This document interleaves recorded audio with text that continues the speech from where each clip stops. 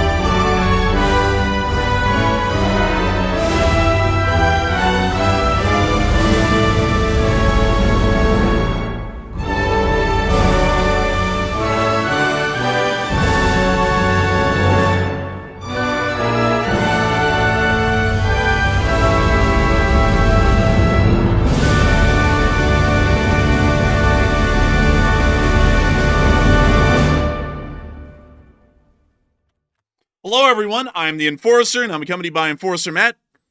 And good evening, folks. It's Enforcer Matt, and welcome back to day 1209 of the War News stream. And we have absolutely massive developments happening right now in the Middle East. We are hearing the U.S. officials are ordering the evacuation of Tehran, Iran, with millions and millions of people living there. A complete evacuation has been ordered by the U.S. president at this very moment. Also, major explosions near the Natanz nuclear site. And we're also seeing the potential for a massive escalation imminent in the Middle East, with the U.S. joining this conflict against Iran right now. And it appears to be very likely, actually. So very big news. That's good to see you all once again. And we are going to be covering the breaking news as it is happening live at this moment, as the President of the United States has now issued an order for evacuation for the city of Tehran with a population of 8.9 million people, as the President has just left the G7 summit days ahead of his original scheduled departure and is currently inbound on Air Force One back to Washington, D.C. as a convening of the National Security Council inside the Situation Room in the White House has also been issued. We are hearing that the Vice President and many other higher officials within the U.S. government are currently making their way to the Situation Room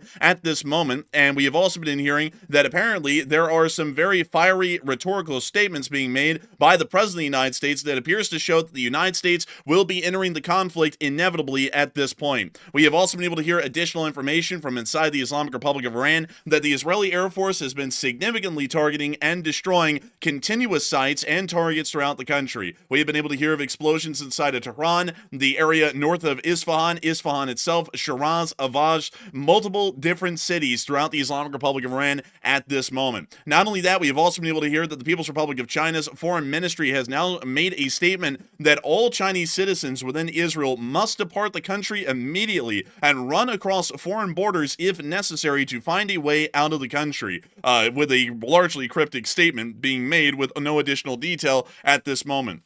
Well, you've also been able to hear that the Israeli Air Force has continued to shoot down missiles, along with the Israeli ground air defense forces as well, as the situation is still rapidly evolving at this moment. It does appear that right now, however, significant U.S. Air Force and U.S. Armed Forces involvement within the conflict appears to be a near certainty at this point, as there is a lot of developments to show credence to those claims and to show that we may be hours or only days away from some sort of U.S. involvement in an offensive form against the Islamic Republic of Iran in the current conflict so far. We have And also, Enforcer, I just want to emphasize this real quick. This is actually a humongous development happening right this very second. The U.S. president is currently en route in just moments. He'll be en route back to Washington, D.C. to go back to the White House. Currently, the vice president and the National Security Council is prepared in the Situation Room right now at this very second for his return. And typically when that happens, that does indicate that some type of military action is about to be taken somewhere. And obviously, we did see last night a lot of strato tankers headed for Iran in the Middle East last night. And we're also seeing even more deployments today of more Air Force assets heading toward that region. So it appears to be all indications are the U.S. is probably about to jump in to this whole situation very shortly, which is insane because we were not expecting that. But just yesterday, we had heard from the U.S. officials that apparently we were not considering getting involved. Now we're seeing a full-scale deployment of strato tankers and also the NSC showing up in the Situation Room. So a complete reversal, a complete 180, which is just catching a lot of people off guard. Moving on into some news that we actually have at this moment, we were able to hear just minutes ago that the President of the United States is leaving the G7 summit early and is returning to Washington, D.C. tonight on U.S. time due to the ongoing developments in the Middle East. We do understand that Air Force One is making all available speed from the area of Europe to return back to the United States to prepare for the preparations for what appears to be inevitable military action against the Islamic Republic of Iran. We also were able to hear that a convening of the National Security Council was announced by the President of the United States, and we've already been able to hear as of about 5 minutes ago as we were going live on air that multiple top officials, including the Vice President, the Chairman of the Joint Chiefs of Staff, and others are already arriving at the White House and beginning to convene within the Situation Room to prepare for future actions that will be conducted by the United States here within a very short while. We have also been able to see an additional statement by the President, which is largely starting to show us, at least at the moment, what is going on, or what is largely being said or thought by the President of the United States.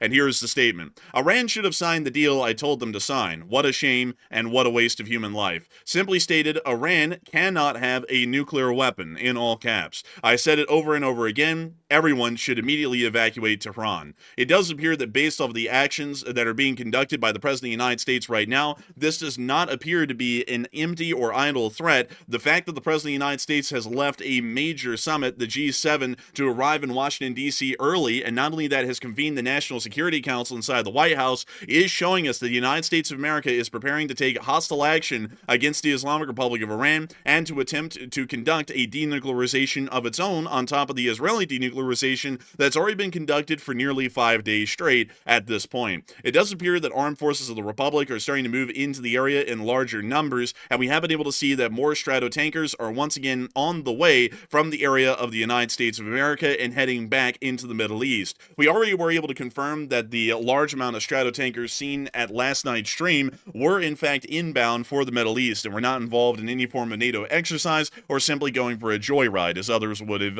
attempted to attest to.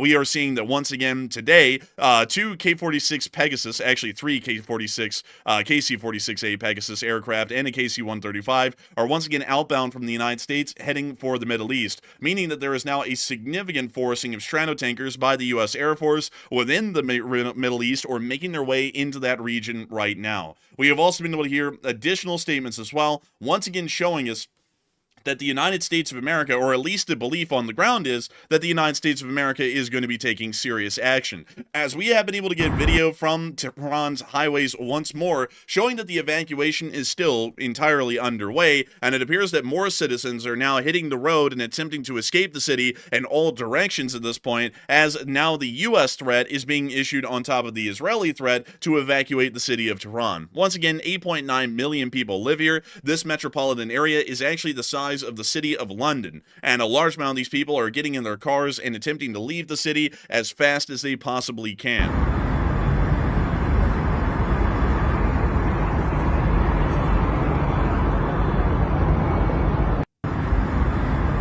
So, by the way, Enforcer, we are getting some breaking news right now. So, this is a little bit older footage. I think it's old by about 30 minutes or so. But we're hearing right now that the roads out of Tehran are packed to the point of literally not moving at all in any of the roads leaving the city. There's that many people trying to leave right now that every single exit road is currently packed and nobody can get out. So, it's turning into a bit of a really tricky situation right now trying to leave Tehran based on how jam-packed the roads are right now. Also, interestingly enough, while this seems like a small detail here, this is actually a large telltale sign that something is about to go on, as this is the closest Pizza Hut near to the Pentagon in Alexandria, Virginia.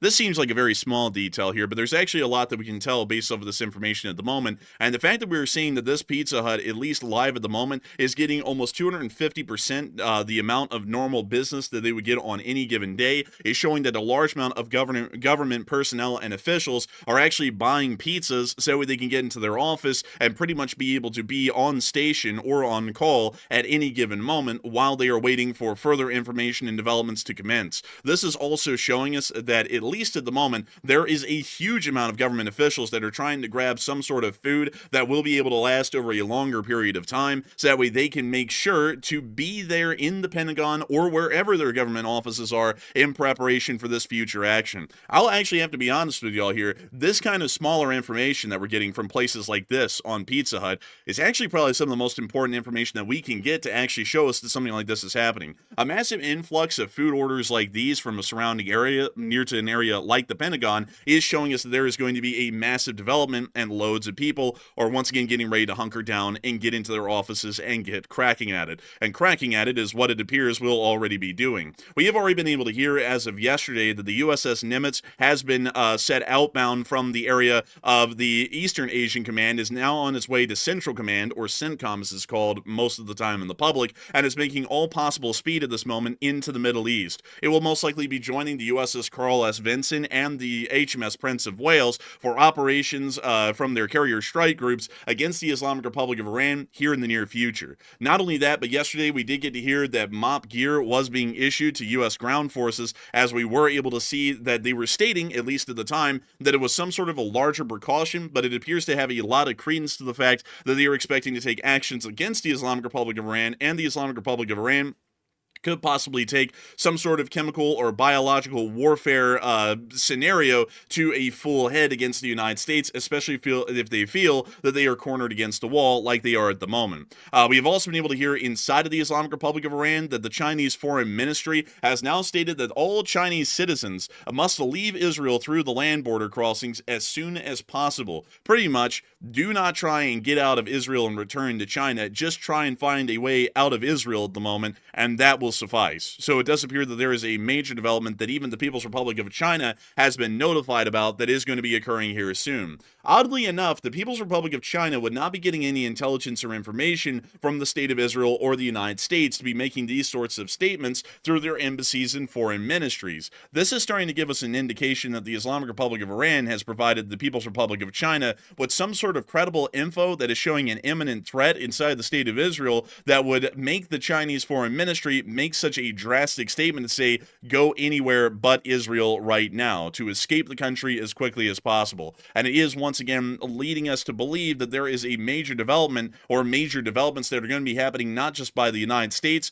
but by the Islamic Republic of Iran in the following hours. Not only that, we have also been able to see that the Israeli Defense Forces have been at work once again, and an Israeli aircraft was seen shooting down a cruise missile that was fired by Iran earlier today. And after we get on this clip here, right here, we're going to be breaking for some major news that is developing at this moment.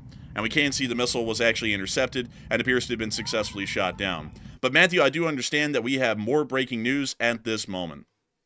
So yes, we do have breaking news right now. Currently, we're hearing from U.S. officials. The U.S. officials are stating on the record that the military's current stance is strictly defensive in the Middle East, and they have no intention of initiating offensive operations against Iran. Now, once again, that does not line up with what we're seeing right now. The NSC is currently in the Situation Room in the White House. The U.S. president is returning early from the G7, and also we're hearing apparently some senators introducing some legislation to stop the U.S. president from putting us into a war with Iran. So Everything we're seeing right now indicates that we're about to get involved, but officially, the U.S. officials are claiming that we are not going to take offensive operations. I'll be honest with you, though, I really don't believe that, because otherwise, why are we taking preparations like we're about to attack if we're not? Something is not lining up.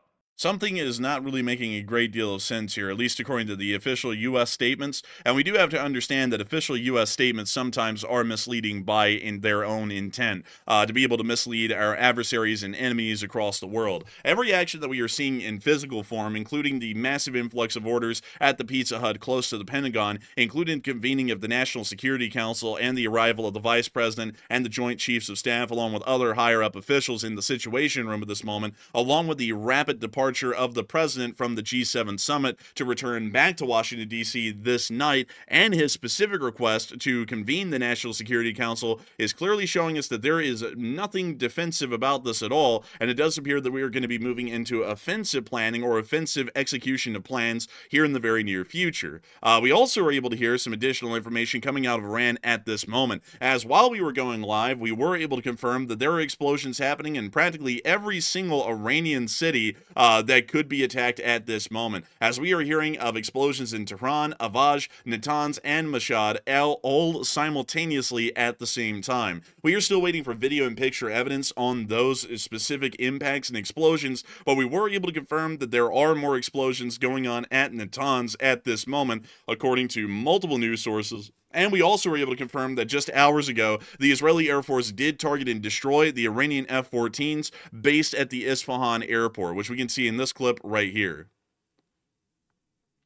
So not only is Iran's F-4 Phantoms out of service, it now appears that at least in this one clip, 2 F-14 Tomcats have also been knocked out of service for the Iranian Air Force. Once again, meaning that the Iranian Air Force is losing a significant amount of their air combat capabilities. And another interesting fact is that they are pretty much completely spent at this moment. We haven't seen any MiG-29s being destroyed yet, but we have been able to note that the F-4 Phantoms and the F-14s have been destroyed, meaning that the entirety of the Iranian Air Force pretty much consists of a limited number of F-14s and a limited number of MiG-29s, which is an incredibly small Air Force to be operating with throughout the rest of this conflict, and incredibly obsolete by pretty much all standards at this point. Outside of that, we were able to confirm reports of explosions in Avaj, specifically within southwestern Iran, where a key number of oil refineries are found, and we also were able to hear of a massive amount of explosions inside of Shiraz, Iran as well. It does appear that from all sources that we are getting at the moment, we are starting to hear of major airstrikes by the Israeli Air Force throughout the entirety of the central region of the Islamic Republic of Iran, and including some of the farther western regions of Iran, and we are going to be waiting for more video and picture evidence of that at this moment. We do also have some additional information to share with you all at this time, possibly showing that the Islamic Republic of Iran may be, as some people have said, running out of steam earlier today. We were able to hear that the Islamic Republic of Iran only hours ago did fire off a ballistic missile strike, which we were expecting to go live on air for, but it turns out that it was only 10 ballistic missiles that were fired by the Iranians, and all 10 were shot down. Not a single one did end up hitting Israel. Some people have started to assume that it may be the case that the Islamic Republic of Iran is losing their logistic capabilities to keep up this high tempo of volley fire with their ballistic missile batteries, and for this reason, we are starting to see that the amount of missiles is decreasing. At least in the last attack, it was 10. We have not been able to lay out a precedent of incredibly small attacks at this point. This is the first one that we've ever seen so far that's only been 10 missiles in total number, but still, it is starting to show us that there is a little bit of an abnormality here that may start to become a trending theme of Iranian attacks well on into the future. Nevertheless, we are going to be trying to get a little bit more information and breaking news and developments. And what do we got, Matthew? So right now we are hearing some more news. The Chinese embassy has elaborated on the fact of telling the Chinese citizens that are currently still in Israel to immediately cross border crossings on land border crossings to leave Israel. The Chinese embassy is saying that the security situation in Israel has become much more severe. They didn't elaborate any further than that, but they're saying that the situation inside of Israel is getting very bad. And of course, we're missing some details here, so we're not sure exactly what prompted that. But for the Chinese embassy to tell their people to run across land border crossings, obviously something's about to happen. I think that's pretty clear at this point. Also, by the way, Al Arabia is reporting that the U.S. president hinted that an action is imminent in the Middle East, suggesting that once the G7 summit concludes, then steps will be taken very swiftly toward Iran, which goes in contrast to what we're being told by the U.S. officials. So that is also another big story happening at the moment. Also, by the way, we are getting footage apparently showing some drones currently hovering over Tehran as of about 50 minutes ago, and that footage is here on our Twitter page. Interestingly enough, we actually know whose drones these are. We actually had a little bit on this earlier in the day. These are actually Israeli long-range Hermes recon drones, which have pretty much been able to operate unabated over Tehran all day today due to the uncontested air supremacy that the Israelis now have over most of central and western Iran. So that is actually the sound of an Iranian long-range drone that we're hearing on this video. And we'll have You video. said that's an Iranian drone? An Israeli, actually. Sorry, correction there. I think I said Iranian just a second ago. It's actually an Israeli drone. I'll show you all a clip in the broad daylight here in a minute that actually shows the Israeli drone in broad daylight. Also, I'm getting some early reports of some red alerts inside of Israel right now. I'm trying to get some more information on that as we speak. Let me see what I can find on it real quick. Yes, yeah, we do have confirmed detection by the Israeli Defense Forces of ballistic missile launches by Iran against Israel. Right now, an early warning has been given for the Tel Aviv area. It looks like the same area that's been attacked over the last couple of days is once again under a red alert, according to the red alert maps that we're seeing right now. So it appears to be quite significant. We're also hearing that apparently the ballistic missiles will enter Israel's airspace in just a few minutes. Also, let's see here. I do have some maps in Force you can take a look at showing the red alert area on the map here inside of Tel Aviv. It looks like it's the same area as usual, and we're not being told how many ballistics it is, but they are heading for this location. So it does appear that it's the entirety of the Tel Aviv-Yaffo region, almost entirely south to Beersheba, which is down here near to the Negev Desert, or at least the northern side of the Negev Desert. One interesting thing, though, really quickly while we're hearing about these air alerts, as we do understand that the missiles that had been fired will most likely be arriving here in minutes, I do want to make sure that we follow up to the story we just showed y'all a second ago and show y'all the Israeli Hermes drones that were flying over Tehran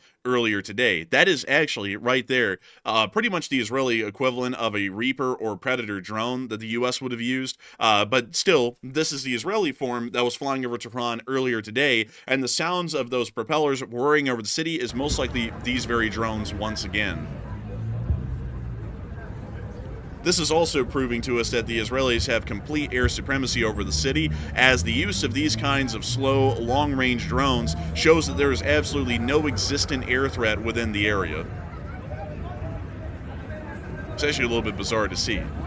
Outside of that, though, that is our confirmation of the sounds that we were hearing over Tehran just a moment ago. It is most likely those Hermes drones still in operation over the city. Nevertheless, though, we are hearing at this moment, to keep you all up to date with our major developing news right now, that there was an Iranian ballistic missile launch just fired from central and western Tehran, and we are expecting that these missiles will start to enter the airspace of Israel within minutes. We'll be waiting to see some additional video and picture evidence, and we'll be letting you all know live on air once we hear that those missiles are entering Israeli airspace. We actually have some more breaking news and developments at this moment. So, Matthew, what do we got?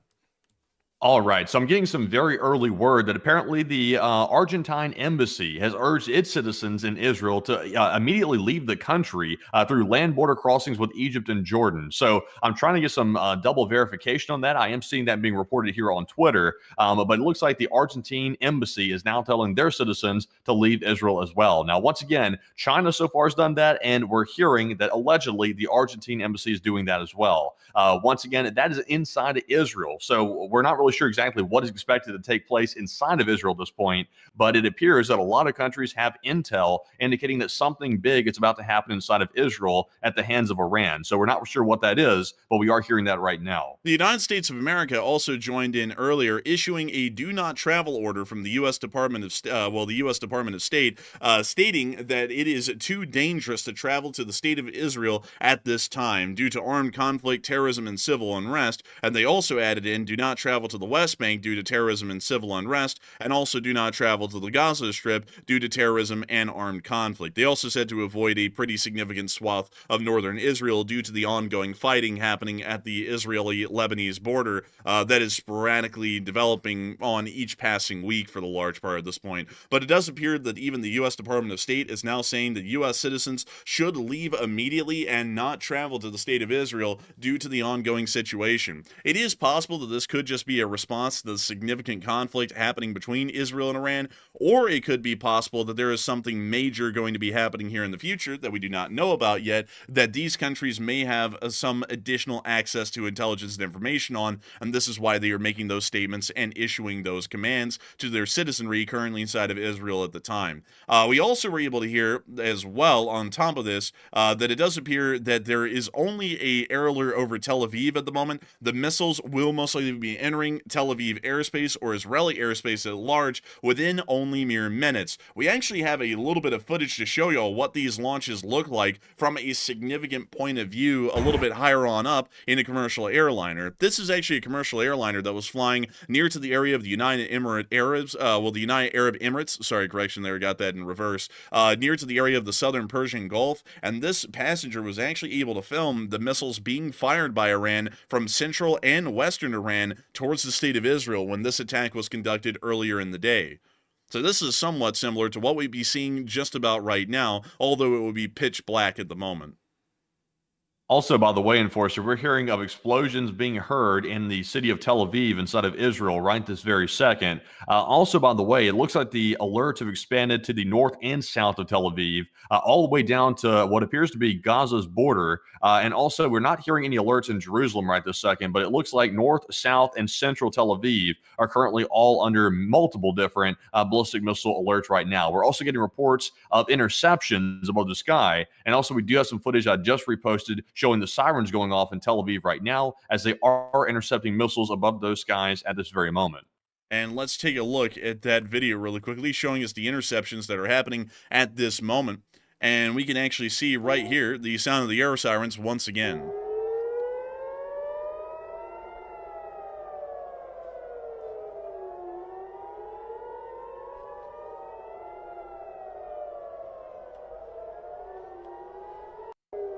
That's the end of that clip, but still at least letting us hear the air sirens. We are hearing of explosions around and over the city at this moment, possibly suggesting that Iranian ballistic missiles are actually hitting the city, or that could be the sound of the sonic booms of the interceptors, which are flying over people's heads in an attempt to try and intercept the incoming ballistic missiles fired by the Islamic Republic of Iran. It is incredibly evident, though, that right now as we're live on air, the city of Tel Aviv, Yafo, is once again under a very major attack by the Islamic Republic of Iran's missile forces, which did just fire a volley of missiles only mere minutes ago, which have already made their way into the state of Israel and are currently attempting to strike targets at this moment right now. We are waiting for more video and picture evidence at this time to show some more information about this, but we have been able to hear that apparently it appears that the Secretary of Defense is stating that the President of the United States is still aiming for a nuclear deal with Iran, although I'm not entirely sure if that statement is credible or not at this moment.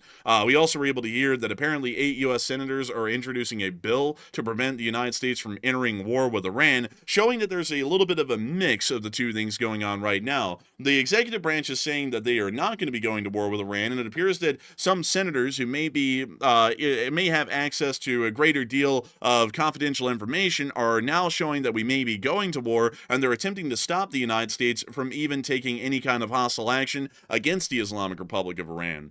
So we are actually seeing that there's a little bit of a push and a pull right now in the U.S. government at the moment, as some senators are attempting to stop the action, while the executive branch is saying that the action isn't even happening, although everything that we can see so far at the moment is showing that offensive action by the United States is most likely going to be happening incredibly soon. But we do have additional news coming from the ground. Matthew, what do we got?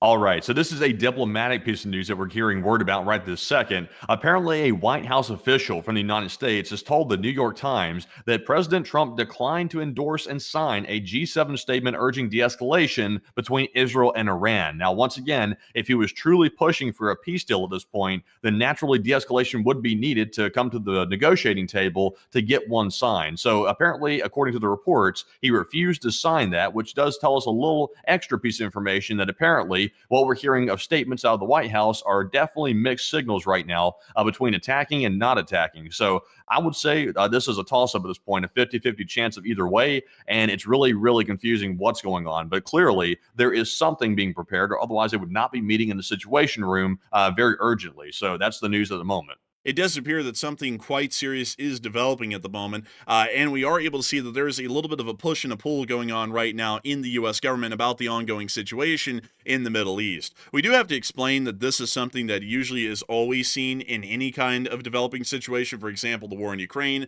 or what we're seeing right now in the Middle East. This is always something that happens in the U.S. government. Usually it's some form of a token resistance that may not be entirely popular, as the truth is that the United States sometimes has to get engaged in situations whether we want to or not. The Islamic Republic of Iran is producing, or was producing, a nuclear weapon of mass destruction not too long ago, and they stated that themselves publicly. The United States of America and Israel were under direct and imminent threat by the development of a nuclear weapon, as the Islamic regime has made it incredibly clear that the only targets that they would have at the moment is the state of Israel and the United States of America. With this in mind, while the United States attempted a diplomatic resolution of the situation about 5 times over before the 6 talks fell through and never happened, it appears that we are now moving into a hostile footing against the Islamic Republic of Iran, and we will be forcibly denuclearizing the country in support of the state of Israel that has already started the attack several days ago.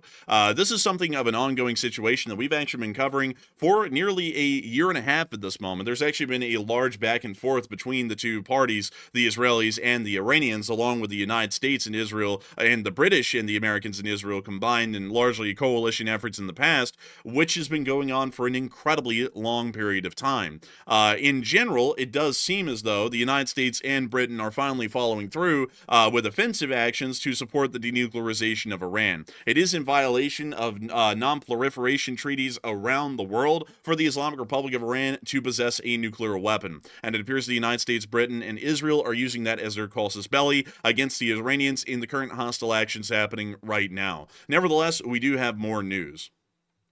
All right. So right now we are getting word from the United States president. He says he has to be back in Washington as soon as he possibly can. So apparently he is getting on the plane right now and heading back at full speed, according to what he's saying. He's saying that he has to be back early for obvious reasons. And I think at this point it's clear why he's coming back. And the Canadian Prime Minister Carney also stated on his own accord that he fully comprehends why Trump is leaving early and also running back to the United States to get to the Situation Room. So clearly, I think we're seeing here the initial preparations for some type of U.S. action toward Iran, despite all U.S. statements at the moment, because otherwise, why is he racing back? That doesn't make any sense. So maybe it's a disinformation campaign to throw Iran off. Perhaps. We're not really sure just yet, but we are seeing that apparently he is rushing back, in his own words, right this very second.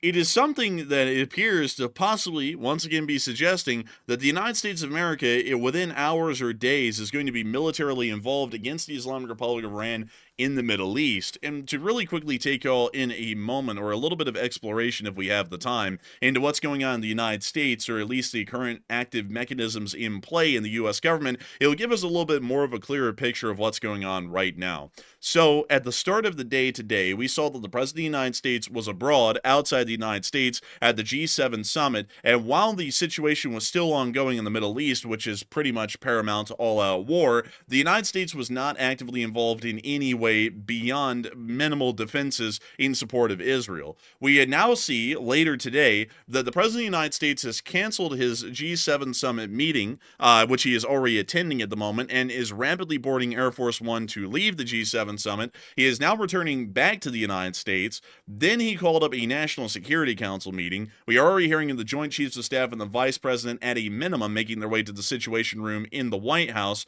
and we've also been able to see a significant spike in Pizza Hut orders near to the Pentagon, which sounds like a very small detail, but it's actually very significant. It is showing that these government officials are about to be on the clock for a much longer period than their regular shifts.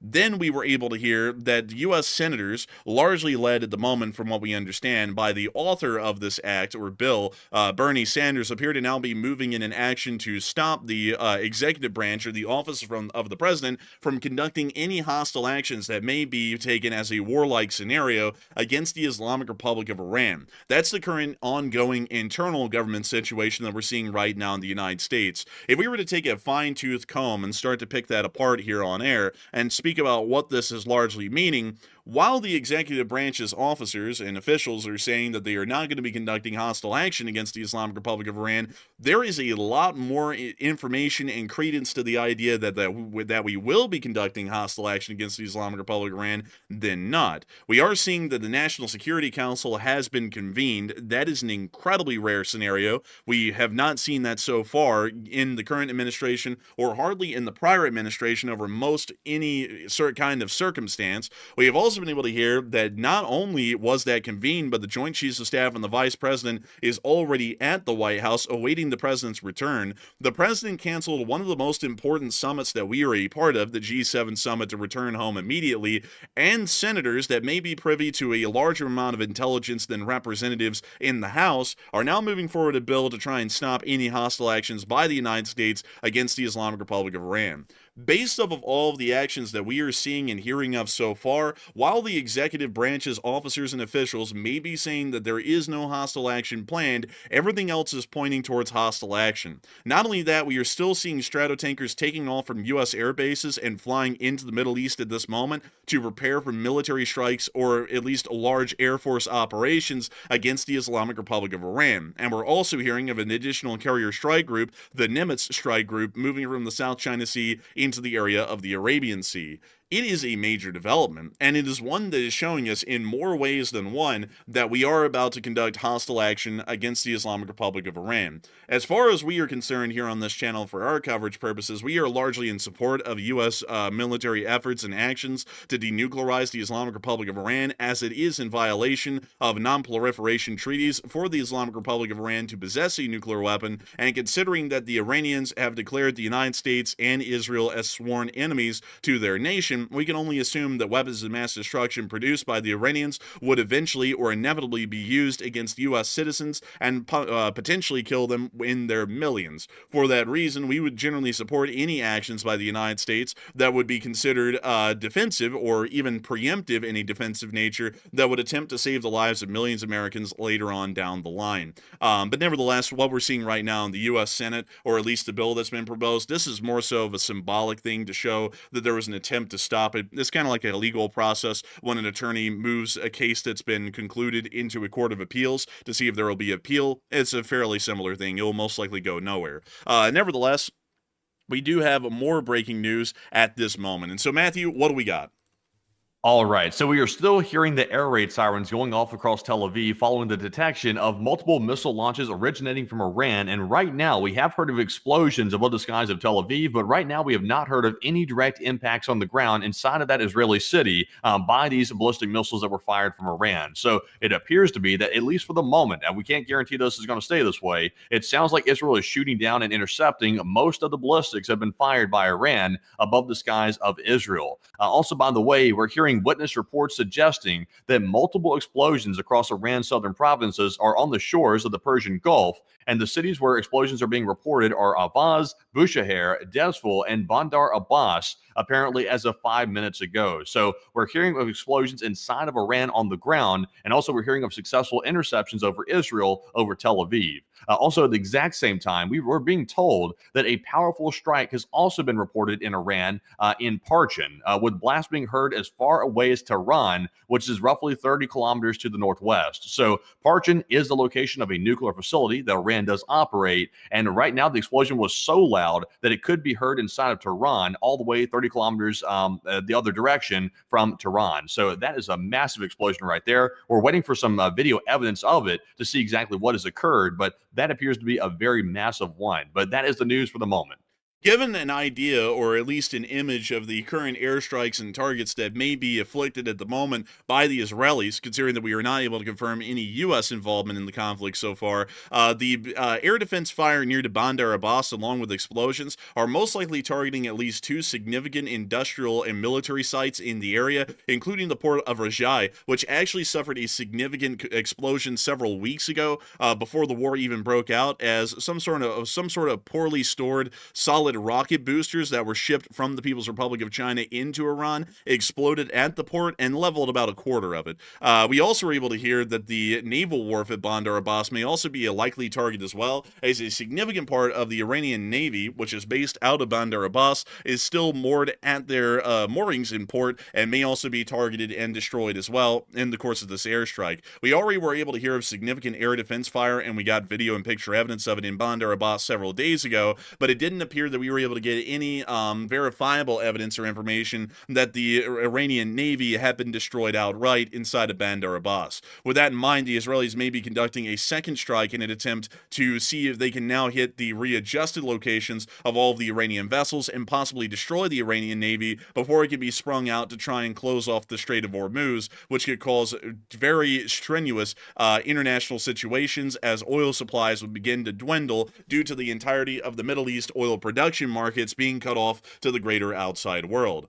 We also do understand that there were massive explosions in the area of Parchin as well. Parchin is a significant research reactor and nuclear facility just southeast of Tehran, and has largely been considered a part of Tehran due to its proximity. This research reactor is one of the few that has been untouched at the moment, but we did get to hear of massive explosions yesterday and today around the area, but we have not been able to get any video or picture evidence yet confirming the complete loss or destruction of the Parchin nuclear facility at this time. We were able to hear of explosions at Natanz earlier. We have not gotten video or picture evidence of that at the moment, and we have also been able to hear of other explosions happening along the entire length of the southern provinces, and we're still hearing of those explosions in Avaj at the moment, although we have not been able to get video and picture evidence of those yet. But I do understand that we actually have more breaking news at this moment coming out from the ground. So Matthew, what do we got?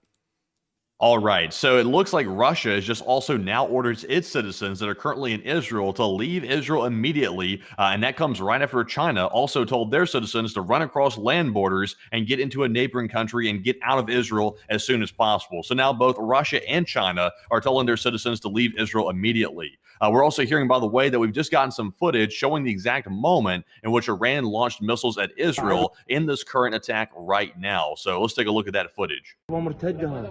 هذا باليستي وعلي يا علي يا علي يا علي يا علي يا علي يا علي يا علي يا علي مدد يا علي يا علي يا علي يا علي مدد يا علي يا أبا عبد الله. Oh, you see that the missile has now gone exoatmospheric. ولك اختفى هذا صار ملاك. ايه مرتجة هذا.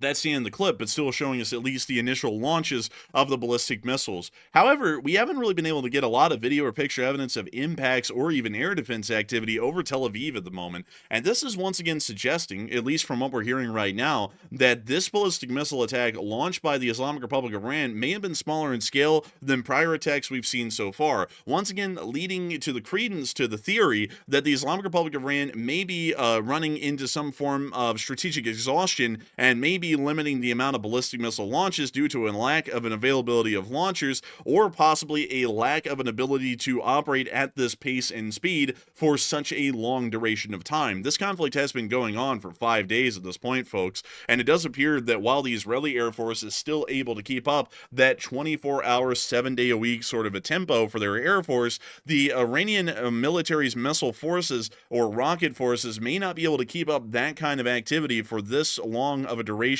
or a period. So we'll be having to see. So actually, Enforcer, you appear to be correct because we just got reports, once again, more confirmation this time, showing there have been no impacts reported in Israel following the Iranian missile strike. And of course, we did just see the video showing that clearly there were ballistics launched at Israel, and the red alerts also back that up as well. But we've not heard of any direct impacts on the ground. And also, it appears to be maybe only a limited number of missiles were used in this assault once again. And that seems to be a trend right now. It appears to be that every single time Iran launches a new attack, there appears to be less and less ballistic missiles being used in each and every one of them, which indicates, like the Enforcer also mentioned, that the launch sites are being targeted one by one and destroyed by the IAF. And also, they're probably running low on ballistics to some degree or another. So that does indicate that. Also, by the way, we've just gotten word from Israel, from an Israeli official. They say that destroying Iran's nuclear program now requires attacks on all of Iran's nuclear facilities, and most importantly, the Fordo nuclear facility. So they're expanding to every single facility that Iran operates right now. That is currently a valid target, according to Israel right now. So that is another big piece of breaking news. And really quickly, folks, let me make sure to catch up and put this all down on the map for anyone who's clicked on the link in the description below to make it to our map right here to show the launches and also the information that we have about the limited availability of launchers or missile firings that are now being conducted by the Islamic Republic of Iran's rocket forces, or the IRIRF. But we are going to be waiting for more additional information at this moment about the ongoing developments. I once again want you all to keep in mind, folks, that we are covering this situation live as it's developing on air, and we're wanting to make sure to give enough time in our analysis, or make our analysis brief enough that we were able to keep up with the rapidly developing situation on the ground. But it does appear that our initial analysis that I was putting out on stream just a moment ago is actually correct. There is something that is now greatly hindering, because we now see twice in a row, which twice cannot be a coincidence. There is either a deliberate attempt by the Islamic Republic of Iran to scale down their rocket attacks against Israel, which is highly unlikely, or there is a high likely chance that the Iranian rocket forces have been depleted, at least in terms of energy, and may have reached the point of exhaustion. Logistically, they may also be stretched and may not be able to access a large amount of their missiles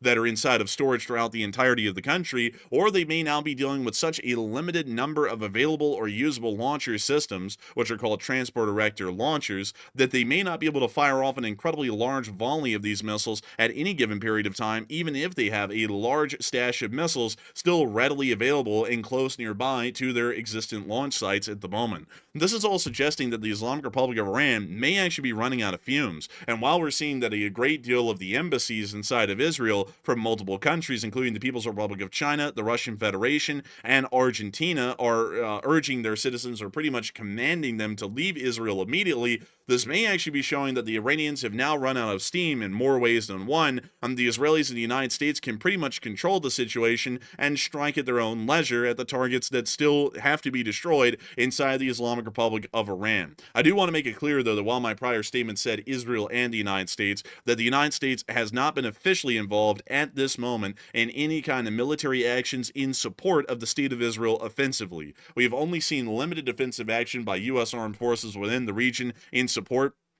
of the Israeli forces, and it does appear that that will remain so for some time, as we are waiting for more naval assets to be moved into the area. And we were able to hear that a U.S. official told Al Jazeera earlier in the day that additional U.S. Navy ships are being deployed to the eastern Mediterranean to bolster Israel's defense. We are most likely assuming that those warships that are going to be moved into the theater here soon and under CENTCOM command will be of the Arleigh Burke and Ticonderoga class destroyers and cruisers. These vessels possess a large anti-air ability and generally can be described as anti-air batteries floating at sea. The USS Ticonderoga class is probably one of the most important and significant vessels of its type. To really quickly show y'all here, and let me show y'all one of the modified versions. And actually, let me go pull up their entire class. Actually, that'd probably be a little bit more prudent at this point.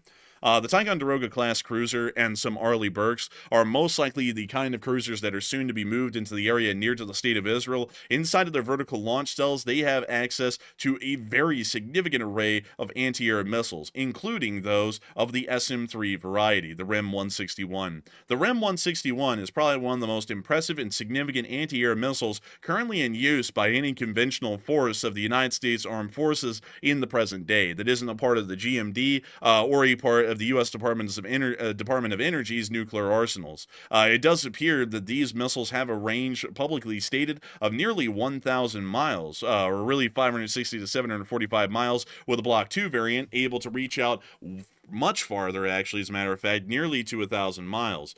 These missiles are incredibly good for air defense, especially over the area of the Middle East, as a Typhoon Daroga or Arleigh Burke-class destroyer outfitted with these missiles could actually start to intercept Iranian ballistic missiles practically when they are fired inside of the Islamic Republic of Iran, meaning that these vessels would pose a great deal of additional advantage to the Israelis in their air defense operations and would ensure that the limited number of missiles that are making it through right now would have practically no chance of even making it to the Israeli air defense perimeter, at least at the moment. But we do understand that we also have some additional things going on as well at the moment, as we have been able to hear that a lot of people have been speaking about why the U.S. president has just canceled the G7 summit, at least for himself, and is now rushing back to the White House at this moment while convening the National Security Council. Many people are saying a bunch of things. And Matthew, what are people saying and what are people thinking about this? All right. So right now, this is the very big question on everybody's mind right now. And of course, there's a lot of disinformation running around about this question, but let's see what everybody in the audience thinks about it. And once again, the question says, why is the U.S. president rushing back to the White House to get to the Situation Room right now, this very minute? So 48% said it is the start of U.S. offensive strikes, and he has to be present to lead those strikes via, of course, cameras remotely being viewed. And while 19% said Iran's preparing to attack U.S. bases, and that is why U.S. officials are probably saying that we're maintaining a defensive posture, while 17% said we probably discovered that Iran has a nuclear weapon, maybe a dirty nuke of some type, and that's why we're suddenly taking this defensive posture. So I would say, generally speaking, I am sort of leaning toward the idea that this is a U.S. offensive strike, or at least a start of the potential U.S. offensive strikes on Iran. That is my current assumption right now. We typically do not see this type of gathering at the Situation Room, including the National Security Council, unless there is going to be some sort of offensive military action of some sort. The only other thing it could be is possibly a defensive posture, and we're expecting Iran to do something crazy where we need to end up, of course, launching a military operation to defend our bases. But I would generally say I think it's offensive strikes. I have a feeling that's what it is. And I'm going to be with a 48%. But Enforcer, what say you? I would say that it is most likely offensive strikes. I'd also have to be with a 48% as well, which is almost the simple majority, over 51%, just a couple of percentage points off, that this is most likely going to be some offensive strikes conducted by the United States against the Islamic Republic of Iran. The United States of America has not convened any national security councils or has rushed home to deal with the ongoing situation in Israel yet. And so the fact that the president is now departing the G7 immediately to return back and is now convening the National Security Council while we're hearing of a large amount of Stratotankers now being moved into the region along with combat aircraft as well, it is starting to show us that the United States isn't just preparing for defensive operations, it's preparing for offensive operations, which is something that I've actually been wondering why it's been taking so long for the United States to make this decision. It's been incredibly clear for months now, as we've been covering the ongoing diplomatic developments in Iran, that the Islamic Republic of Iran had no intention of speaking with any honesty or sincerity to the United States about any denuclearization efforts, and as a matter of fact, ran the United States through the ringer 5 times over, and made sure that the U.S. negotiating teams made it absolutely nowhere, not even into square one, in trying to get the Iranians to find common ground with the U.S. on peaceful denuclearization. So it's incredibly clear at this point that the United States has now decided to pounce on the opportunity, since the Israelis have begun it, to pretty much close Pandora's box and to knock out the Iranian nuclear development facilities through offensive means once and for all. I'm fairly certain on that at this point, because if it wasn't for that, the President of the United States would not be rushing back to convene the National Security Council and get down into the Situation Room, which is in a bunker below the White House. So with that, I hope that does address that well, in my opinion, or at least what we're hearing and seeing right now. But nevertheless, Matthew, do we have more video or picture evidence of any of the ongoing developments on the ground? All right. So right now I am doing a scan to see what other breaking news we have right now. So apparently here, let's see. Okay, so this is remarkable. So everybody get ready to listen to this. This attack that just took place on Israel consisted of 3 missiles. That was all that was launched, apparently, according to Israel Channel 12. 3 missiles were launched from Iran towards Israel in this latest attack, and they were all shot down by the air defense systems. Obviously, that was a light load for the Iron Dome. So it looks like this was either, I'm not even really sure what the objective was behind this attack, because 3 missiles is nothing. That's like basically nothing at all, actually. So I'm not really sure what Iran was going for in this one right here, but it was an attack, but just not a very big one. It sounds as though they are actually losing the ability to possibly launch the missiles, at least off the going precedent that we have at the moment, because earlier today, the attack was 10 missiles strong. Now we're hearing that the current attack is only 3 missiles strong. And 3 missiles is something that is incredibly small. I believe that there was a man in a great movie, it's an American classic, that said that the shark can't go down, not with 3, she can't, not with 3, and then the shark went down. And I think that's what the Iranians just said a moment ago, is that the Israelis will go down with 3, not with 3 they can, not with 3, and the Israelis ended up shooting all of them down. So it does appear that that was a pretty poor attempt by the Islamic Republic of Iran to try and strike at Tel Aviv, and it appears that the attack has begun and ended with more than dissatisfactory results for the Islamic Republic of Iran. So we are going to be waiting to see if there's any ongoing or future developments at this moment with the Israeli strikes that are currently ongoing at this time, but we already know of significant Israeli strikes that occurred earlier in the day and appeared to have been quite successful, at least in their abilities, to knock broadcasters off air. Many of y'all may understand or know the information that the Islamic Republic of Iran's media agencies are one of the main talking pieces or talking heads of the Iranian government. Well, before I get into that little story for all of y'all, we do have more breaking news coming from the ground. So what do we got, Matthew? All right. So right now we're getting reports that apparently the U.S. President Trump is weighing a critical decision amid the escalating 4-day war between Israel and Iran, whether to directly intervene by assisting Israel in striking Iran's deeply buried nuclear enrichment facility at Fordow. That is the big question right now. And a site so fortified that Israel says that only the U.S. bunker buster bombs deployed by American B-2 stealth bombers are capable of reaching it. So apparently Israel has sent a message to the United States actually begging for their involvement because they can't take out Fordow, which is one of the critical nuclear sites inside of Iran, without the use of U.S. bunker buster munition. So that is currently a major decision that's being weighed right now. I would tend to believe that decision might already have been made, but of course we don't know that for a fact. But we are seeing preparations for something to go down, but obviously we're still up in the air for confirmation on that decision right now. But also we are hearing as well a conflicting report that the U.S. president has encouraged the vice president, J.D. Vance, and his Middle East envoy, including Steve Witkoff, to offer to meet the Iranians this week, according to a U.S. official, and the offer may be well received. At least the U.S. officials say that. So I don't understand why they think that would be well received unless the Iranians are on their last leg. So that's the current report right now. But once again, a little bit confusing right now. I think the truth is buried somewhere underneath all these news articles coming out, but that is the current news at the moment. And it does appear that there are conflicting reports coming out from the very same publication of the New York Times, because both of these appear to be cited to the New York Times. So either the New York Times is doing the classic doublespeak, which is something that is not amiss in modern news coverage, or it may be the fact that this is being read different ways by the people who are publishing them. We'll have to wait and see what actually comes out of it. Nevertheless, we were able to hear earlier in the day, speaking of media conducting doublespeak, that the Iranian state television, which is largely considered to be the talking head of the Islamic Republic of Iran's government, largely on an unofficial basis, was continuing to make warlike statements earlier today inside of their headquarters within the city of Tehran. And we were able to hear that much fiery rhetoric was being made about the destruction of the state of Israel and its impending doom.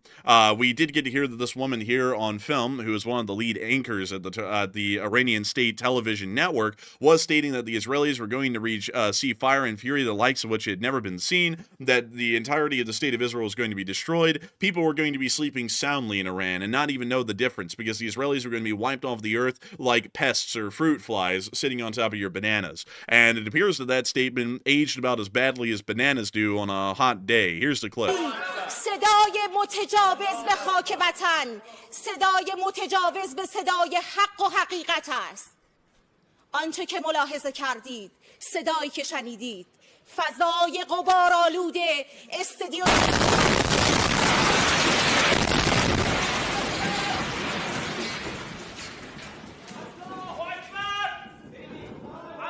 Oh, wow. Sounds like they had a sound issue. I believe they had a small technical interruption there, but we were able to understand that later in the day, more information came out to show that it wasn't a small technical interruption. It appears that the entire building was bombed by the Israelis. Israeli reports later confirmed that several IRGC officials that actually were in the building at the time were killed in the airstrike, along with several journalists that were also working for the Iranian state media when the airstrike was conducted. We were able to see the building on fire later in the day here. It appears that around 2/3 or 3/4 of the building was ablaze at the time this video was filmed, only about 15 to 20 minutes after the initial explosion, which is showing us that the Israeli Air Force did conduct a precision strike specifically against the main broadcasting center of the Islamic Republic of Iran that continued to spew state propaganda throughout the entirety of the ongoing situation, including such erroneous claims as 4 days ago stating that the Islamic Republic of Iran was going to conduct a nuclear test overnight. They never did.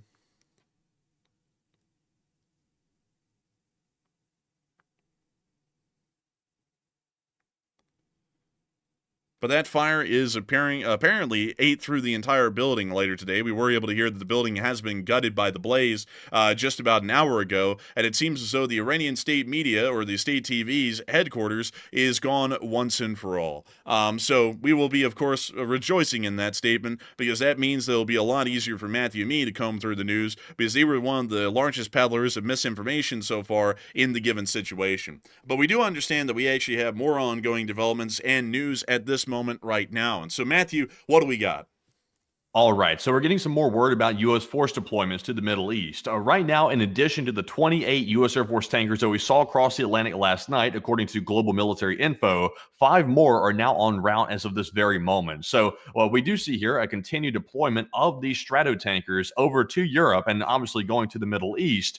And this is obviously an increase in the tempo for forward deployment operations. So this does indicate, once again, there is still active preparations still underway as of today to get ready for some action against Iran, or at least that's the assumption right now. So once again, big piece of news.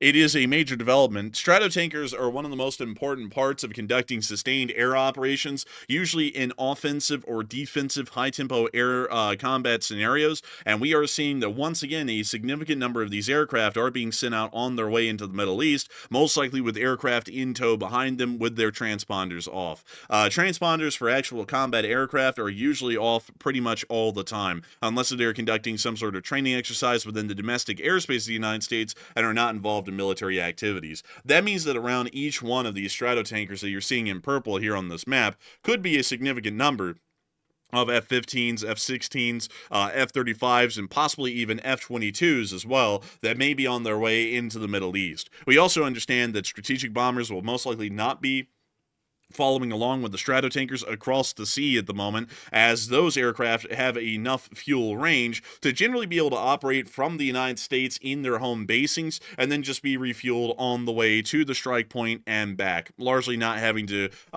pretty much endure the kind of air operations that smaller fighter aircraft have to, where they pretty much have to fly to theater and then remain in theater until the situation is over. So with that, we are still seeing that the United States' air response is continuing to grow significantly. And not only was that growing significantly, but Israeli airstrikes against secure Islamic Revolutionary Guard Corps facilities was also significantly ramping up through the course of the day, as we were able to see new strikes being conducted on Tehran earlier in the morning that appeared to have been destroying an underground Islamic Revolutionary Guard Corps bunker within the northern area of the city, and it was being slammed. We were able to confirm that multiple JDAM style bombs did hit the bunker pretty much directly head on, attempting to either cave in the entrance and pretty much force the remaining IRGC officers to remain inside and suffocate, or to actually collapse the bunker onto their heads. But we were able to see the clip right here.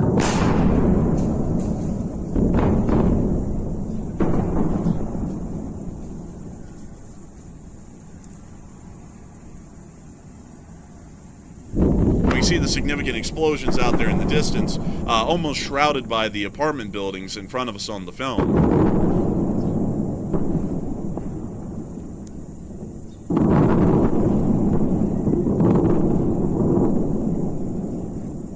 That is a long line of explosion right there.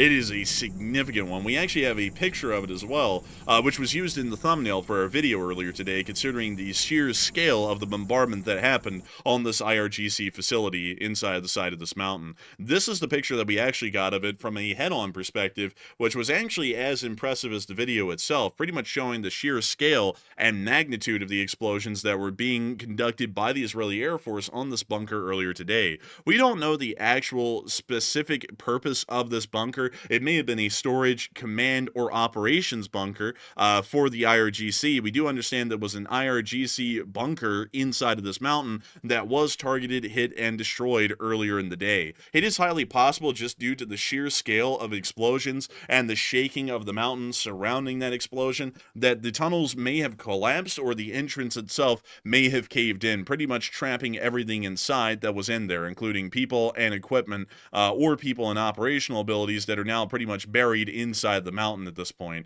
We also were able to hear that there is even more breaking news and developments happening right now at this moment. And so, Matthew, what do we got?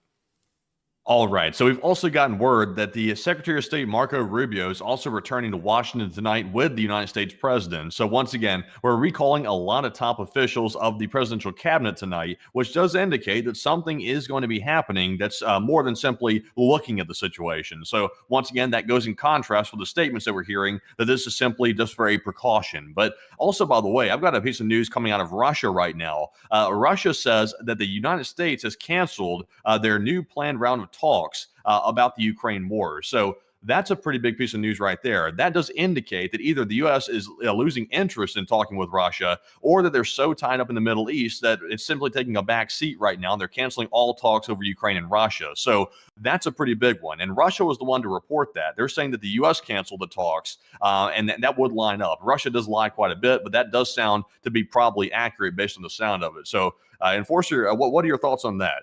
It does appear that the United States of America may be canceling the talks with the Russian Federation for two reasons, much like Matthew was stating. It could be that the United States is now losing interest in speaking to the Russian Federation, seeing that there will be practically no peaceful resolution to the ongoing conflict in Ukraine at the moment, or it may be likely that the U.S.'s diplomatic staff are so tied up with the situation in the Middle East right now within the Department of State that they really do not have the scope or ability to be able to also engage in high-level talks with the Russian Federation at the moment, and so have canceled those talks.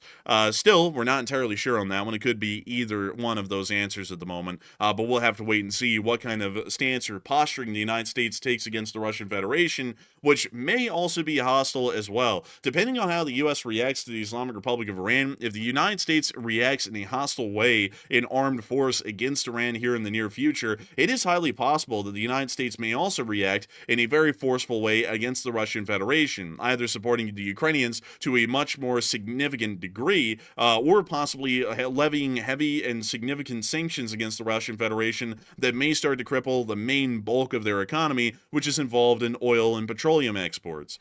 So we'll have to wait and see with the ongoing development up there, but a small, brief little tidbit of news for all the folks who come here for our channel for global war news. Once again, a massive apology to everyone who is wanting to hear about the ongoing war in Ukraine and any developments inside the Indian subcontinent and East Asia. We do usually cover those on a daily basis, but right now the Middle Eastern situation, I hope many do understand, is a very rapidly evolving and massive situation at the moment. We've actually never seen much like it before, even inside of the war in Ukraine, at least in terms of this kind of intensity in the skies and on the ground across the whole of the Middle East. And not only that, this is the first time in history that a country that was attempting to nuclearize has been forcibly denuclearized through armed action. So this is actually a first of its kind historical event that we're watching here on the news, and I hope that many people do understand that we have to take a lot of time and attention to make sure to cover such a massive and historic situation that is currently evolving right in front of us all. And so with that, I hope that addresses that somewhat well, but we also were able to hear some more additional information as well, that apparently the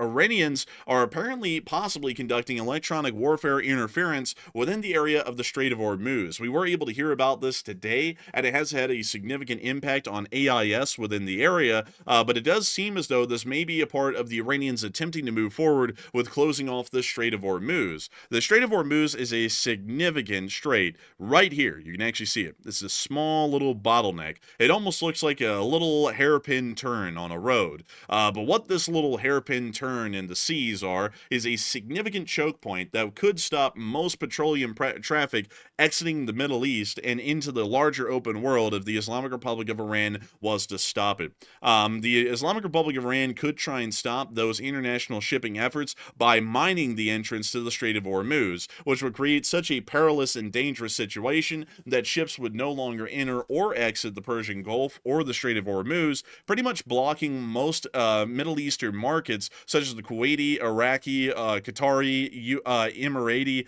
or Emirati, I believe it's pronounced, and Arabian oil markets from actually being able to access the open world at large and to be able to sell their fuels. This could start to significantly decrease of the amount of available oil worldwide and could start to massively increase the price of oil per barrel, which could start to cause massive economic fallout for the entirety of the world if the Islamic Republic of Iran was to attempt such a maneuver. That may also be why we're hearing of ongoing air defense activity and explosions in Bandar Abbas at the moment, as the Israeli Air Force may already be taking action to stop the Iranian Navy from existing, to also largely stop them from mining or stopping the passage of ships through the Strait of Hormuz.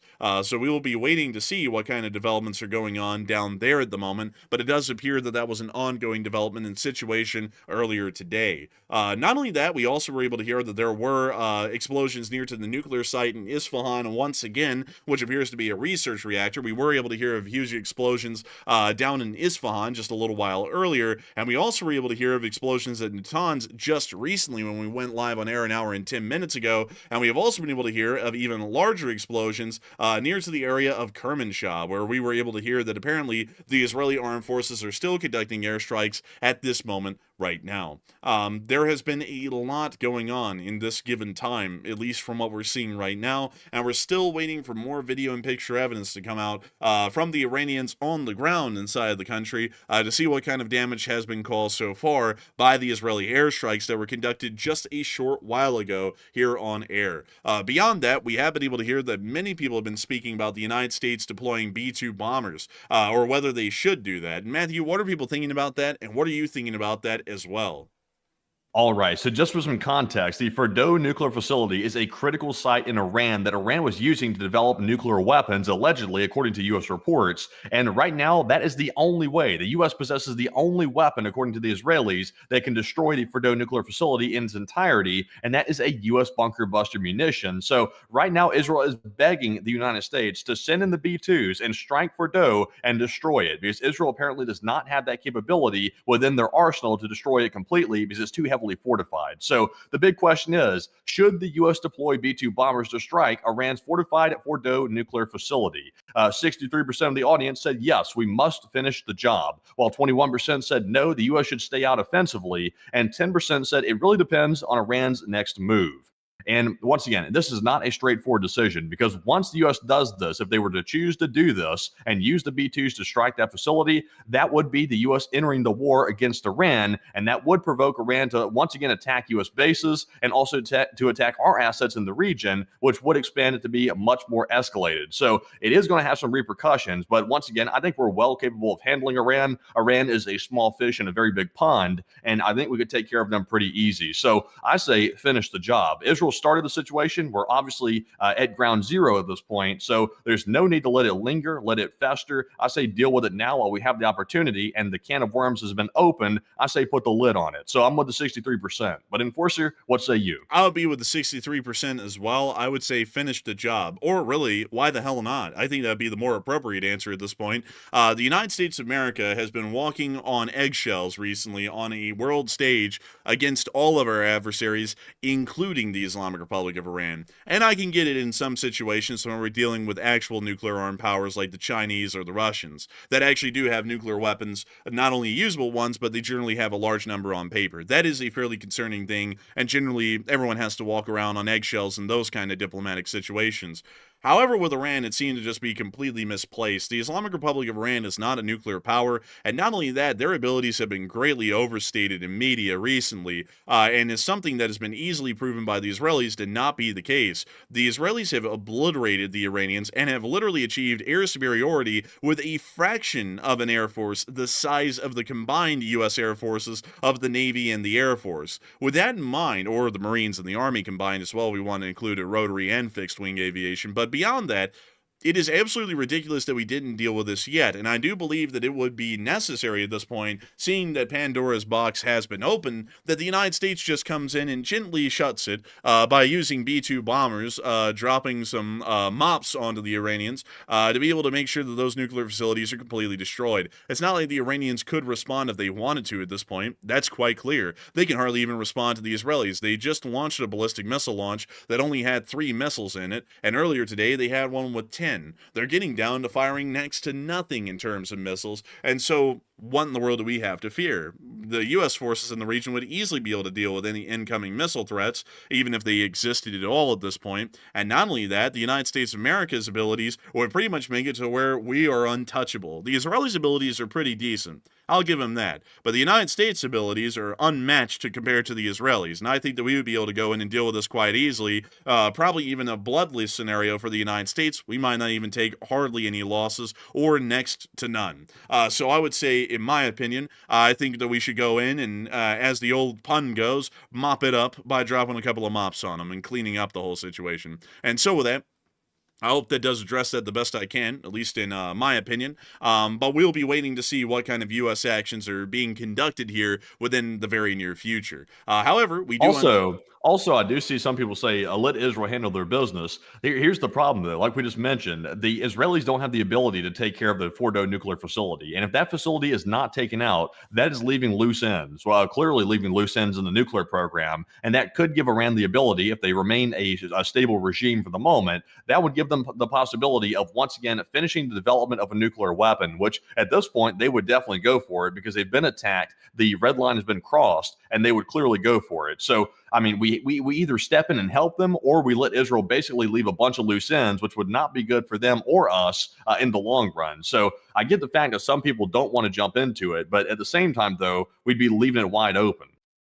I would agree. We would be leaving it wide open. And once again, it's that leaving it wide open sort of a thing that some Americans love to do that ends up getting people into a whole bunch of problems later on down the road. When we invaded Iraq, we left it on open. We pretty much left the door open. We didn't occupy Iraq significantly enough in the duration that we needed to, which allowed for the Fedayeen, which was Saddam Hussein's personal bodyguard, or pretty much his household guard, to be able to pretty much run the Iraqi weapons caches, which were left undefended for weapons, and they used those weapons to further conduct attacks against U.S. forces in Iraq for the next 7 to 8 years that we were inside of Iraq after the invasion and occupation that started in 2003. It was also that very same thing that led to the United States not really being able to have a handle on Afghanistan, as once again, after we entered the country, we kind of left the door open and didn't keep enough U.S. forces within the region to actually hold it down, and this allowed for those groups in the area to be able to militarize themselves, arm themselves, and then continue to fight against the United States for the next 20 years after that. If people in America would just dedicate themselves to getting the job done once something started, we would see that there's a lot less problems on down the road into the future. And I would say that this is something that is definitely our problem, because if Iran is not stopped from having a nuclear weapon, and there is even a shred of systems, equipment, or raw materials that could be used to produce a nuclear weapon here in the future, they could use that nuclear weapon against us. And the question is, do you want to die because you left a loose end in Iran? And the answer to, that I would say is no. And so with that, I hope that does address it the best I can, but we do have more developing news going on at the moment. So Matthew, what do we got? All right. So right now, this very moment, we're seeing the pizza indicator in the near the Pentagon is going off the charts right now. It looks like definitely busier than usual at the local Domino's. Apparently, both Domino's locations near the Pentagon. Which once again, it seems silly, but it is a bit of an OSINT indicator, indicating that most of the people are remaining at the Pentagon tonight and they're not going home at their usual hours. So, an interesting sign there. Also, kind of comedic at the same time, but it is a real indicator of what's going on there at the Pentagon. But also, by the way, we do have some footage that just came out showing showing the intense strikes hitting the IRGC and the Iranian army bases in Avaz. And right now, it appears to be a massive explosion in Iran. So we might want to take a look at that footage. And really quickly, let me mark that on the map so that way we can make sure to keep you all up to date for the folks who are actually looking at our map. Link in the description below this stream. But here is the massive explosions that we just got out of Avaz.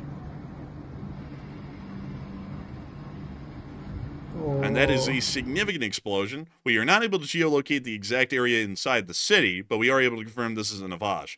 So we'll be waiting for more geolocation information to be able to find the exact facility and the exact location where this airstrike was conducted. But it does appear to be another successful one, at least at the moment, and it does appear that the Israelis are still pretty much putting down a beating on the Iranians, almost single-handedly on their own at this point, even without the United States getting involved yet. And if the United States gets involved, we could see that this starts to resoundingly end quite quickly. But still, we are waiting for more video and picture evidence at this moment coming from throughout the region to see what exactly is happening and going on in the ground where we have heard of reported strikes. We have been able to hear of a decent amount of reported strikes throughout most major cities inside the Islamic Republic of Iran, and while we are waiting for that information, I do want to thank all of y'all for being here so far. We actually have 52.5 thousand people here at the moment. I've got to thank you all so much for watching, and if y'all have enjoyed this news so far, please make sure to subscribe. Hitting the like button is great, and we thank you all greatly for hitting the like button, and we hope y'all do, but we will also love to see y'all subscribe as well. We cover news like this pretty much every single day whenever there's a breaking news development on a 24-hour news cycle period, or even more frequent than that sometimes, like we've been doing over the past few days, where our short war videos covers the amount of developments in news where we're not on air, and then we go on air for as long as we can, usually 6 hours, covering all of the major developments in news that we can while we are live on air. This kind of news coverage is fairly standard here on the channel, and not only that, we generally cover pretty much the entirety of breaking news stories from around the world, including those in Eastern Europe, particularly in the ongoing Ukraine war, the ongoing situations in the Middle East, like the one we're covering right now, including the Indian subcontinent, as well as East Asia as well. Wherever there is generally a major developing situation, either diplomatically or militarily, you can always expect the Enforcer channel to be live on air, covering that information as soon as we hear about it, practically within minutes. And so if you would like to hear more information and news such as this, and you think that we're really giving the mainstream news a run for their money, please make sure to subscribe, because you will actually be helping us in that extent to be able to show the mainstream news how news is done. And so with that, while we are still waiting for this news, I'll actually bring y'all through a couple of more developments that we were able to hear earlier today. We were able to hear about the U.S. consulate actually getting hit in the last strike. Well, one of the last strikes about 16 hours ago. This was on the strikes that actually happened right after we went off air yesterday on the live stream. But apparently an Iranian missile hit a U.S. embassy in Tel Aviv. There was a correction to this later. It actually was the U.S. consulate in Tel Aviv. We do not have an embassy inside the city of Tel Aviv. But we were able to see the clip right here showing the damage inside of the consulate and confirming that it took light or moderate damage from the explosion. And here's the clip. בסיסים על הגז ביץ'. אני צועד הביתה, אני עוד לא יודע מה אני הולך לראות. What the fuck?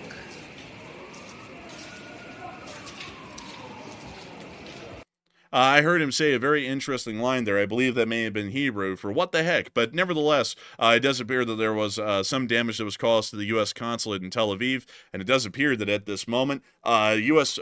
territory, or U.S. soil technically, as the U.S. consulate is technically on U.S. soil, has been attacked inside of Israel at this point as well, although that largely wouldn't be accounted for in the major diplomatic developments. Outside of that, we were able to hear even earlier today that Israel is still considering taking out Ali Khamenei, saying that killing him would end the war, at least according to Netanyahu, the prime minister of the state of Israel. It does appear that they are still largely hovering that high over Khamenei's head, as we generally understand that the Israeli Defense Forces have stated that al-Khamenei is actually hiding out inside of a bunker somewhere within the Lavazan neighborhood of Tehran. We can actually show you all the Lavazan neighborhood, and it is not a squeaker. It's actually a very impressive kind of a neighborhood here. This is the Lavazan district, or the Lavazan Lavazan neighborhood within northeastern Tehran. It is actually quite pretty, I will admit, and it's a very nice looking place. I mean, that water looks so clear right there, you could drink it and probably get all kinds of cholera and dysentery and all bunch of wonderful things. And also, that mountain's quite beautiful as well. But nevertheless, apparently, Khamenei is hiding in a bunker somewhere within the Lavazan neighborhood. And we are hearing that apparently the Israelis are still considering striking and killing Khamenei, and are saying that that pretty much would be a way to end the entire conflict. Still, they have not conducted that strike yet. We have heard of airstrikes prior happening around the Lavazan area, but it doesn't appear that any of those were targeting Khamenei directly, or they were not able to actually kill him. Either way, still, it is a very interesting situation that is going on at the moment, because it generally seems that Khamenei may just be surviving by the I guess you could say, reluctance or benevolence of Israeli airstrikes alone, rather than his ability to actually evade or defend himself from those Israeli attacks. But nevertheless, we have more news. Matthew, what do we got? All right. So while I read off some more news we just got on our Twitter page, Enforcer, go to Flight Radar 24 real quick, and let's take a look at the traffic, the air traffic over Tehran right now, because I'm hearing reports in the chat that there is a cargo aircraft that has been diverted to Tehran, allegedly. So let's go take a look and see if we can find out with the ADSB information if there is a flight over Tehran. And there is a flight. Is that the same one we saw the other day? Let me refresh this really quickly. I'm not sure if that's... Yeah, we're seeing that correct. That is actually another cargo like 747 from Shanghai to It's diverting Ashgabat. too. And it's not saying where it's diverting to either. It was supposed to land in Ashgabat inside of Turkmenistan, but now it's skirted across the border and has flown into the Islamic Republic of Iran. This is the second such cargo-like 747 aircraft that we've seen in a 24-hour period flying to the Islamic Republic of Iran from an original destination of Shanghai, China. So this is a fairly interesting development. It's actually flying the same direction as the last flight did, taking quite literally the same path, as a matter of fact. It also flew over the Beijing area and then flew along the major air corridor in northern China, over Kazakhstan, through Uzbekistan and Turkmenistan, and then finally into Iran. So it does appear that this may actually be showing an ongoing trend at this moment of some sort of unspecified cargo being airlifted from Shanghai and then arriving inside of Iran, as we were also able to confirm that the Cargo Lux aircraft that supposedly flew into Iranian airspace last night never left. So it does appear that that aircraft has landed somewhere inside of Iran and is unloading some form of cargo or loading something on simultaneously. This is a So, Enforcer, I did some research right now to figure out who Cargo Lux actually is as a cargo airline. It looks like they're based in Luxembourg, and they're also denying that they've ever flown over Iranian airspace right this second. So 13 hours ago, I see a report from the Luxembourg Times that says Cargo Lux denies flying over Iranian airspace, and they say it's completely unfounded that they ever flew over Iranian airspace. So that's weird that we're seeing multiple, what appears to be, based on this tracking information. Of course, it could be wrong. There is a possibility of that. Maybe this is inaccurate information, but for it to happen, for a glitch to happen multiple days in a row like this, I would say it seems unlikely. And also, according to the information, it shows it diverting from its original destination to another location, which is odd. Also, Ashgabat, that's not even in this direction, is it? No. Where is Ashgabat? Actually, it is. It's literally along the Iranian border. So its original termination point was right at the Iranian border, and then it diverted and apparently flew straight into Iran, from what we're seeing right here. Interesting. So this diversion is not a diversion to get them to a better airport or something. It's sending them right into a war zone if this information is accurate. So that's very interesting. Of course, we're not saying that Cargo Lux is flying into Tehran. Like the tracking data appears to show that. It could be a glitch, but apparently this glitch has happened multiple days in a row, and also it shows a diversion on the flight information too. So that's a bit interesting. I'm not sure what to make of that. Also, Matthew, I'm seeing some reports from folks that there's apparently a new missile alert in Israel. Could we try and get some more information and possible video and picture evidence on that? Because it may be likely that there are Iranian missiles inbound to Israel in minutes at this point while we're on air at the moment. So So yes, we do have some information coming out right this second. Iran has launched ballistic missiles at northern Israel this time. Missile attacks are targeting Haifa specifically. There's red alerts going off, and we're seeing apparently more interceptors going through the sky toward the north. So apparently, the interceptors are in the sky right now, trying to take down these ballistic missiles, according to what we're seeing right this second. So very interesting. A new missile attack. Also, I do have a map that is reposted showing the area of the attack that's currently ongoing right now. We're not told how many missiles have been launched, but some have been launched as of right now. And so, really quickly, everyone, let me make sure that we're able to catalog and document this correctly on our map here. And it does appear that there are air alerts once again over the city of Haifa, which is showing us that the Iranians are pretty much alternating their targets. Oddly enough, we've never really seen the Be'er Sheva or the Negev desert region being targeted heavily by the Iranians at the moment. It appears to entirely be the Tel Aviv and Haifa areas that are generally the main targets of these Iranian attacks that we're still seeing at this moment. So we are going to be waiting for those missiles to come in. It'll only be within just a few mere minutes until we actually hear of those missiles making either landfall or being intercepted. But it does appear that at this moment we are hearing of another missile attack being conducted by the Islamic Republic of Iran. It also appears that a U.S. citizen was just killed in Kyiv, Ukraine, according to Mayor Klitschko, although that's a smaller development at the moment. Very unfortunate to hear the U.S. citizen has been killed, but right now we are also following the major developments in the Middle East and the possible U.S. involvement in the conflict, which will be inevitably coming within hours or days at this point, from what we can tell.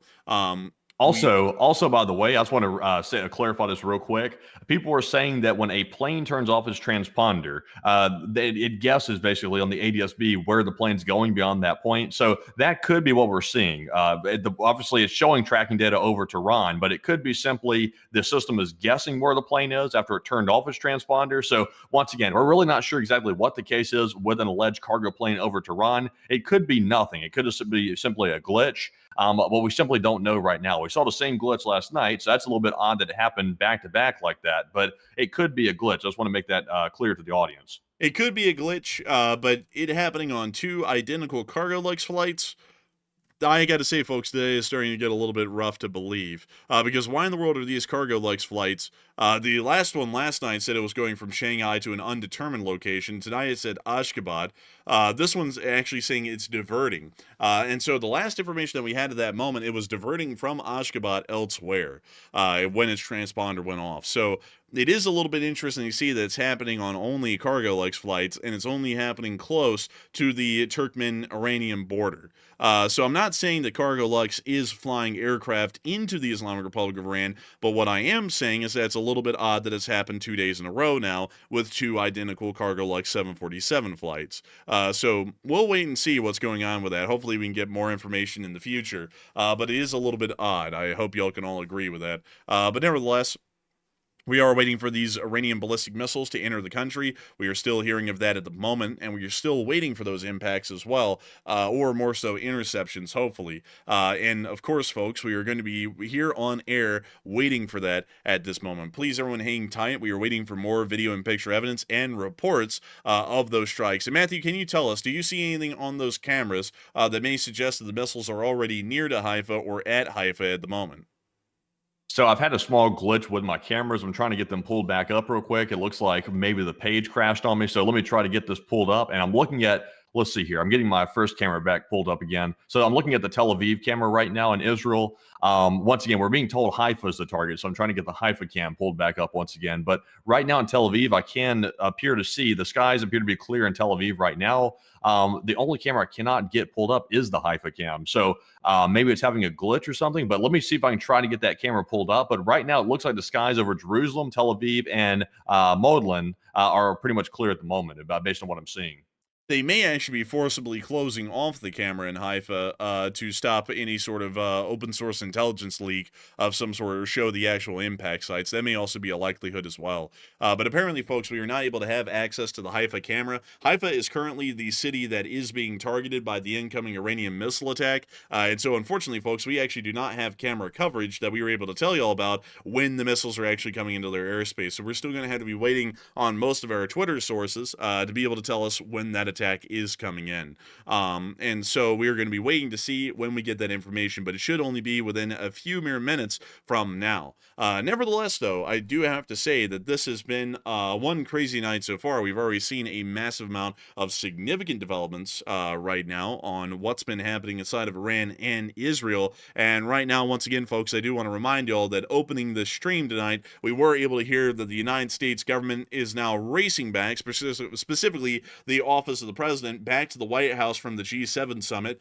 He has also convened the National Security Council in the White House, awaiting his arrival. We have been able to hear that the Secretary of State, Marco Rubio, is currently inbound as well with the president back to the White House to convene the National Security Council. The Vice President and the Joint Chiefs of Staff are already in the Situation Room at this moment, and we've also been able to hear that there has been a spike in Pizza Hut and Domino's orders throughout the area of Washington, D.C., and we've also been able to hear, at least according to a second tweet down here, that some specific bars, at least close to the Pentagon, are seeing less than usual amounts of traffic. And so it does appear at the moment that a large amount of government officials may be busy or tied up at the moment with other things rather than being free and having a little bit of free time to go and possibly do things at their own leisure. So we are going to be waiting to see any kind of developments that we can get at this moment on that developing situation. Outside of that, though, we are waiting for those missiles to come into the Israeli airspace at the moment. And Matthew, really quickly, I was wanting to ask, was I hearing like a chuckle over there from you like a second ago?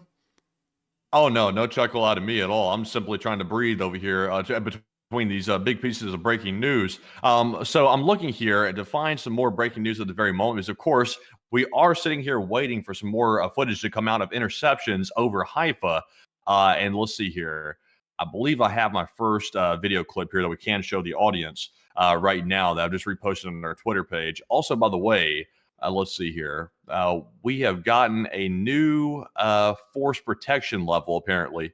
Hold on a second. Let me do some looking on this and verify this before I actually get you to report on it. But I do have a video showing an interception right now over Israel.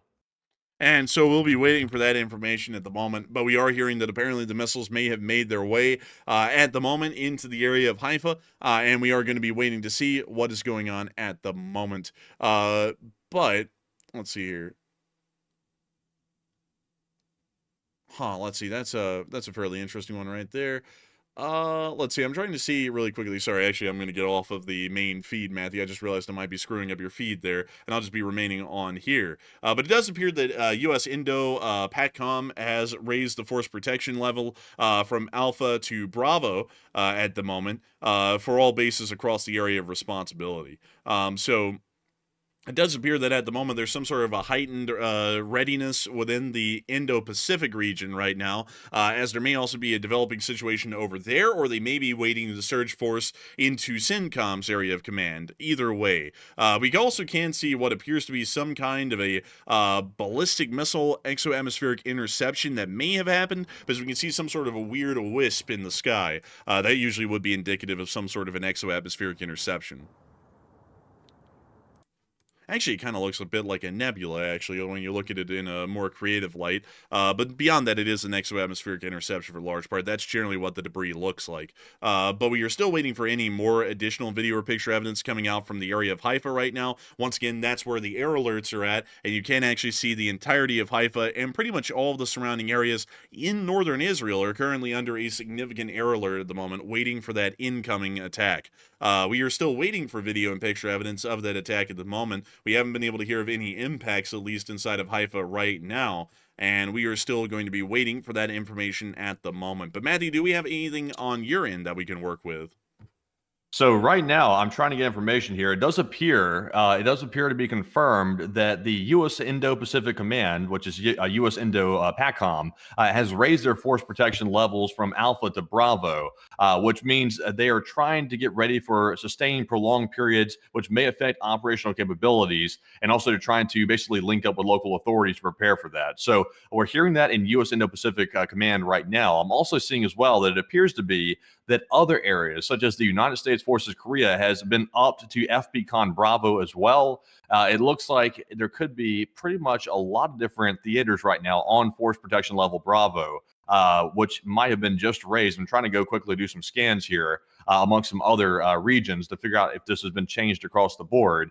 But I have a suspicion that Bravo might be the across-the-board status right now for most of our force protection procedures right now, based on what I'm seeing. I'm trying to double-check here with our other ones. Let's see. I'm trying to check this one. So I'll have to have some time to check the other ones. It's taking me a minute to get on these sites, but it looks like it has been raised, and that is confirmed. And so we are actually hearing at this moment that apparently the force protection conditions are now being raised in surrounding theaters of command, at least within the U.S. Indo-Pacific Command at the moment, as it appears that this may start to spread on over into other larger global theaters of operations for the United States, or at least these theaters of operations may have to respond to the ongoing situation in CENTCOM at the moment. So it does appear that this is once again showing us that U.S. actions inside of the Central Command's authority may be increasing here inevitably at this point, as these force postures are starting to show that a little bit better at this point.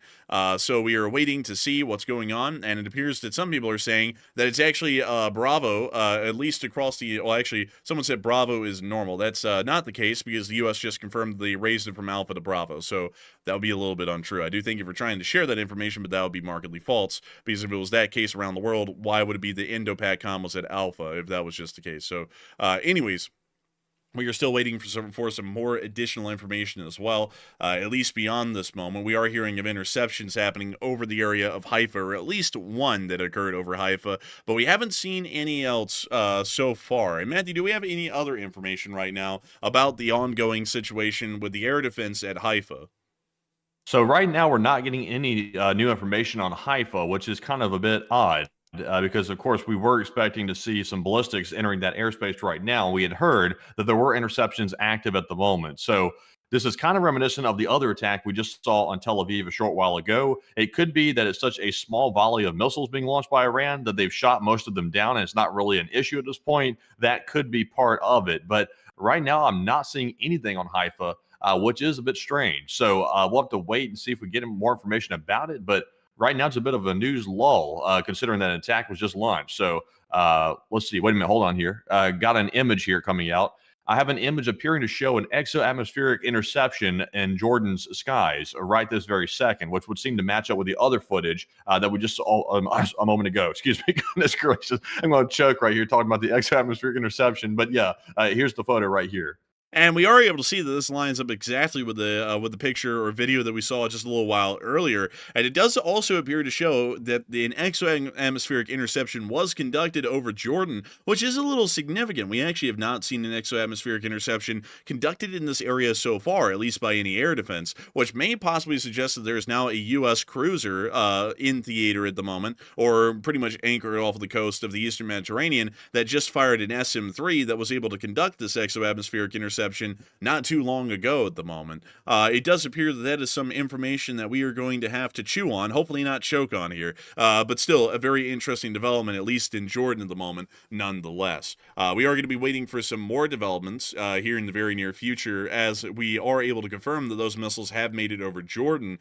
And it appears that we're still probably going to be waiting just a few more minutes to see if there are any air defenses conducted around Haifa. We haven't gotten a number on the rockets yet fired. 3 rockets were fired towards Tel Aviv not too long ago, but we haven't been able to hear how many rockets were fired at Haifa and the current ongoing attack that we are covering on air right now. So it is highly likely, if not very possible, that this missile attack is also far smaller in its scale, much like the last attack was on Tel Aviv. And if it is the case, that means that we have now seen 3 attacks in a row that are of a very small size, which also means that, considering that we now have 3 attacks in a row that are incredibly small, that means that Iran's abilities to launch a large amount of cruise missiles has most likely been greatly hindered due to some sort of a deficiency within the Iranian rocket forces at the time. And so we are still waiting for more information. So Enforcer, take us over to the NASA firms map real quick, and let's take a look at the thermal imagery from the satellite so far over Iran,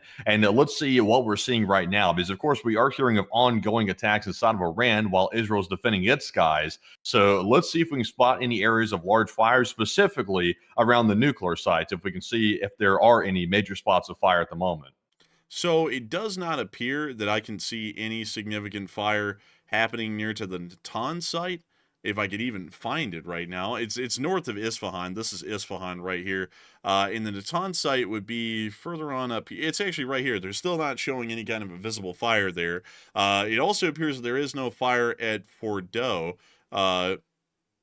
Yeah, there's no fire at Fordo because that isn't the Fordo nuclear complex, from what I know. That's some other form of a complex, probably an industrial concern. We still don't see the fire. I would actually have to say, Matthew, that this affirmed satellite is woefully inaccurate because it is not showing a lot of things that we have been able to confirm. For example, north of Qom, which is this city right here, is a significant ammunition depot, which you can see right here. And yesterday we were able to confirm that this facility was hit and did explode. We were able to see visible fire from the facility right there. And the firm satellite is not picking up any of this stuff. Like, is either being programmed to omit this information, or it just isn't showing it, one or the other. Let's cross-reference that theory by going up and looking at the Ukrainian front lines and looking to see if there's any significant fires around ongoing battles in Ukraine, like Pokrovsk and Toretsk. So, well, actually, wait a minute. What in the world? So, yeah, it's also not showing any significant fires going on up here or anywhere near the active Ukrainian front line, as a matter of fact, right now. It's showing some fires have happened in Zaporizhia. It's also... That's very interesting. I think the firm satellite, Matthew, may have been changed where it doesn't show active developing fires that may be attributed to battlefield scenarios or active combat. Because I'm not seeing any at the moment. I'm not seeing any from Pokrovsk or Toretsk, where we can clearly know that there's a large amount of fires and smoke coming from both of those battlefields at the moment. And I'm also not seeing any fire or smoke coming from anywhere else along the active line of contact between the Ukrainians and the Russians at this point. So it's pretty plausible that they're just not showing that sort of stuff on the firm satellite, and that's also not going to show up on the firm satellite inside of Iran either. Interesting. That could be the case. I hadn't really thought about that before, but they could have changed it possibly. They haven't announced they've changed it, so maybe it's just something on our end, or maybe it's something that they haven't updated yet. I'm not really sure. But also, by the way, while we're talking about that, I do have some more breaking news about that attack, which was ongoing on Haifa over Israel. The incident is now officially over, according to the Home Front Command, and it's believed to be that only one ballistic missile was launched. So once again, a very odd attack by Iran. The last attack on Tel Aviv was 3 ballistic missiles. This one on Haifa was 1 ballistic missile. I'm not sure what they're doing here because I don't even think that makes any sense from a strategic standpoint to do that. So, and maybe they're just trying to stress out the system, maybe, or something. I'm not even really sure if that would even accomplish that. I'm not really sure what the Iranians are doing at the moment, but it's certainly strange. But Enforcer, what do you make of that? It's very bizarre. I actually don't really know what to make of this right now. It seems to show, at least based on what we know right now, this could change in the future, folks, but it seems to show that Iran's ability possibly to fire off large volleys of missiles is over. Either they've run out of missiles, or they've run out of launchers to fire them with, or there just aren't enough existent missile crews right now that could fire off these missiles that aren't completely fatigued or exhausted from the pretty much endless days of operations that you've been conducting so far. It's a little interesting to note, though, because we're now seeing that pretty much all Iranian missile attacks against the state of Israel are turning into nothing burgers just because there's so little missiles that are involved. As a matter of fact, the one missile that got blown up over North Jordan was the only missile that the Iranians fired at Haifa.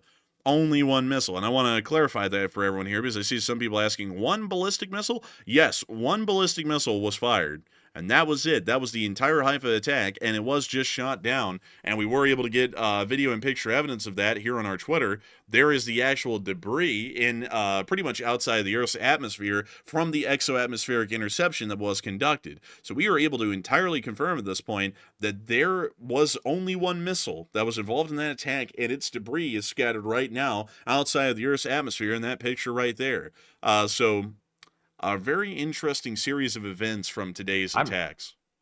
I see some people saying that maybe Iran is trying to goad Israel into believing that they're so weak that they can't launch any more missiles, so they'll try to lower their defenses so that way they can launch a real big attack. But I don't think that's the case because Iran has all the reason right now to launch massive attacks, and they're not doing it. So, you know, I think the Iranians had just said a short while ago, like I think a few hours back, that tonight was going to be the night that they couldn't sleep again or something in Israel. So I don't know what's going on. I would suspect the most likely likely answer is that Israel's probably taking out the launchers as they're trying to launch these ballistic missiles. That is probably what's happening with that, because that appears to be the only rational explanation I can think of as to why an attack would be launched by Iran, but only one ballistic missile would actually make it. Is that, or hey, wait a minute, here's another possibility. I just thought about this. Maybe they are launching a lot of ballistic missiles, but the U.S. and other allied forces are shooting them down somehow before they get there. That's another option. Now, that would be a little bit interesting because, of course, these are very high up in the sky, of course, but maybe that's a possibility. I'm just not really sure.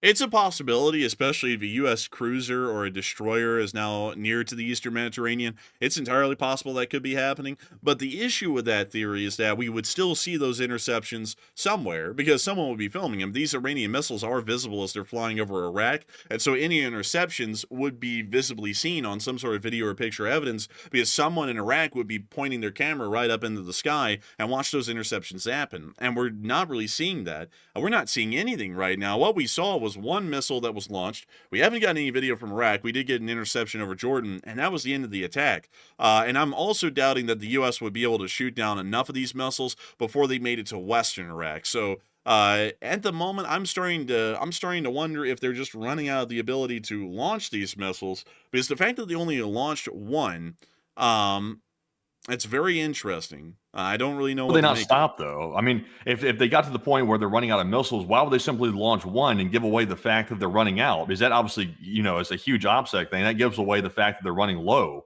to the Israelis. So why wouldn't they just not launch an attack and pretend like they're regrouping for a larger one? That doesn't seem to make strategic sense. I don't know. None of it really makes strategic sense, though, because just firing off one rocket, even if it's some sort of a planned thing, it makes no sense, because in war there is no such thing as being ultra super sneaky. It's always about just the brutality, the rapid, quick brutality of how you can do something. That's usually how you win, is trying to operate, maneuver, and fire far quicker than your adversaries can.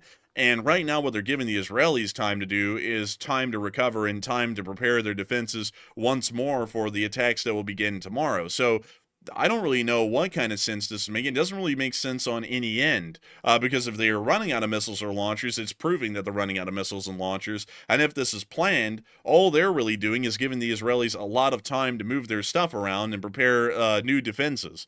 So I really don't know what kind of sense these launches or attacks are making at this point. But as far as I can tell, they are making very little of either. So with that, I hope we are able to address that somewhat well. And at the moment, folks, I do also want to point out and say a huge thanks to all of y'all so much once again for being here so far. It's been absolutely crazy to think that we have 46,000 people here still alive at the moment while we're covering this news. We're almost 2 hours into the news coverage at the moment. And once again, folks, I have to say this again. I really have to say it. Please do subscribe if you enjoy this channel. We would love to see y'all subscribe. We would love to see y'all join the Enforcer channel because we are covering this stuff every single day, 24 hours a day. I'm generally saying this right now because we're trying to wait for some more additional news, but at the same time, if you've enjoyed our news coverage and think that it's well put together, and not only that it's well researched, please make sure to subscribe. We would love to have y'all here. We would love to have y'all join us because we do this pretty much every single day. Usually we don't run streams on Mondays, though, and that means that we shouldn't be running one today. But considering the major ongoing developments, both diplomatically and militarily, happening in the Middle East, we wanted to make sure to get live on air to get all of y'all the news at this moment. I also got to say a huge thanks to everyone for being here so far at the moment. I also want to say that we're not even close to being done yet. There's still a lot of news to cover and a lot of ongoing developments, but we actually reached a peak viewership tonight of 57,000 live viewers, which actually is the largest stream in live viewership in the channel's history. So tonight is actually the record for live stream viewership. I got to thank you all so much once again for being here and watching that so far, because we cannot stress enough how honored and grateful we are to be in the position that we get to tell all of y'all the major breaking news that's going on in the Middle East right now. And so a big thanks to you so much once again, to all of y'all, as a matter of fact. And we are still waiting at this moment for more additional news, but please consider subscribing while we are waiting. Also, by the way, just a fun fact, by the way, BBC News just reported right now, literally right this second, that social media has become the primary source of news in the United States, according to their research. So very interesting. We are the main source of news now. We have officially surpassed mainstream news and social media reporting, that is, that independent media, for where most of Americans get their news from. So very interesting information right there coming out right now. Also, by the way, let's see here. Iran is still issuing crazy statements right now, by the way. Iran's UN envoy has just told the UN that Israel has crossed all red lines. They're repeating that once again, according to IRNA. So that's what we're hearing at the moment. Right now, there seems to be a news lull right now, kind of an odd quieting of news after that really chaotic event we just saw happening a moment ago. So for right now, it appears to have died down, but of course, I doubt it will stay that way for long. That will probably change momentarily.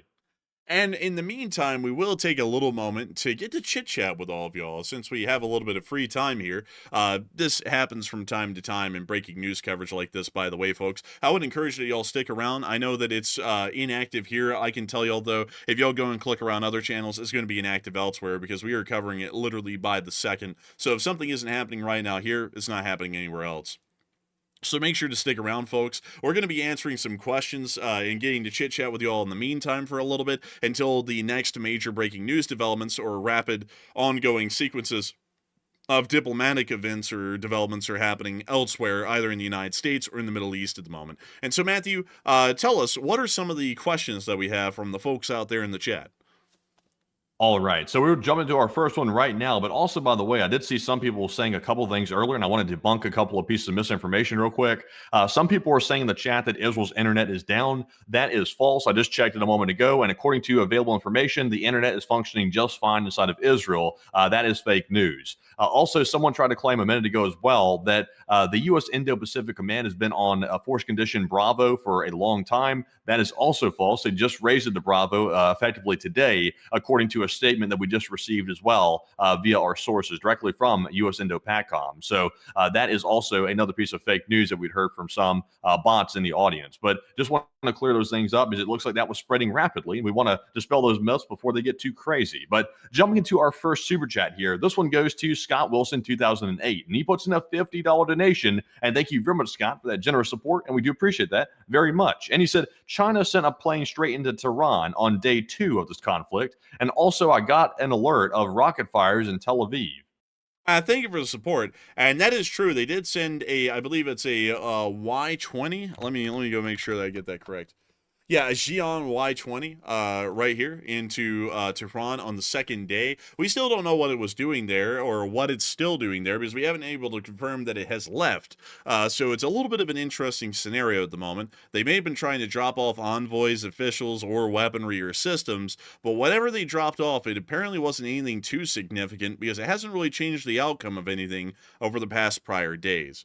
So with that, I hope that does address it the best I can, but a big thanks to you so much once again for that incredible support and helping this channel to keep on rolling so that way we can keep the news on the home front going. So a huge thanks to you so much once again. And with that, we are on to the next one.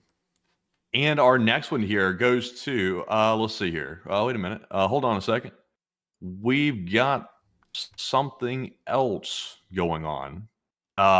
Okay, before I repost this, I just want to tell everybody, take this with the utmost grain of salt. But we are seeing allegedly, I'm going to repost it right now, allegedly 3 ships are on fire in the Gulf of Oman near the Strait of Hormuz. Take it with a grain of salt. I can't say that loud enough. Because right now it's hard to tell where this photo was taken, but we're getting early reports of maybe some ships on fire in the Strait of Hormuz. Once again, we need more confirmation on that, but that's what we're seeing. Enforcer, what do you make of that photo? It's interesting. It was taken on a Galaxy S24 Ultra, and you can also see what appears to be, that appears to possibly be, that actually appears to be Arabic down there at the bottom. It doesn't look like Farsi to me. And it says that this is in the Strait of Hormuz. We can't really make much sense of it. But then again, the open sea, which is, while being a strait, is generally still the open sea, is pretty much just a dark void, especially this time of day over there. Right now, it would look a lot like this. So it is possible that this actually might be legitimate. And let's go look at the firm satellite, just in case if it actually is covering this, because I saw some people saying that apparently we have to switch the filter to the most up-to-date fire the coverage. So let's see if there is a way to change the filter.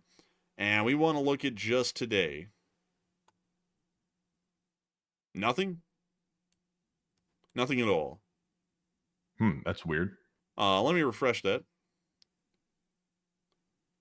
Yeah, it's got nothing. Pretty much throughout most of the world. Except for South America. There are some fires going on in South America, apparently. But it doesn't appear to be showing. I wonder if they've deactivated this. Oh, wait a minute, it just loaded in actually. Well, actually, no, I just switched it to 24 hours. So we can go to 7 days. Okay. And it's showing nothing for 7 days either. So I generally say that at least the firm satellite interface that we have here on the internet might be fairly unreliable, because it's not showing anything going on anywhere, as a matter of fact, either in Iran or Israel or anywhere for that matter at all. So just looking at the picture and having the picture to work with, this is taken on the open sea. That is clear because it is perfectly flat out there and it has a perfectly flat horizon, which would never exist anywhere unless we were at sea. And there are 3 visible fires here. So it is possible. Yeah. It is possible this could be the Strait of Hormuz. I'm not saying that with definitive certainty, though, because we can't really tell yet. So it looks like a poster over there on the right posted that they saw 3 fires on NASA firms. Let's see here. I don't know if maybe we're selecting the wrong settings on NASA firms or what, but I don't know. Like this, take this one with a grain of salt. Like I said before, this is super early, but we are reporting on it right here. Wait a minute. Okay, so we got a latitude and longitude on that actually, and it's showing from 6/16 as today, and that appears to match up somewhat with the time. Interesting. Huh. Enforcer, can you replicate those settings on NASA firms like that you see there in that image? Can you replicate that? We could try. We could definitely try it. Hang on just a moment, folks. We're going to be experimenting around with the NASA firms to see if we can get the same corroboration that this guy got that we were just seeing right there. Well, hold up. Let's zoom in here really quickly. Wait, is this it? Is this the fire site that he had? Let's see. Coordinate latitude's 25.29, 56.78 longitude. So I don't know if you can remember that or not, but oh wait, hang on. We got it here. Is this it? No, it's not. It's 20. This is 25.70. Wait, but it actually does say the Suomi MPP, the Finnish nuclear power plant. That's what it's called apparently. But it apparently is in this spot right now, which is very close to these coordinates. So this actually might be the fire site. That might actually be it. So it looks like it's close. And it is somewhat closer to the Strait of Hormuz. Not in it. Not technically in the Strait of Hormuz. It's actually technically within the eastern area of the Persian Gulf. But that looks to be out there in the middle of the open sea. But there are also a lot of other fire sources out here in the open sea. Let me check to make sure that those aren't just obstructed islands that we cannot see. But go ahead, man. So I'm seeing that a viewer in the chat said Al Khara, Oman, is where it is. Al Khara in Oman. Okay, so can you spell that for me really quickly, Matthew? A-L and then Q-U-R-A-Y-Y-A-H. All right, let's see if we can get a little look at this. That's Bahrain, so we need Oman. Let me type in Oman after that. Okay, so it completely changed everything. So,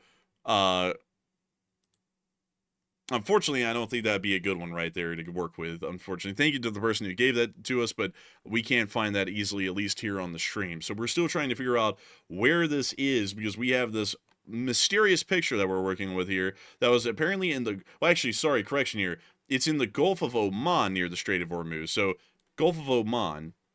So it's actually over here. It's not in the eastern area of the Persian Gulf. So let's move over here. Here we are. This appears to be 3 independent fire sources.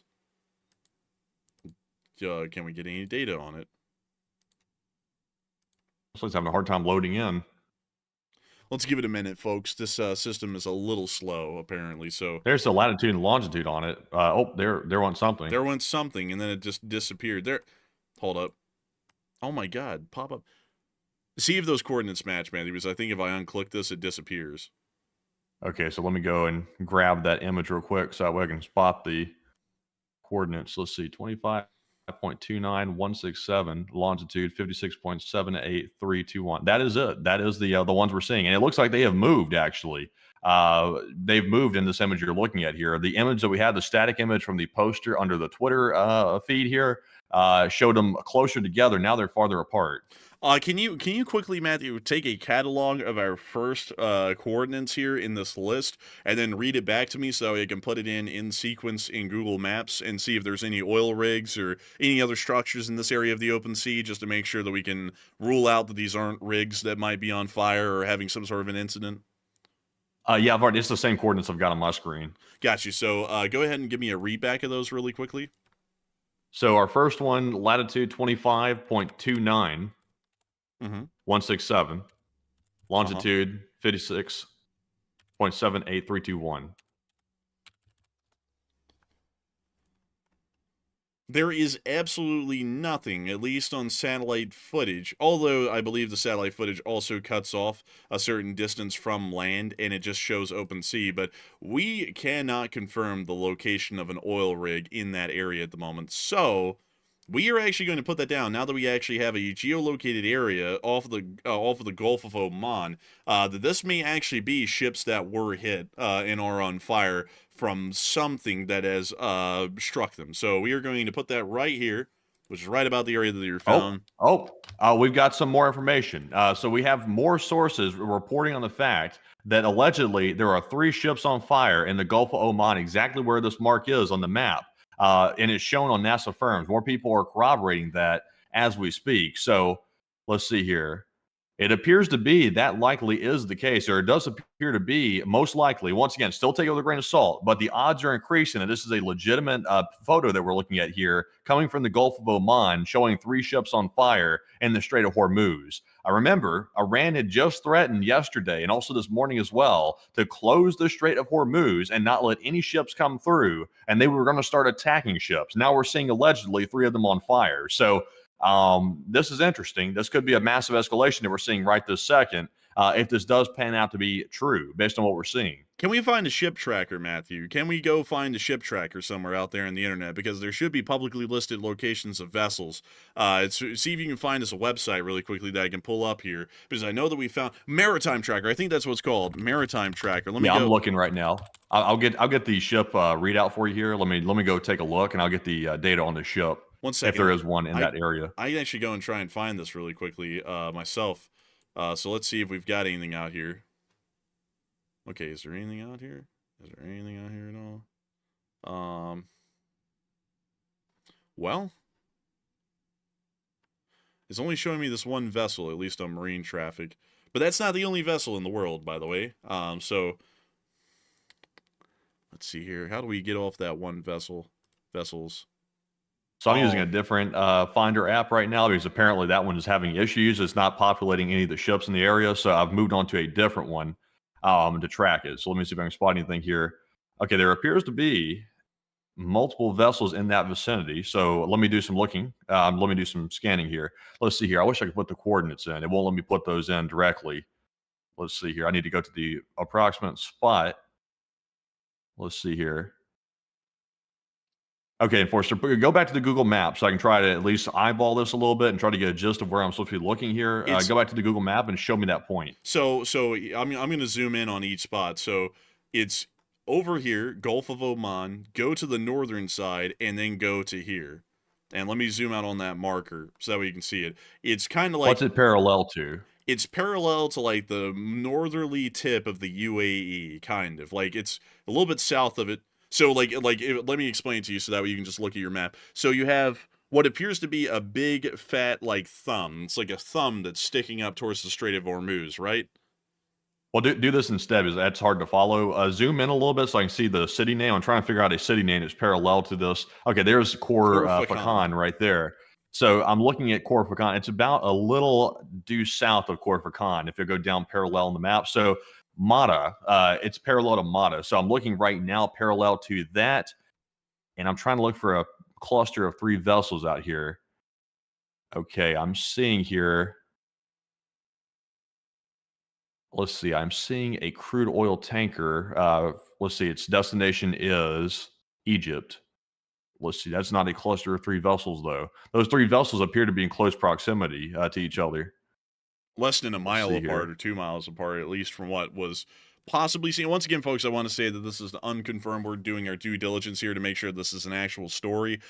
So I know some people are saying that FlyTux has reported that this is inaccurate information. We're still trying to do our due diligence here on the channel to make sure that it actually is before we discard the story or before we take it as an actual story. So I'm seeing here there appears to be a load of different tankers in this vicinity. I would assume that it's probably going to be a vessel which is friendly to the west if there are some on fire. That's my assumption. So that's kind of what I'm running with right this second. Let's see here. I'm having a hard time finding the 3 vessels in the vicinity here. If you want to look along yourself, Enforcer, I'm using vesselfinder.com. That's the application I'm using right now. It does show a bunch of different vessels in the area. So let's see here. Keep this on the screen for just a moment, though, so that way I can try to get a gist of what I'm looking at. Let's see here. New night. There's just so many. There's a lot in a holding pattern right off the coast there of Oman, and there's also some further out. I'm trying to get a gist. Let's see, approximately 10, 20.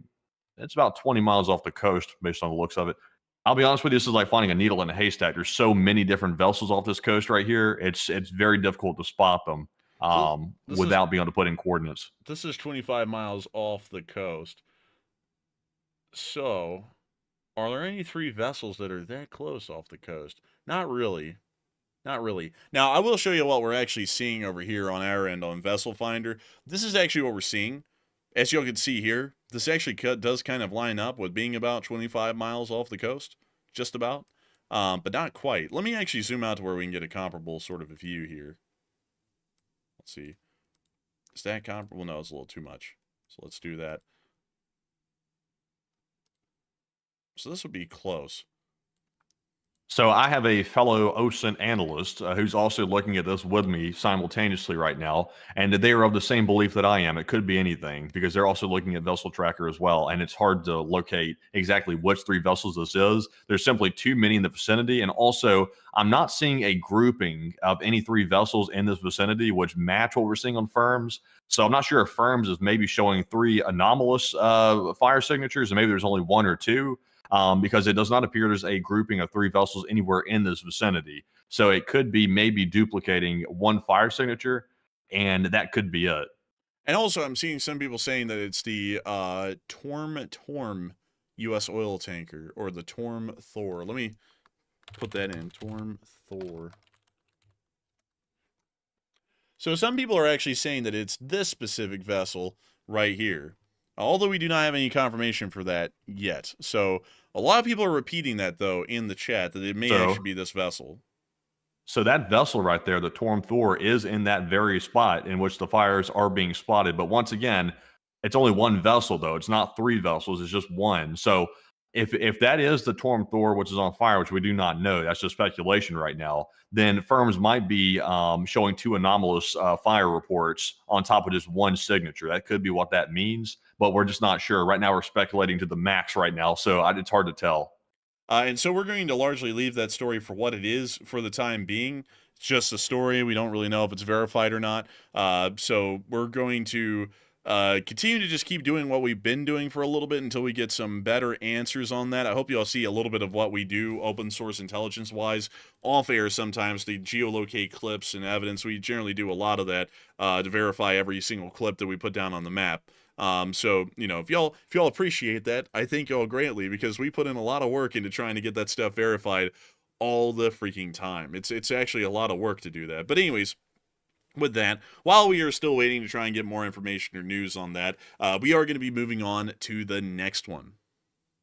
All right, so our next super chat here is going to go to none other than Uncle David, other nephew, puts in a 50. And thank you very much, Uncle David, for that support. He said, the cargo plane we saw in Iran last night, is it possible to have delivered a nuke? And any truth to China cutting off the sale of rare earth materials to the U.S. 2 days ago, and thank you for the overtime. I haven't heard of that 2 days ago. That was actually a long time ago that they did that, and I believe the United States and China have been able to broker some sort of a tariff deal exclusive with each other at this point, although I haven't been able to follow that situation all too well because it's actually a little bit confusing and mired with what everyone's saying in different ways about who did what and where and why and how. But it seems as though that would be unlikely. It'd also be entirely unlikely for the People's Republic of China to furnish the Islamic Republic of Iran with a nuclear weapon, as weapons of mass destruction being proliferated by a country like China to a country like Iran would be a very questionable and dangerous kind of a thing, because the Iranians could easily turn that against the Chinese.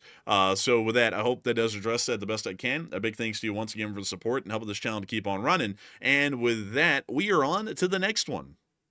All right, and moving on here to our next one. Let's see here. Let's see. We're hearing word from the Israeli ambassador to Washington. The Israeli ambassador said expect a surprise this week regarding the attack on Iran. Not sure what that means. That's very vague and cryptic. So not sure what they meant, but that is the statement coming now from the Israeli ambassador. Also, by the way, I'm trying to get some more information on those ships while I'm reading off some super chats here, but I'll keep looking in the meantime. But moving on to our next one. This one goes to James Hughes, and James puts in a 50 as well. And thank you very much, James, for that support. He said, LSA and let's go, and great job during this latest war, and take a question from the chat. Hey, and long live the Lee Spring Army, and thank you so much for enjoying the job we do. We try our best, and I got to thank you massively for the support and helping this channel to keep on running, James Hughes, because if it wasn't for folks like you, we wouldn't have been able to be here for years, and we wouldn't have been able to keep covering this news for years. We went from being a Ukraine war news channel solely to a world news channel, and I feel like we were able to make that transition with grace and still make sure to keep true to the original content that we covered, which was the war in Ukraine, at least until the past few days, and we once again do apologize to many for that. But I do thank you massively once again for support and helping this channel to keep on running, because if it wasn't for folks like you, we wouldn't be able to make this channel possible, and we wouldn't be able to keep it running. So a huge thanks to you so much once again. I hope that does address that incredibly well. And with that, we are on to the next one. And our next to N7 Warhound, who puts in a 50, and thank you very much for that support. And he said, I can't stop picturing a POV of a B2 Spirit crew listening to the Halo 3 finish the fight. Well, maybe they do listen to that. I actually know a decent amount of people in the armed forces.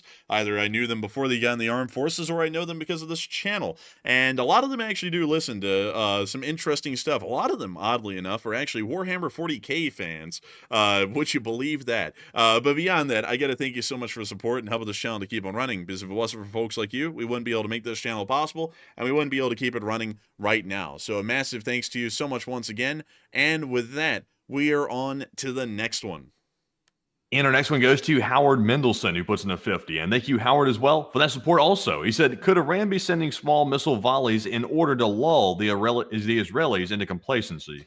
I would doubt it. The Israeli air defense at this point has been placed on high alert until further orders. And so if the Israeli air defense is seeing that there is still a low amount of missile attacks, they're still going to be on high alert. And they're pretty much always at a state of constant readiness, because the Israelis have incredibly little response time if there's any attacks launched by Hamas or Hezbollah, meaning that pretty much at all given moments of the day, Israeli air defense is pretty much geared to go in an air defense scenario. So there really wouldn't be a situation where they would end up seeing that they would be caught off guard if the Iranian attack started to drop off. And that also would be a general expectation of any commanders, that this could be an attempt or a ruse to try and lull them into a sense of security and then strike at them when they're at their weakest.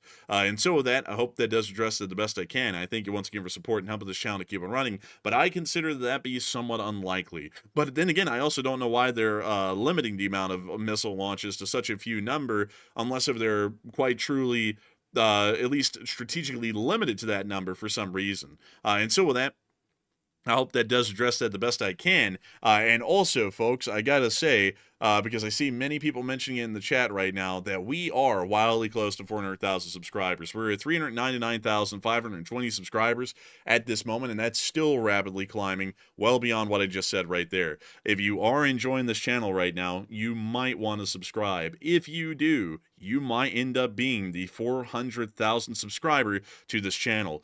Just to put it in mind for y'all, just a few days ago, we were at 360,000 subscribers, and we're soon to surpass 400,000. So if you want to subscribe, now might be the time because we're about to hit 400,000. You might be the 400,000 subscriber. And so with that, I hope that does address that the best we can. Just putting that out there since a lot of people are getting really excited about that in the chat. And with that, we are on to the next one. Also, by the way, we forgot to grab a live chat question from James Hughes Super Chat. So that live chat question will go to Maurice, who said, do you think the Chinese flights might have been there to secure the Iranian nuke material to hold it for them? Possibly. It's possible that that could have been the case, but I'd still doubt it. I don't really think anyone will want to get involved externally in Iran's nuclear program in any way, including taking their enriched uranium and then holding it for safekeeping. I have a feeling that the chances of that happening are fairly low, at least in my opinion. But once again, that's my opinion. Take it with a grain of salt. We don't know what the Chinese are doing there, so they could literally be doing anything, including that. And so with that, a big thanks to you so much once again for the support. I hope that does address that well. And with that, folks, we just got up to 300. Oh, we just hit 400,000 subscribers right there, folks. What do you know? Wow. Absolutely amazing. I got to thank you all so much. We actually just gained 600 subscribers there in like the last minute. And I got to thank you all massively for subscribing. The channel's hit 400,000 subscribers for the first time. It's absolutely crazy to see that. It's absolutely crazy to think that we've really gained about 40,000 new subscribers in just the past 4 or 5 days, and I got to thank you all greatly for that. We're absolutely honored to know that many of y'all would choose to subscribe to the Enforcer channel because we have been on air running ragged like dogs for the past 4 or 5 days, pretty much without end or without break at this point, to get all of y'all the news. We're entirely honored and massively appreciative of all of you supporting this channel through your super chats, through your kind words, and not only that, through your subscriberships.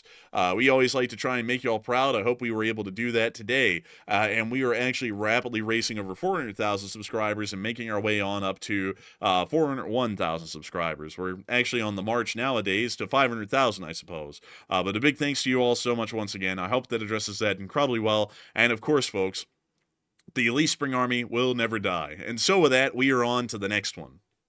And our next super chat here is going to go to none other than Wubba, who throws in a $30 donation. And thank you very much, Wubba, for that support. And it said 12 pack of Doritos Locos Tacos from Taco Hell and no more saltines. Hey, and thank you for the support and helping this channel to keep on running. Matthew might be off that saltine diet here soon. I think he actually cooked himself some chicken and rice today, so hopefully he'll be off the saltine and white bread diet here soon. But beyond that, I do thank you so much for the support. I gotta tell you, I'm just so tired of Taco Bell. I've been having it for days now because we haven't had time to really do anything else or get anything else. And then before this stream tonight, I had Chick-fil-A, and I was like, oh my god, I'm so tired of eating fast food. Hopefully we'll be able to have time to actually eat some real food here in the future, hopefully when this whole situation's over. But beyond that, a huge thanks to you so much once again for supporting the Taco Bell Fund and helping this channel to keep on rolling. And with that, we are on to the next one. And our next one here is going to go to Cliff H, who puts in a $30 donation. And thank you very much, Cliff, as well, for that $30 support. He said, great job covering all the breaking news and closing in on 400,000 subs. And we did, actually. And thank you all very much for subscribing, too. Hey, and actually we did, crazily enough. You know what? I'll actually show y'all that here really quickly since we have a little bit of a free moment. It's absolutely wild to see this because the subscriber number is actually growing like right before our eyes. But that's what the subscriber growth has looked like over the past days since we started covering this major situation. And this is what that looks like over the lifetime of the channel. So it's actually a measurable growth on the channel's entire history right there, which is actually crazy to see.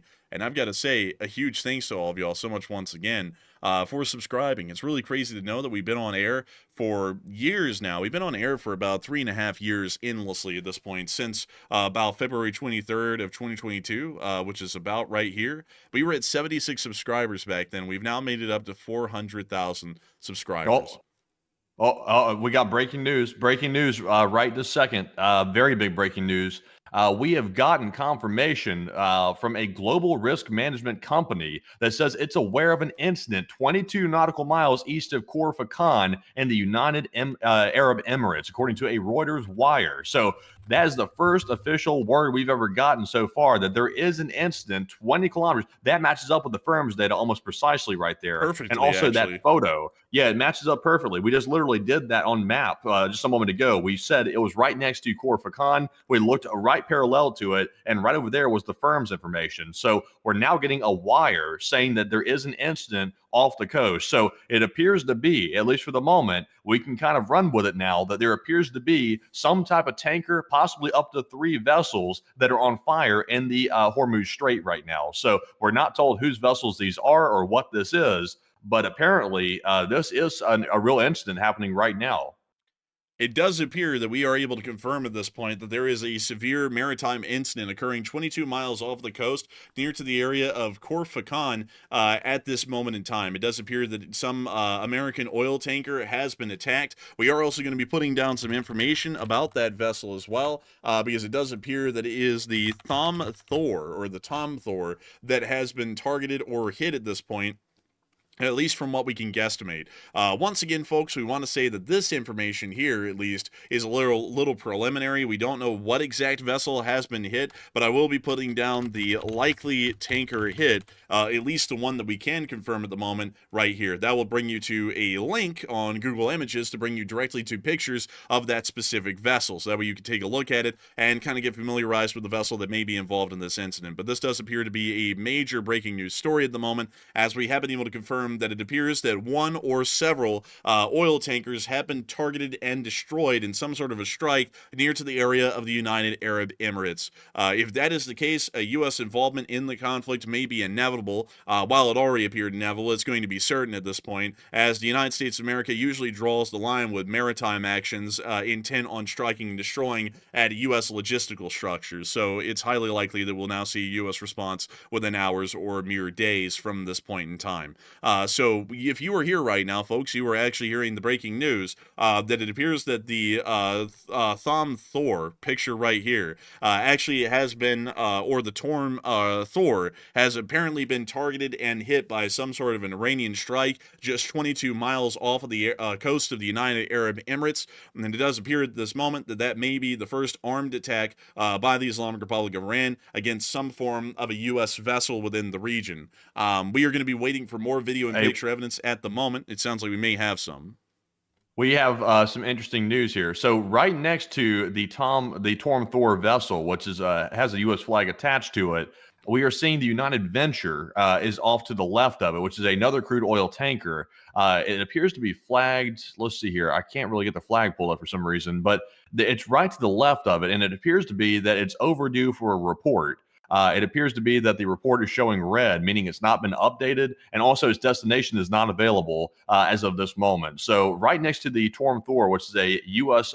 chemical oil products tanker, there appears to be something odd happening with the vessel to the left of it. So that might be another big red flag. That might actually be a red flag. That may actually be showing us that that vessel has also been hit and caught on fire as well. I see a lot of people saying false flag. Highly unlikely, folks. These sorts of things don't happen without reason. There is most likely a direct Iranian attack that did occur at this moment against this vessel, most likely by the Islamic Revolutionary Guard Corps, or even more likely so by the Yemeni Houthis that may have fired or attacked this force somewhere within this area. That is also likely as well, although they are a good distance away. We are trying to get more information and evidence on this developing story at the moment, but we are going to stop our question segment here for a while as we continue to cover the breaking news development of 3 vessels that appear to be on fire just 23 miles off the coast of the United Arab Emirates near to the city of Corroborating, just near to the opening of the Strait of Hormuz. It is entirely possible that this may be an action signaling the close of the Strait of Hormuz by the Islamic Revolutionary Guard Corps and the armed forces of the Islamic Republic of Iran, also showing that there may be massive economic consequences to this ongoing development worldwide, as a large amount of petroleum and oil resources are now inaccessible in the Middle East, will not be able to make it into the open market and continue to be an available supply. We are going to be waiting for more information on this in the moment. We are trying to get as much as we can, but we have been able to hear that there is a significant naval incident. It appears that there is a distress signal that has been delivered in the area. We actually do have a picture right here of Ambri saying that it is aware of an incident 22 nautical miles miles east of Khor Fakkan in the United Arab Emirates. It does appear that the vessel that was targeted appears to be the vessel Torm Thor, a U.S.-flagged tanker that was operating in the area and moored along with others within the region that now appears to be significantly in blaze, according to the pictures that we were able to see right here. It appears that the entirety of the superstructure may be on fire. It may have had a laden load of chemicals and oil that it was carrying at the time that it was hit, and it appears that the fire is raging wildly out of control. We are unsure as to the crew's safety or the nationality of the crew members on board this vessel, and we are also able to see what appears to be three slightly vague fire sources in the distance several miles away from the fire source that we were seeing in the main center frame of the picture. This is one of the largest developments or situations that we've seen right now at the moment today, because if this is a confirmed attack by the Islamic Republic of Iran against a U.S. flagged tanker, all hell is most likely going to be breaking loose in the Middle East here incredibly soon. We do have to remember that U.S. military operations were conducted against the Houthis with the specific intent of protecting U.S. maritime interests globally. And so if this vessel has been targeted and hit, and in the Houthi situation, no U.S. vessel had been targeted and hit, at least merchant vessels have been targeted in that attack, none had been, this means that we will most likely be bombing the Iranians here incredibly soon. We are still waiting for more developments on that story. I don't mean to repeat myself here, but once again, folks, I'm wanting to make sure that we keep on putting out the information to all of y'all and keep on repeating it as people come in that we are watching a major breaking news development happening right now 22 miles off of the UAE's coast at Khor Fakkan, as it does appear that another vessel or one vessel has been hit, or possibly several vessels have been hit at this moment. Also, I want to clarify one thing as well. We keep repeating the Torm Thor, but I just want to make it clear that right now there is no clear indications that the Torm Thor is the vessel at the center of this whole situation. So that report right there is actually erroneous. We do not know if it's a Torm Thor or not. That is simply a vessel in the vicinity, which appears it could be connected to it, but we do not know that for a fact, and we are not reporting that as a fact. Also, the United Venture, which we also mentioned a moment ago as well, that vessel has most likely moved away from the area a while ago because its report was very old, and it's likely well away from the area as of right now. So take everything we're saying about naming vessels with a grain of salt. Take that with the utmost least sincerity right now, because we do not know for a fact which vessels are involved with this. All we know is allegedly 3 vessels are involved in this situation, and that's all we know at the moment, and it's right off the coast of Oman.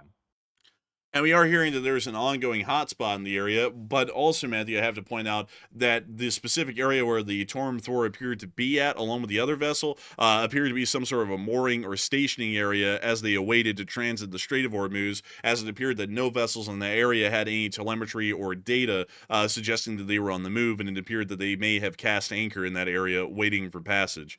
So it is possible that those vessels may be in that very same area at this moment on fire, and that's why we're also seeing that it appears that these fires are pretty much one after the other, is because the vessels were sitting there with their anchors cast, pretty much just sitting off of the coast of the UAE, waiting to be able to move into the Persian Gulf, load their oil, and then move on out. So that's also a possibility as well. There's a lot of unknowns here, folks. We're just going off of the information that we have at the moment. There is a severe incident that has been reported, and it does appear that this picture has been confirmed to be a picture that was taken 22 to 23 miles off of the coast of the United Arab Emirates near to Khor Fakkan, and it does seem as though several vessels are now on fire. It is highly likely possible, not completely verified, however, that this is a attack of some kind by the Islamic Republic of Iran, as 3 vessels catching on fire simultaneously would be highly unlikely unless there was some form of an external action, for example, an armed attack that would result in these fires as a consequence of those attacks.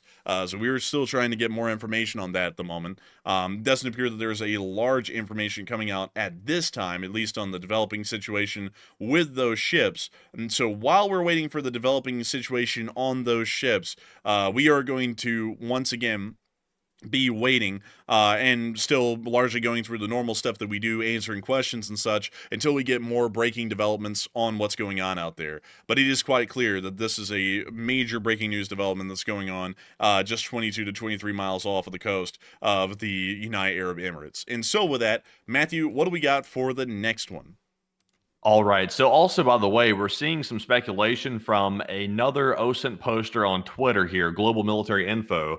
They are showing a map which shows that maybe one of the vessels currently ablaze in the Gulf of Oman could be the Adelan. It could be. Remember, that is could be. It's not that it is. That's just right now we're not really sure. But let's see here.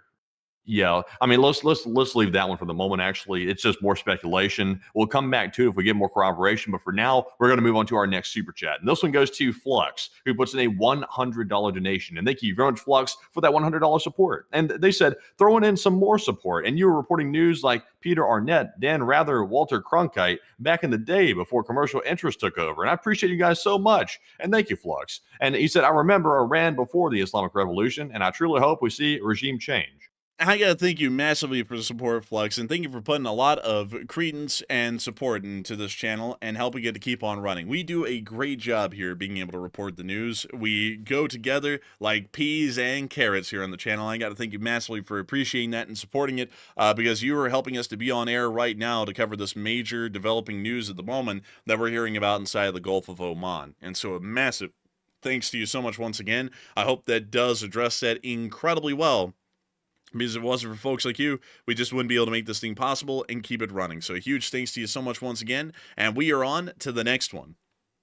And our next one goes to BC Skyman, a channel legend, and he put in a $70 donation. And thank you very much, BC, for that generous support as well. And we do not see a comment, but thank you very much, BC, once again, for always being a channel legend and supporting us yet again. And Enforcer, what say you? And I got to thank you massively for the support, BC Skyman. Folks like you help this channel to keep on running and make this thing possible. I got to thank you incredibly because folks like you have been around for years. I cannot overstate that with BC Skyman. He is an old guard and a channel legend of this whole stream.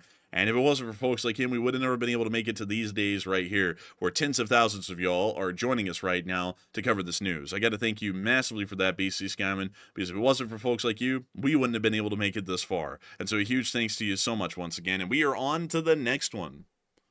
And our next one is going to go to Just Chillin', who throws in a $50 donation. And thank you, Just Chillin', as well for that support. And they said, congrats on the 400,000 milestone, and the LSA rocks. And thank you so much for the congratulations on the 400,000 subscriber milestone. It has been a long way in the making, and we finally made it. And as a matter of fact, we've already made it up to 401,000 subscribers right now.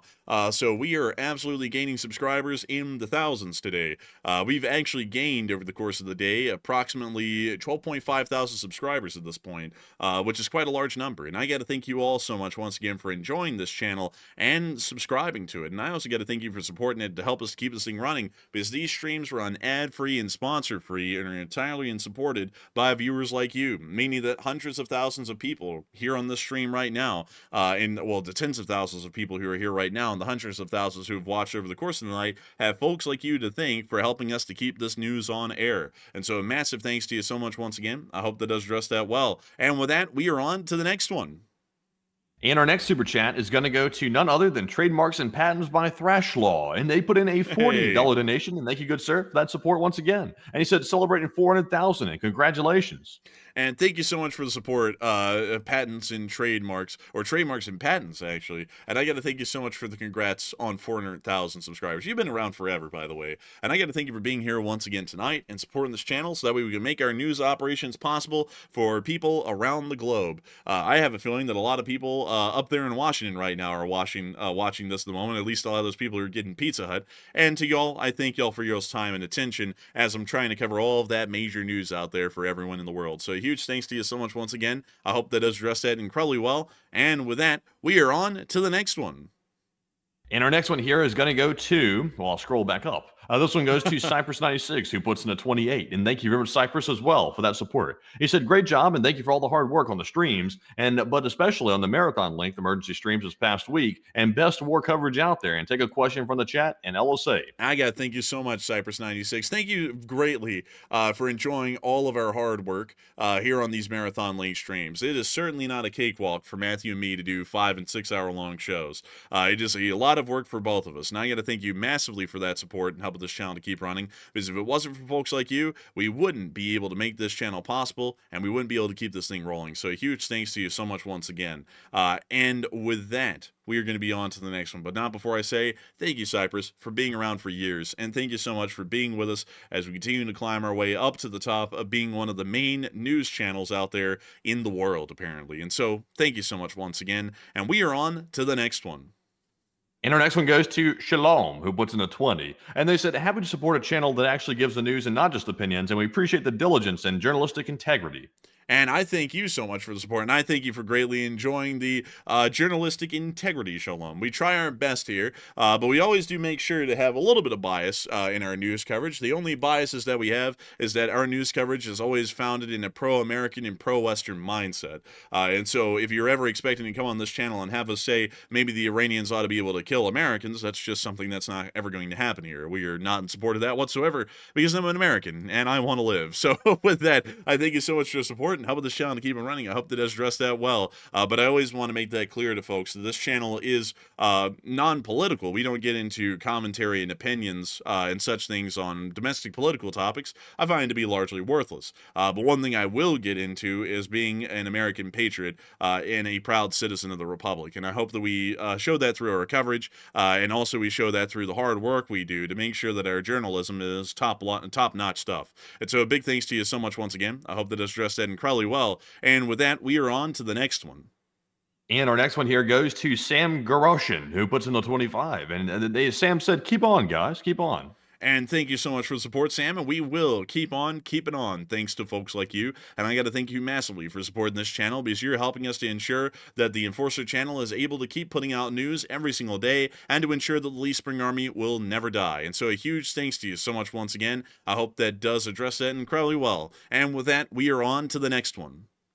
And our next one here is a massive $100 support from Hokey Redneck. And thank you very much, Hokey, for that support and being a longtime legend as well. And he says, congrats on the success and growth. And I'm glad to see, I got to see most of the journey.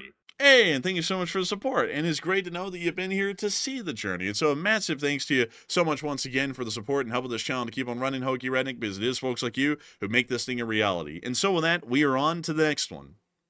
And our next one here is going to go to LSA Sergeant Figman, who puts in a 20. He said, do y'all think that it's strange that other nations are telling their citizens in Israel to flee into countries geographically in the crossfire of Israel and Iran? I do find it a little bit weird, but I guess they're just trying to get them out of the way of fire, because while they're kind of in the crossfire, they're not really getting fired at. So I guess that's the reason why they're issuing those sorts of statements. But it is a little bit weird, I will admit. And so with that, I thank you for the support and help with this channel to keep it running. I hope that does address that well. And with that, we are on to the next one.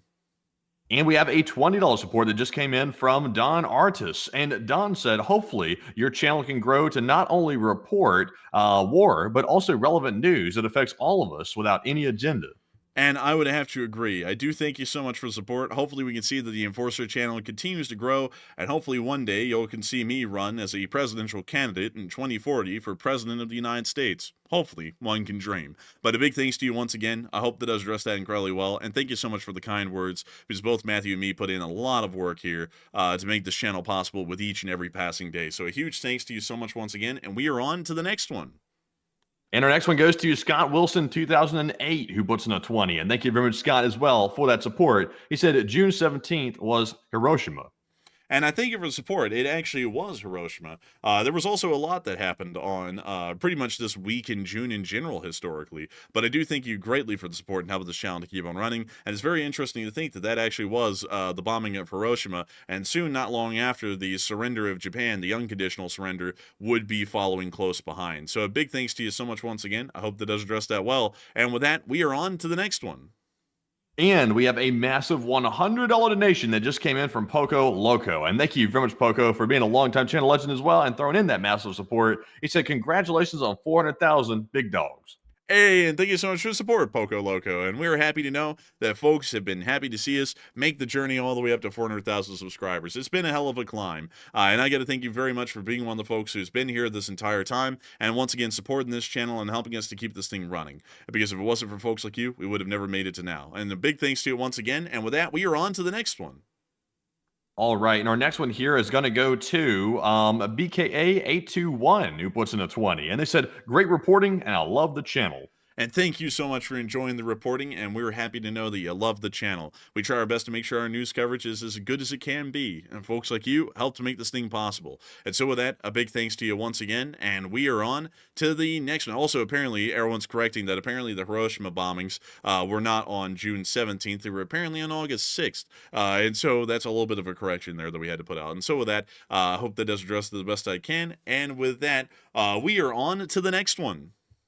All right, and our next one here goes to Torsten Hawk, who puts in a 20. And thank you very much, Torsten, as well, for that support. He said, July the 1st, I'll finally become a U.S. citizen and give up my German passport. Also, Enforcer, can you still hear me, by the way?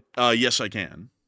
Okay, good, because my spreadsheet went wonky there for a minute. But Torsten said, July the 1st, I'll officially become a U.S. citizen and give up my German passport after more than 23 years in the United States. And the proudest moment in my life. And keep up the good work. And you're one of the best live news channels. Hey, and congratulations to that. Congratulations for becoming an American citizen.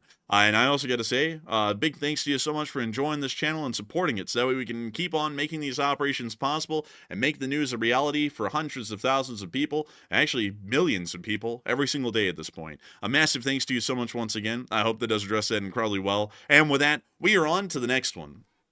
And we also had a $100 donation just come in from Mace, a longtime channel legend, and he said, yeehaw!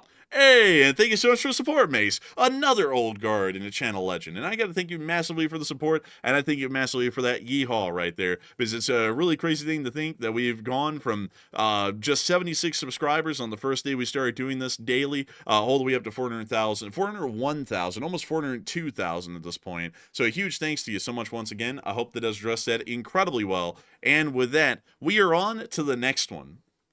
And also, Enforcer, filibuster for just a minute, because I'm getting behind here, like, significantly, and I got to grab a couple of chats. So filibuster for just a second. Got you. And so while we're waiting for Matthew to filibuster here, well, not for Matthew to filibuster here, I'm the one filibustering.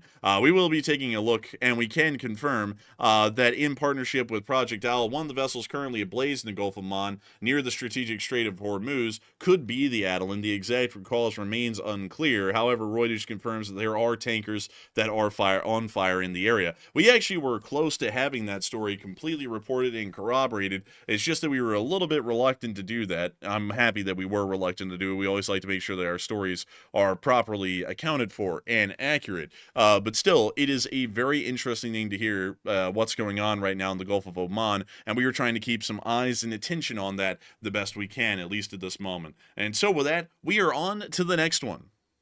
And our next one goes to Old Warrior, who puts in a 20. And thank you, Old Warrior, as well, for that support. He said one High 503 is a Hong Kong ship that was delivering, apparently, explosive materials to Mumbai from Taiwan. It blew up last week off the coast of India and is burning deep with 4 crew missing. And I thank you for the support. And we did hear some people talking about that ship earlier, but these appear to be different ships that have now caught on fire in the Gulf of Oman. I do thank you for the support, though, and wanting to help us try and get down to the bottom of what that is. But we actually were able to get to the bottom of it as well, along with everyone else, almost at the same time. And it appears that several ships are now on fire off of the coast of the UAE. And so a big thanks to you so much once again. I hope that does address that well. And with that, we are on to the next one. And our next one here goes to Colby Candidge, who puts in a $50 donation. And thank you, Colby, as well, for that generous support. And he said, I bet your parents are so proud of you guys, and great job, and keep the ball rolling. And shout out to marine lobster fishermen, and we support you guys. And USA, USA, USA. And who would most likely take power if the Iranian regime falls? Pro-Western, and don't touch the boats.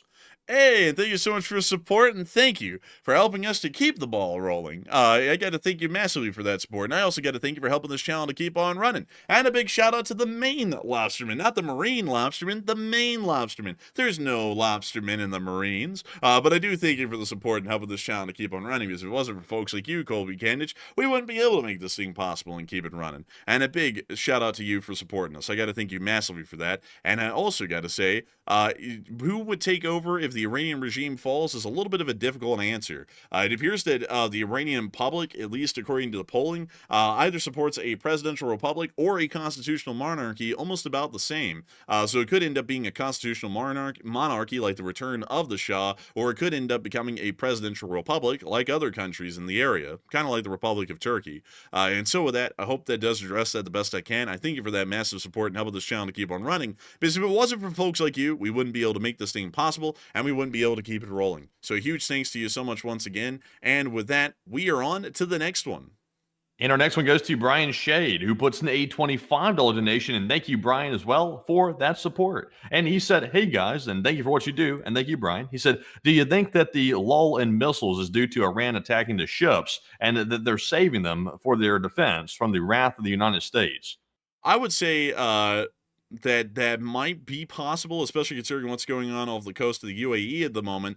But at the same time, it wouldn't really make too much sense because they don't really have any air defense. So the longer they wait, the more forces and the more equipment that they're losing from Israeli airstrikes. So it's really a battle against time at this point to try and inflict as much damage as they can before they get completely destroyed. So I'd say it might be the case, but might not be. And so with that, I thank you for support. And with that, we are on to the next one.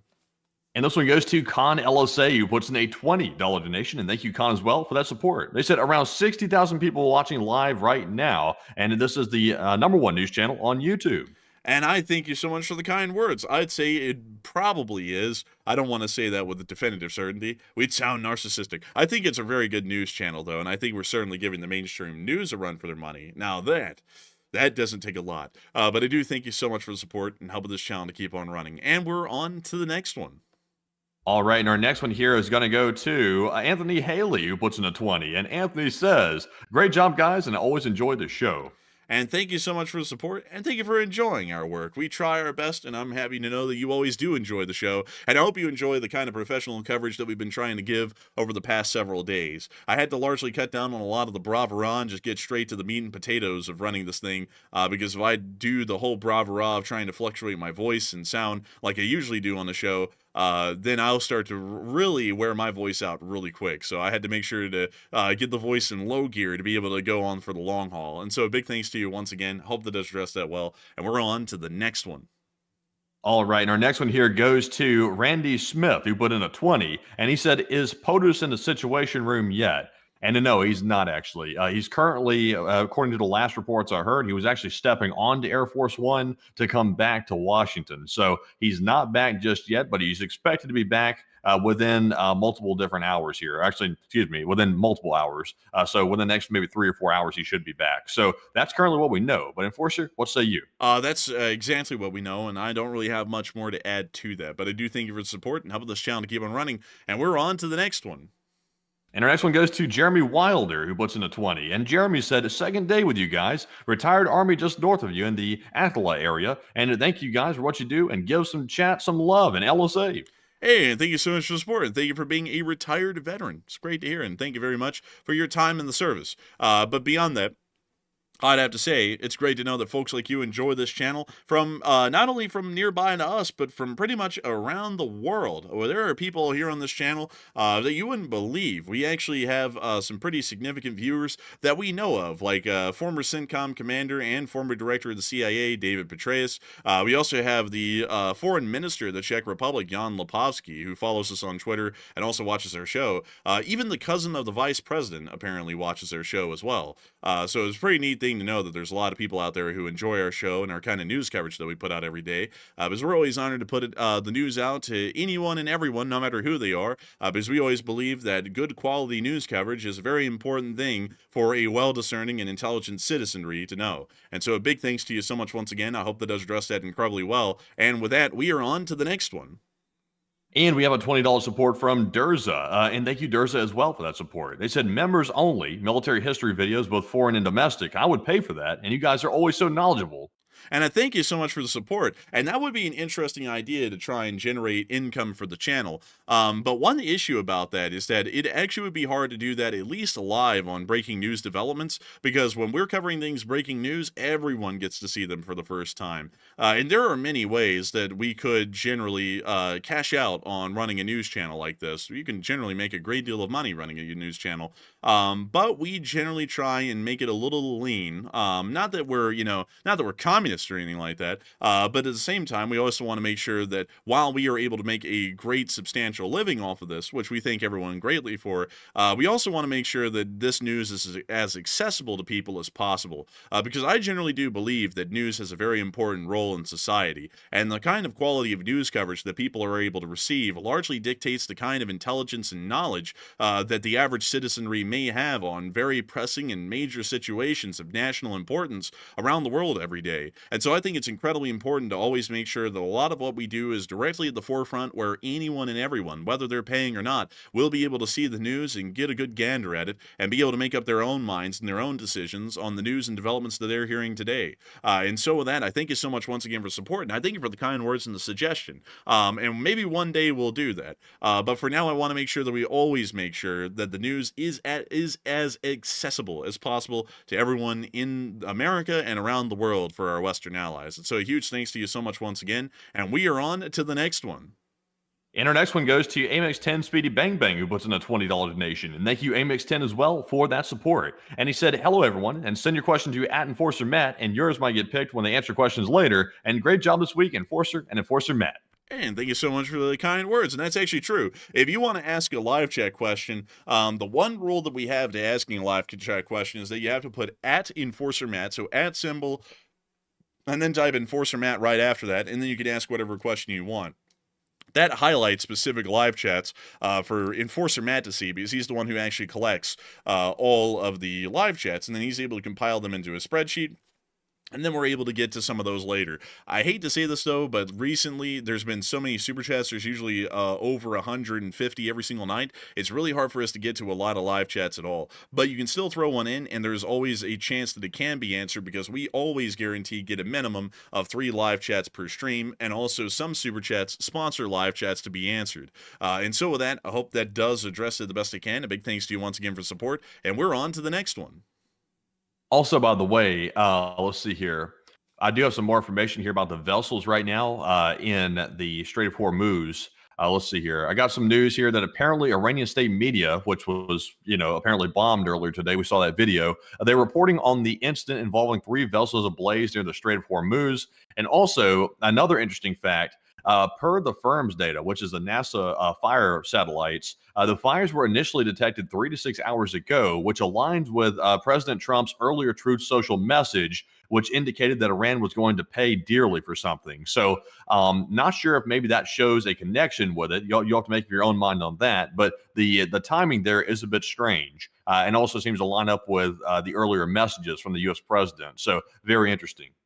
And that is very interesting, possibly suggesting that this is a direct attack by the Islamic Republic of Iran, and maybe the reason why there is now a significant response by the U.S. government convening at the National Security Council, and also the fiery rhetoric coming from the President of the United States currently. And so with that, I hope that addresses that with the knowledge that we have at the moment. And with that, we are on to the next one.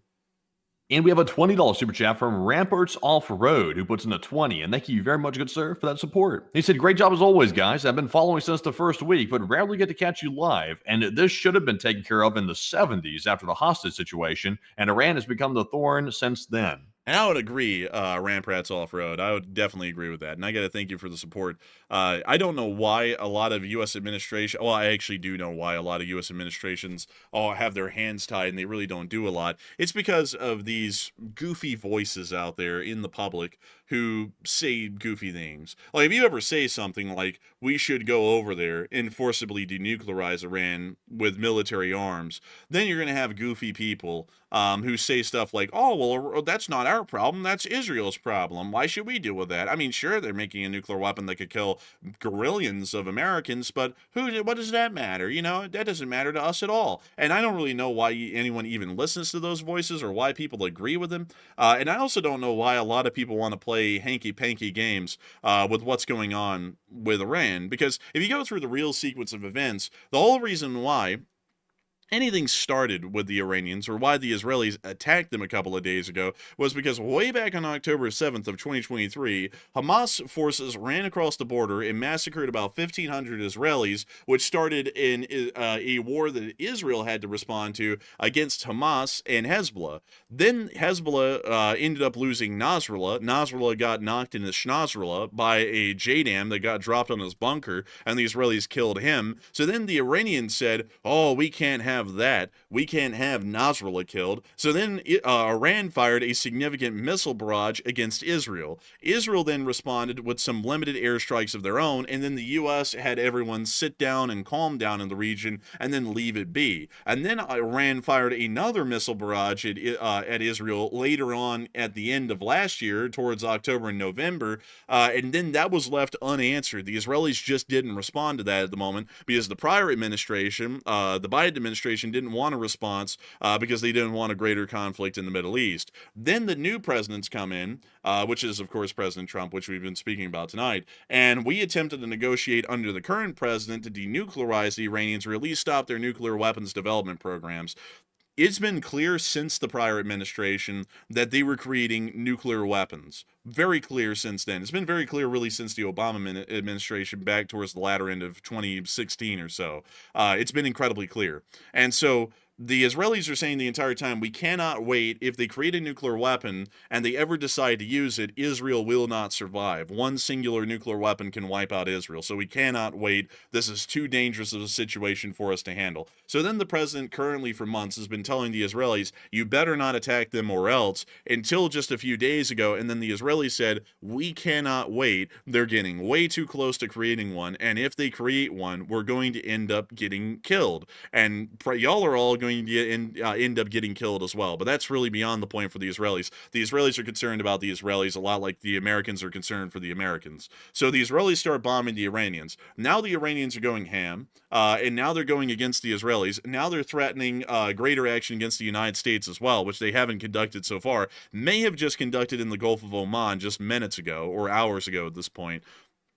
And that's the situation that we're actually seeing right now. I don't actually know how anyone can turn that situation into a, oh, we're not involved. We've been involved the entire time. If you don't want the U.S. to be involved, then the U.S. shouldn't have been calling shots to Israel for the past year and a half, telling them what they can do and what they can't do. If America's not involved, they're not involved at all. America doesn't get to go around the world and tell the Ukrainians how they get to bomb the Russians and how the Israelis get to bomb Hamas, Hezbollah, and the Iranians and the Houthis. And then when a actual war starts, we get to go, okay, we're just going to back out now and act like we weren't involved ever. That's called being a coward. I'm generally not one for being a coward. I'm generally one by standing on business. And I'd say that the United States should be there in the Middle East. We should have been there since the start, really. We shouldn't have let this go since 1979 when the Shah was overthrown. We shouldn't have let this go in the mid and late 90s when we had just got done beating Saddam in the Gulf War. We shouldn't have let any of that go on. We should have gotten down in there and we should have gotten straight to business. And we shouldn't have sat there and we shouldn't have half-assed Iraq and we shouldn't have half-assed Afghanistan, because if the U.S. government was actually behind the Iraq war, we would have never seen the evolution of groups like ISIS or any other groups that evolved from the Fedayeen as splinter cells, because we would have actually occupied the country properly, secured all of the weapon storage sites, and stopped any armed insurgencies from rising up. We could have taken care of this whole situation quite easily, quite handily, as a matter of fact, and we didn't. And it's generally just because of a lack of follow-through or a lack of understanding from people out there in the public. That's how I generally look at it. And also, I got to say, since we have a massive audience here, don't listen to folks that are political pundits and their opinions on anything. I just got to say that. I know that a lot of y'all have your own political biases, whether you lean right or left or whatnot, but a lot of those political pundits out there on all sides, they don't know what they're talking about, or they know what they're talking about, but they decide to pretty much plead ignorance and then push forward points that make no logical sense when looking at it in the totality of its picture. That's on both sides. Like one side might actually be coming up with the right answer, but they used all the wrong formulas to get to that right answer. It like the way they got to that right answer doesn't even make any logical sense. And so I would highly suggest for y'all to not really listen to those kind of political pundit people out there who just say goofy stuff, because a lot of them have no clue what they're talking about, and a lot of them don't even have a clue how in the world they're even getting the food they're eating from the grocery store today. So with that, I hope that does address that well. And also, by the way, Matthew, I think it would be prudent to start a super chat cutoff. We have quite a significant number of super chats at the moment. We actually have, holy smokes, oh my god, we have about 160 of them. I just had to scroll down the whole spreadsheet to go see that. And because we have 160 of them, and we've only gotten through about 40 of them so far, we have about 120 left. And we want to make sure that we were able to get to all of y'all's super chats and addressed them. And so Jason Clue's super chat is the last super chat that will be read off on air. If you throw in a super chat from this point forward, do beware. It unfortunately will not be read off or recognized on air. We always try a little bit, but we won't be able to read any details in the super chat. We'll probably just read off your name and thank you for the support. We always want to make sure that we have time to address all of our super chatters and thank them greatly for their support. And for that reason, we always make sure to limit the amount of super chats that come in. And honestly, tonight has gotten wildly out of control. We actually, I think the largest night so far for super chats we've had so far was about 140, which was last night. Tonight's 160. So we're going to have to make sure to knock these out pretty consistently because we're going to be here guaranteed for another hour or an hour and a half at this point. And so with that, I hope that does address that well. A big thanks to you once again for the support, and I hope I was also able to put in my 2 cents on that as well. If you like the logic that I talk with, make sure to vote for me for president in 2040, along with my vice president, Enforcer Matt, in 2040. We'll be on the same ticket. And so with that, we are on to the next one. It's not nepotism if you're on the same ticket. Now, if you put me in a position like, let's say, the CIA director or something like that, that would be nepotism. That would not be good. That would be corruption. But anyways, moving on here to our next one. Also, by the way, since we just got done saying the super chat cutoff thing, we will grab Hal Rose's as the last one, since we were kind of delayed in saying that. So Hal Rose will be the last super chat, folks, that we're able to address live on the air because we got a whole bunch to get to, and we want to give them each due credit. So moving on here to our next one. Our next one will be Hal Rose's $33 super chat. And Hal Rose said, congratulations on reaching 401,000 subs, and I can't argue with success like that, and keep it up, and just remember, Slava Ukraine.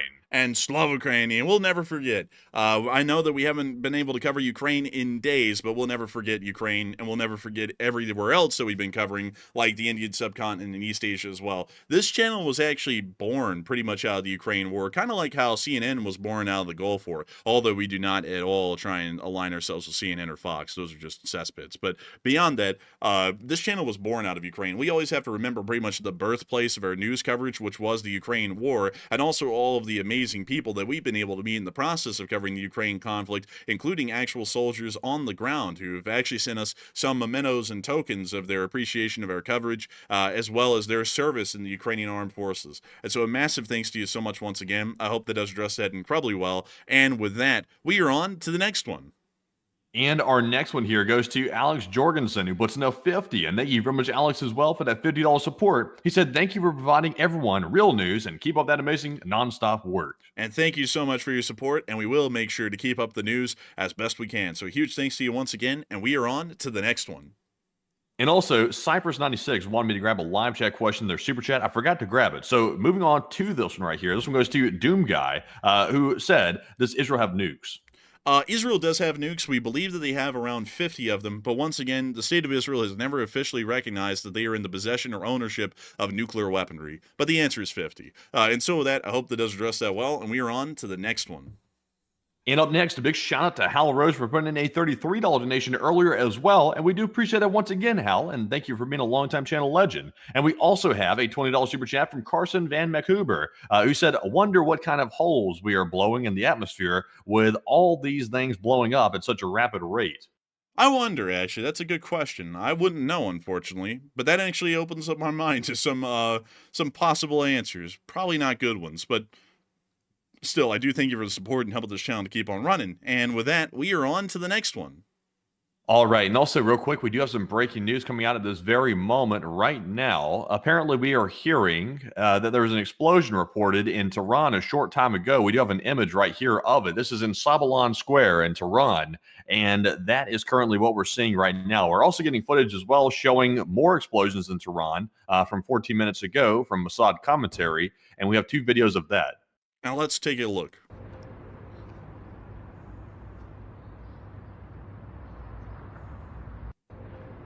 And that's the end of that clip right there. And moving on to the next one, we'd also see the rising smoke clouds as well. These also appear to be attached to the original Sabalan Square attack that we just saw a picture of a moment ago, because the smoke and debris looks to be somewhat similar and filmed around the same time of day. Not saying that they're identical, but it looks as though they're all associated with the Sabalan Square attack. So with that, I hope we were able to cover that. It does appear that there are still ongoing Israeli airstrikes in the moment. And with that, we are on to the next one. And the next one goes to Big Sack, who puts in a 20. And they said, what happens whenever Barksdale Air Force Base shows up? Bad things happen when Barksdale Air Force Base shows up. That's all I can say. But a big thanks to you so much for the support and helping this channel to keep on running. I hope that has addressed that well. And we are on to the next one.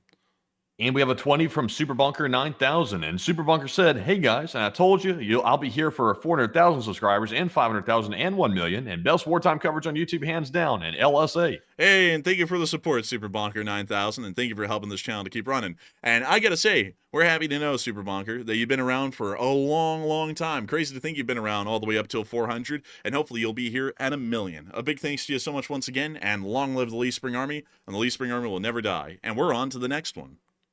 All right, and our next one goes to, let's see here. Also, by the way, I got a little bit more news about the ships that are apparently on fire in the Hormuz Strait. We're seeing here some reports from Fitux News that they believe that apparently 2 ships collided. That might have caused the fire. Maybe. It's unclear, though. It looks like the 2 vessels were on it looks like maybe a collision course at one point. It's unclear if this is the actual situation, though, but this is a new theory of what might be going on right now. Interesting. So it appears that it may have not been an Iranian attack. It may have just been some form of naval negligence or incompetence, possibly, that resulted in a collision. So interesting there. But we'll have to wait and see as more information starts to come out through the day. And so with that, I hope that has addressed that well. And someone called Ashanti Febbles said, are these 2 speakers AI? The answer is no. We are not AI. I know that our voices sound really good, and that's a really big compliment. But no, we are not AI. We are real human beings back here. You can actually find some footage on our channel, especially in any kind of a short that we put out on this YouTube channel, of us being real people. We actually exist here. And so I hope that answers that well, and we're on to the next one.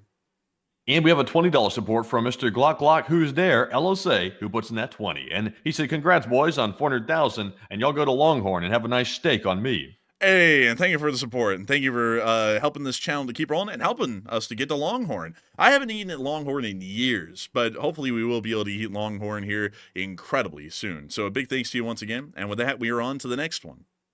And we've got a 20 from Does Code, who says, how likely do you think it is that America deploys its bunker-busting bombs to destroy Iran's nuclear facilities? And do you think America will eventually get directly involved? I have a feeling that America is eventually going to be getting directly involved in an offensive form, and I have a feeling that American airstrikes on Iranian targets is highly likely, especially with the bunker buster munitions attempting to knock out and destroy the centrifuges completely.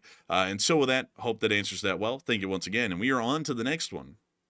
And we have a 20 from Love is Everything, who said, took husband to the ER and has Bell's palsy and glad not a stroke and a veteran and love to our military vets and question to the chat. Dang, and also, I hope he's okay, by the way. I'm sorry to hear about that. Yeah, that's unfortunate. I hope he is all right. But still, a big amount of thanks and appreciation to all the veterans out there. We have a great deal of them here on the show tonight. And I got to thank you all so much once again for your time in the service to this great republic and helping to support American and Western interests around the globe with your own sweat, blood, and tears. So a big thanks to you once again, and I hope that he does improve and he's better, because cerebral palsy, there you go, AI can't do that, but cerebral palsy is a really tough thing to deal with. I know, because we've been around some people who've had that, and it never looks like it's a picnic at all. But a big thanks to you so much once again. I hope that does address that well. And also, I just realized that a lot of people said that the way I answered that question was very AI. Apparently, like, I sounded like an AI when I said it. I was like, I'm entirely a human being. asking, and so is Enforcer Matt. So I'll make sure to answer it in a way that makes sure to let y'all know that we're definitely not AI. Hi, I'm Mark Zuckerberg. I'm not a lizard person. There you go. That ought to be a good answer to that. Hopefully that kind of clears up the air that we're not AI. So with that, we are on to the next one. All right, so the live chat question requested goes to Old Warrior, who said Pakistan is a China ally, and will they be able to get there? Unfortunately, I'm going to have to declare ignorance on that one because I don't know what that particularly means. But I do thank you for support and help with this channel to keep on running, because if it wasn't for folks like you, we couldn't make it possible. And with that, we are on to the next one. And we have a $20 super chat from Mantis Jade, who said, you guys have been doing great, and for being in your both mid-20s, I'm glad to see. I've seen you from your near beginnings. Hey, and thank you so much for the support. It's really cool to think we actually started this channel when I had just turned 21, and Matthew was close to becoming, I think, 23 by that point. Yeah, I think so. Actually, no, you were getting close to 22. becoming 22. Yeah, so you're still 21. It's actually crazy to think about that. But I do thank you so much for the support and help with this channel to keep on running. And with that, we are on to the next one. And this one goes to Jeremy Wilder, who puts in a 20. And Jeremy said, second day with you guys and retired Army just north of you in the Attala area. And thank you guys for what you do, and give the chat some love and LSA. And also, I think that might have been a duplicate, by the way. Yeah, I was thinking that might be a duplicate. That's why I go, hey, I think that might be a duplicate. But a big thanks to you once again for the support. And with that, we're on to the next one. And we got a 20 from Donald Martin, who said, if energy was free and safe, would Iran still want it more than the big bomb? And I think they would, and that's the difference.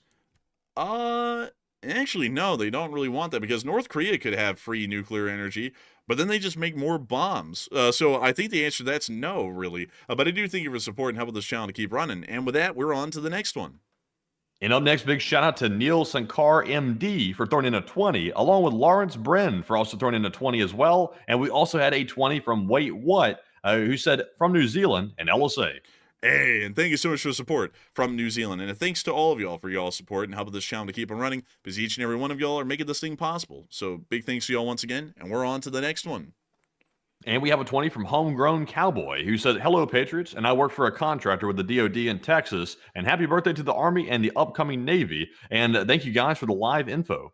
Hey, and a big happy birthday to the Army. The Army had its 250th birthday. The Navy's soon to have its 250th. You know, I would hope that, considering that they had a parade for the Army, I hope that they had, well, I gotta be honest with y'all folks, that that parade was a little rough.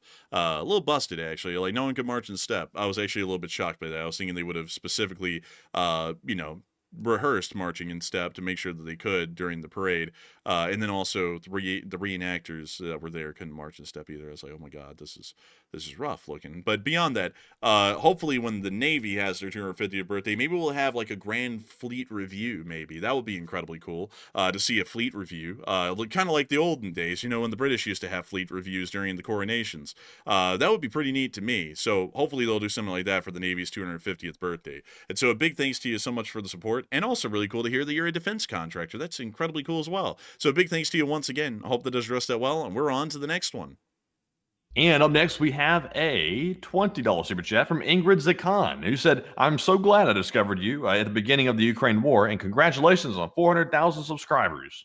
And I got to thank you for the support, and thank you for the congratulations on 400,000. We're happy to make it here, and we like to be here. And I got to thank you for the support and help the channel to keep it running. And it's great to know that people have been with us for the long march up to 400,000 and hopefully onwards to 1 million here. And so a big thanks to you once again. I hope that does address that well. And with that, we are on to the next one.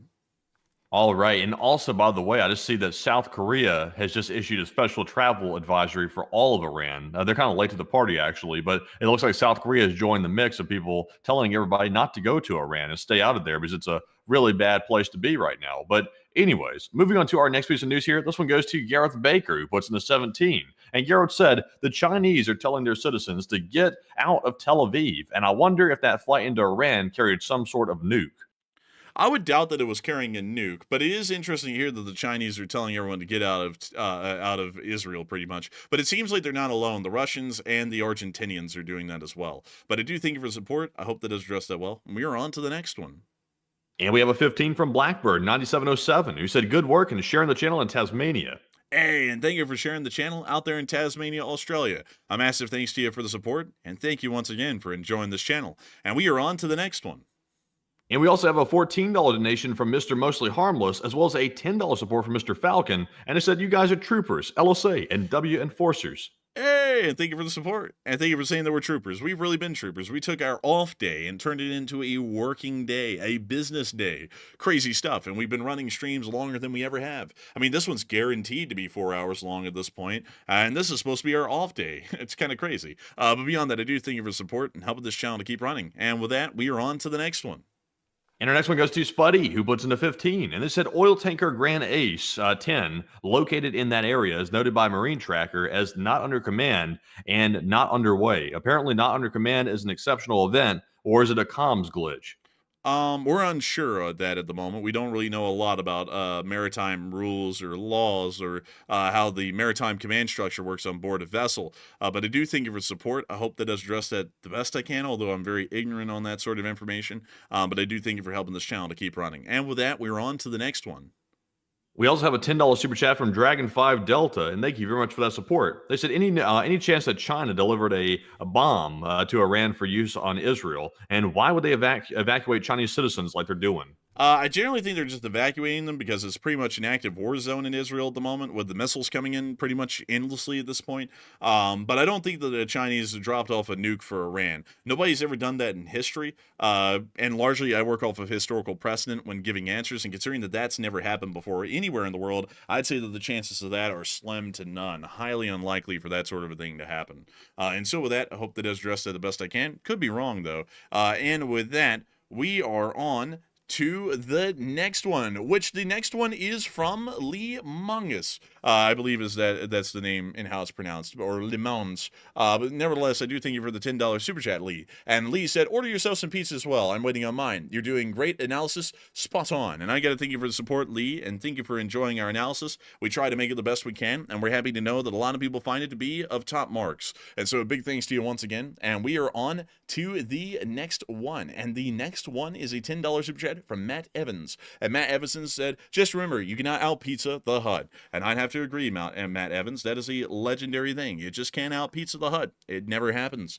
And so with that, a big thanks to you once again for the support. And on to the next one. We have a $10 super chat from Donald Kunzer. And Donald Kunzer said, would Iran attempt an attack with poison gas? It's entirely likely. The Iranians do have a stockpile of biological and chemical weapons that could be used against U.S. or Israeli forces in the region. And that's why we've seen that recently within the CENTCOM theater, all forces have been issued MOP gear, which is personal protective gear. And so with that, I hope that does address it the best I can. Big thanks to you once again. And we are on to the next one, which was a $10 super chat from Morrow Lester. And Morrow said, even on your day off, respect to you guys. Thanks for committing so much time to the news, and long live the LSA. And long live the LSA indeed. And I got to thank you for the support, because we are absolutely dedicated and steadfast to our news coverage on a day-to-day basis. And I got to thank you massively for supporting this channel and greatly appreciating our commitment to news coverage. If it wasn't for folks like you, we would have never been able to make this thing possible. So huge thanks to you once again. I hope that addresses that the best we can. And with that, we're on to the next one, which is a 10 from Alaska. And Alaska said, Iran dirty bomb scare for China retreat. LSA, keep up the world-class reporting, guys. And I got to thank you for support, Alaska. And I generally have to say, an Iranian dirty bomb is somewhat likely. That actually is something that is now the realm of possibility. But the Chinese dropping off a nuke to the Iranians is highly unlikely, next to 0% chance of that happening, at least from what I would know right now. And so I hope that does address that well. I thank you for the support. And of course, long live the Lee Spring Army. The Lee Spring Army will never die. And with that, we are on to the next one, which is a $20 super chat from Garrett Connor, who threw in a 20. And Garrett said, if those are U.S. boats on fire, then we know why every other country is evacuating. Possibly so. That may actually be the case, Garrett, because it does appear that the United States of America might be getting involved militarily. It's pretty much inevitable that it's going to get involved militarily here in the near future. So I'd have to say that that's a fairly likely sort of an occurrence there. And so big thanks to you once again. I hope that does address that well. And with that, we are on to the next one. And the next one is a $10 super chat from Miss Appleby. And Miss Appleby said, great news coverage on world events. And thanks. And thank you so much for enjoying our great coverage on world news events. We try our best. And it's good to know that we have some success. And so a big thanks to you once again. And we are on to the next one, which is a $10 super chat from Show Intel. And Show Intel said, thank you for the information. And thank you, Show Intel, for enjoying our information and supporting this channel so that way we can make sure to keep putting more information out just like it. So a massive thanks to you once again. And we are on to the next one, which is a $10 super chat from Bama FPV. And Bama said, sale Israel a bunker buster. And well, I'd see why not. The problem is they can't carry them, actually. The MOPs, they can't carry. That's the GBU-51 MOP. They can't actually carry those on any of the aircraft they have, so we could sell them one, but they wouldn't really have a way to carry the thing to its target. But still, I hope that does address it the best I can. And we also have a $10 super chat from Tom Exman without comment. A massive thanks to you nevertheless, Tom Exman, an old guard to be certain. And moving on from that, we have a $10 super chat from Ravenswolf57. And Ravenswolf said, thank you for the info. Mainstream media is silent. Anyone surprised at this? Absolutely not. Mainstream media is terrible. It's pretty much behind the times, dated and worn out in every way. If they would actually get on the ball, we'd actually have a bit of competition. But right now, our kind of news coverage is pretty much on its own island out there. The only people who do similar things are Agenda Free TV, and that's about it. So really, Agenda Free TV and our channel are the only ones who actually have kind of a duopoly at this point on this entire news coverage section. So a massive thanks to you once again. I hope that does address that well. And with that, we are on to the next one, which is a $10 super chat from Learn to Code. And Learn to Code said, Firms is not a satellite. It's a group of satellites that are orbiting Earth. They haven't picked up the fires. It actually appears they did pick up the fires. We actually were able to see those in the Firm satellite, but I do thank you for the support and sharing that with us, because that actually is true. The Firm satellite is a satellite system made up of multiple satellites that are orbiting the Earth at this moment. But nevertheless, that was a little bit of a misspeaking that I had earlier on the stream, and I thank you for catching it. And so with that, a big thanks to you once again. And we are on to a $10 super chat from DB. And DB said, great news voices, guys. You sound like Walter Cronkite-ish. You could tell me the world's ending and I calmly grab a cold drink and a Little Debbie treat. And I gotta say, DB, a Little Debbie treat doesn't sound too bad right now. But I do thank you for the support, and I thank you for enjoying our channel greatly. We try to make sure that the Enforcer channel is able to pretty much rise up above the rest and make sure that our news coverage is as well researched and thoroughly output as it possibly can be. And I'm glad to know that you've been finding this channel to be a high-quality source of news for years now, as we continue to cover pretty much every major development happening in the world. So massive thanks once again, and we are on to the next one, which is a $10 super chat from Logan. And Logan said, something is very fishy, as Iran would know firing 1 to 5 missiles will never get through. Could they be probing current Israeli missile defense positions? And it is possible. It's also likely that they may be at least fatigued, strategically fatigued at this moment. They may not be able to fire off a large volley of missiles. It may also be possible that equipment-wise, they're starting to run out of missiles or launchers. It could be any of those things, but it's also possible that they could just be trying to keep Israeli citizens up at night and keep them in fear, while also not expending all of their missiles in massive volleys again and again. That's also a possibility. And so I hope that does address that well. A big thanks once again. And with that, we have a $20 super chat from Brahmi. And Brahmi said, great coverage again, guys. Keep up the good work from Australia. And a big thanks to you for the support, Brahmi, and we will make sure to keep it up. That came in after the cutoff. I just forgot about that. But a massive thanks to you once again. We also get a $10 super chat from CY. A big thanks to you once again. But I do want to point out to folks that there is a super chat cutoff. We will not be able to read or address any super chats that come in from this point onwards, because we just do not have enough time to be able to read off all of our remaining super chats and any new ones that come in. We are only able to run these streams thanks to viewer support. We do not run any ads, and we do not have any sponsors. So for that reason, these super chats are our bread and butter. They help us to stay on air and run this news. And so we want to make sure that we can get to everyone who's supporting the channel and thank them. However, if you throw in a super chat right now, because we have so many, we will not be able to address those. And so please do beware. You throw those in at your own risk. But a big thanks to all of y'all who are throwing in super chats nevertheless, including Headless Bishop, who just threw in a £10 super chat, because y'all help this channel to keep on running. And with that, we are on to the next one. All right, so moving on to our next super chat here, it's going to be a $10 donation from none other than Edward Nielsen, who puts in that 10 and said, above and beyond work on your day off, and big things. And thank you so much for enjoying our above and beyond work. We try our best, and I hope that we have a great deal of success. And so a big thanks to you once again, and we're on to the next one. And we have a $10 super chat from none other than, well, I'll scroll back up to the top. This is a very long spreadsheet. This one goes to Ravenswolf57, who put in that 10. He said, anyone else not surprised that the mainstream media is not reporting on the regular stations, and try Google Earth. Oh, I'm absolutely not surprised at all. They pretty much they just suck terribly. It's a terrible state the mainstream media's in. But I do thank you for the support. And with that, we are on to the next one. And the next one goes to John G, who puts in a 10 and said, thanks for your perceptive and trenchant analysis, gentlemen. And you're in a special class and you're appreciated. And thank you for the high praise. We try our best to be on up there with the rest, and I hope that we were able to meet that mark once again today. So a massive thanks to you once again. I hope that does address that quite well. And with that, we are on to the next one. All right, and moving on to our next one. This one goes to Andrew Barbaro, who puts in a 10 and says, at what point do you put boots on the ground to ensure the destruction of the underground facilities? If it appears that airstrikes are not able to do it and information keeps coming back that they're not, then that's when you should put boots on the ground, at least in my opinion. But a big thanks once again. I hope that does address that well. And with that, we are on to the next one. And we have a $10 support from Dante, who said that they touched our boats. And honestly, they might have, but it's hard to tell, though. It looks like it could have been maybe an attack, or it could have been maybe a collision course, maybe an accident between a couple different vessels. It's kind of hard to tell right now, but we'll find out in time, though. But we also got a $10 super chat from Richard Magnuson and Big Iron, or Big Ron, excuse me, not Big Iron, it's Big Ron 394. And thank you very much, Big Ron, for that support as well. And huge shout out to Dante, Richard, and Big Ron. But Enforcer, what say you? I got to thank you all so much for the support, because if it wasn't for y'all, we wouldn't be able to make this thing possible. And so with that, we are on to the next one.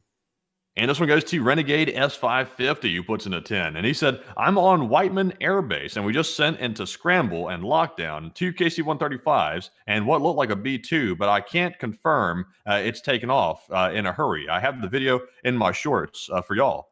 Thank you so much for the support, and I thank you for sharing that information with us. We'll try and look into that if possible. And so with that, a big thanks to you once again. Hope that does address that well. And we are on to the next one. All right, so our next one goes to Paul Gill, who puts in a 10. And they said, your work is unparalleled and appreciated, my Enforcer friends. And I thank you so much for appreciating it. I thank you for supporting it as well. And with that, we are on to the next one. And up next, big shout out to PJO for putting in a 10 and William Kramer for also putting in a 10 as well. Without comments, that is. But thank you both, PJ and William, for that support. We also have a 10 from Average Enthusiast, who said, do you think it's possible that the Russian and Chinese are making an implicit threat to the United States that if they get in the war, that they will attack Israel through the travel advisories? It is possible that they could. That's a bit of a possibility, but we'll have to wait and see for the large part on that. But I do thank you for the support and helping this channel to keep on running. I hope that has addressed that well. And also, folks, y'all are correct. You're not really supposed to be filming that kind of stuff with aircraft taking off and everything. You know, it's a little bit of an OPSEC thing. But with that, we are on. That's also why we wouldn't show it. But with that, we are on to the next one. And this one goes to Wantan quadruple 8, who puts in a 10 and says, it sounds like an internal sabotage by the proxies, and Iran abandoned Hamas after their attack, and the Houthis when they got attacked. And the Houthis are probably like, okay, Iran, you go down with us, haha, and LSA. Possibly. It's likely. The proxy forces do seem to be taking a step back a little bit, except for the Houthis. The Houthis are still firing at the Israelis from time to time. But it also appears that they took a really big hit a couple of days ago, so that may have knocked them out of the game. But with that, I hope that does address that the best we can, at least what we have right now. And with that, we are on to the next one. And we have a $10 support from James Johnson. He said, Iran claims they shot down 3 F-35s. China would do anything to get tech from them. And do you think that those cargo planes could be sent to bring those back to China? There have been no F-35 shot down, so they're not collecting debris of any aircraft, because those aircraft would be non-existent for the large part.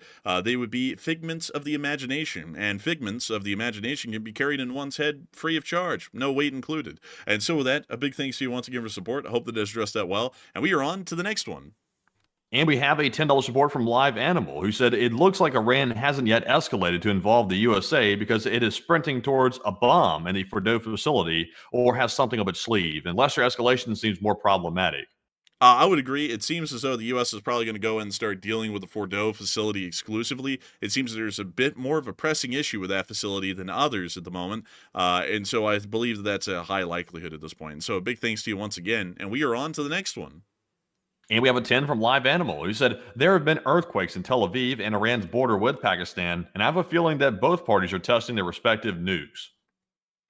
Possibly. There's a chance, but the Islamic Republic of Iran, from what we can tell, does not have any nuclear weapon, at least for now. And so a big thanks to you once again. I hope that does address that well.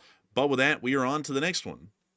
And we have a 10 from William Kramer once again. He said, Tupper Lake, New York here, and Desert Storm vet, and M1A1 tank driver, and spent time in the Emirates as a civilian, and Khor Fakhan is a beautiful place, and I feel bad for Israel as well as the people of Iran.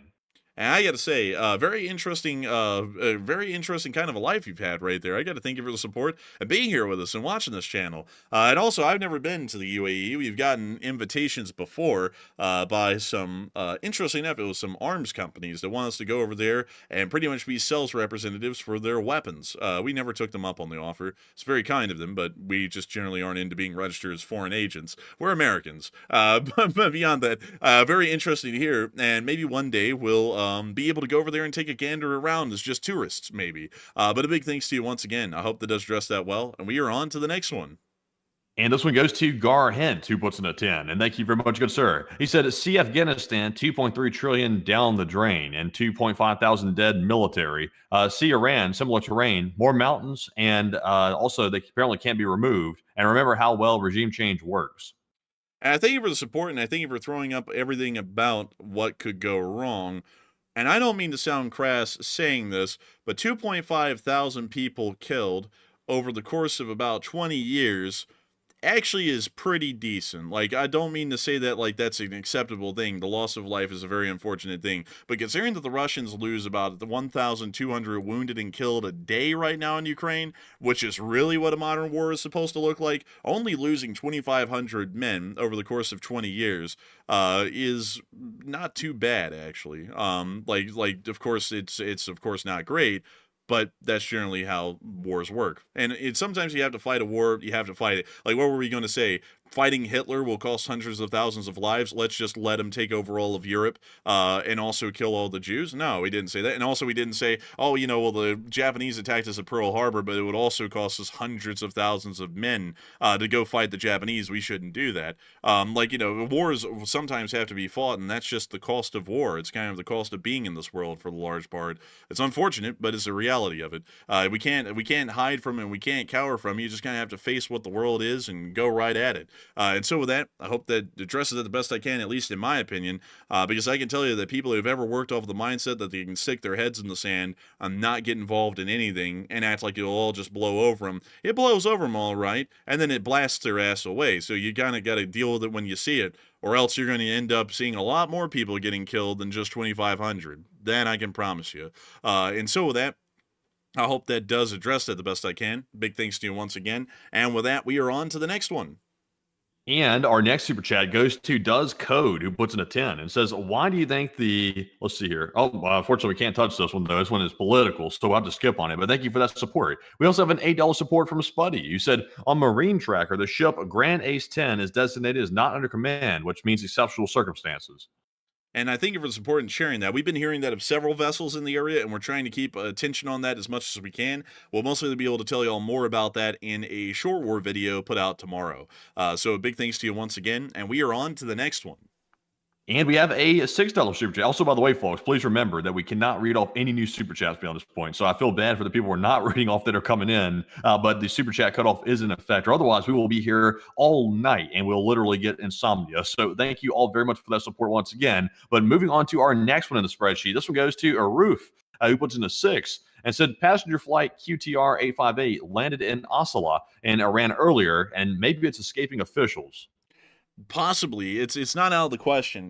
But it is bizarre to see any aircraft entering Iran at any point right now. But a big thanks once again. I hope that does address that well. And we are on to the next one. And our next one goes to Marvin Tryon, who puts in a 5. And he said, did y'all see Lindsey Graham's tweet? And what is he on about? Because I don't like it. Lindsey, I don't know what Lindsey Graham is saying particularly today. I haven't seen his statements, so I'll have to circle back on that once I read his statements and listen to him. Because following political statements, sometimes you have to read the tea leaves more so than their direct statements, because the direct statements are more so for rhetorical reasons than actual reasons of belief. But with that, I hope that does address it the best I can. I thank you for the support, and with that, we are on to the next one. And we have a 5 from No Name, who said, I knew I'd get a deployment patch. I just didn't think I'd get it from the Middle East. You missed the Gulf War. You missed the war in Afghanistan. You're just in time for the war in the Middle East. Like, it's happening again. So I guess you will be getting your deployment tab from the Middle East. Believe it or not, it's going to happen again. And so with that, I hope that does address that the best I can. And also, Matthew, I just saw someone say something in the chat. Is it true that guy is supporting Iran? Oh, which guy? You know, the guy who laughs a little bit weird. You know what I mean? Oh, you're talking about the kook. Yeah. Yeah. I don't know if he really supports. I don't really know what he supports. I'm referring to Tucker Carlson, by the way. I'm not saying like y'all can feel however you want about the guy. Me personally, I don't really put much value in his words for much of anything he really says. But you know, he seems to be making statements that are not necessarily in support for taking the Iranian nuclear infrastructure out, from what I could tell, based on what the president was tweeting. So I'm not really sure. I don't really follow him or listen to him at all because I just don't find any value in it. Yeah, I would have to say though that his statements prior about U.S. positions on specific things around the world, I'd have to say that there's a pretty decent amount of credence, I believe, into opening up an inquiry or an investigation into whether or not he's actually a foreign agent or not at this point. Just saying. I'm not saying that there should be any consequence for that, but if he's saying specific things that continuously align with our enemies of the Republic instead of being a patriot and largely looking out for American or Western interests, we need to start asking why he keeps saying that, and also why he keeps getting paid incredibly well to say it. It sounds like there might be some possible foreign involvement in that. Not saying that there is. I'm just saying allegedly there may be, and I think that ought to be something that's investigated if that was the case. But with that, we are on to the next one. Our next one here goes to LSA Sergeant Figment, who puts in a 5 and said, LSA, hit the like button. That's an order. And also, why no fundraiser yesterday? Oh, and I thank you for the support. And there was no fundraiser yesterday because, unfortunately, we weren't able to run a fundraiser stream that day. We just ran a normal one. But I do thank you for the support, and hopefully we'll be able to run a fundraiser stream coming up here this Sunday so we can make sure to continue to support nonprofits around the world in support of American and Western interests. Maybe we'll even do an Israeli one this coming around, maybe, possibly. Who knows? But a big thanks to you so much once again. I hope that does address it incredibly well. And with that, we are on to the next one.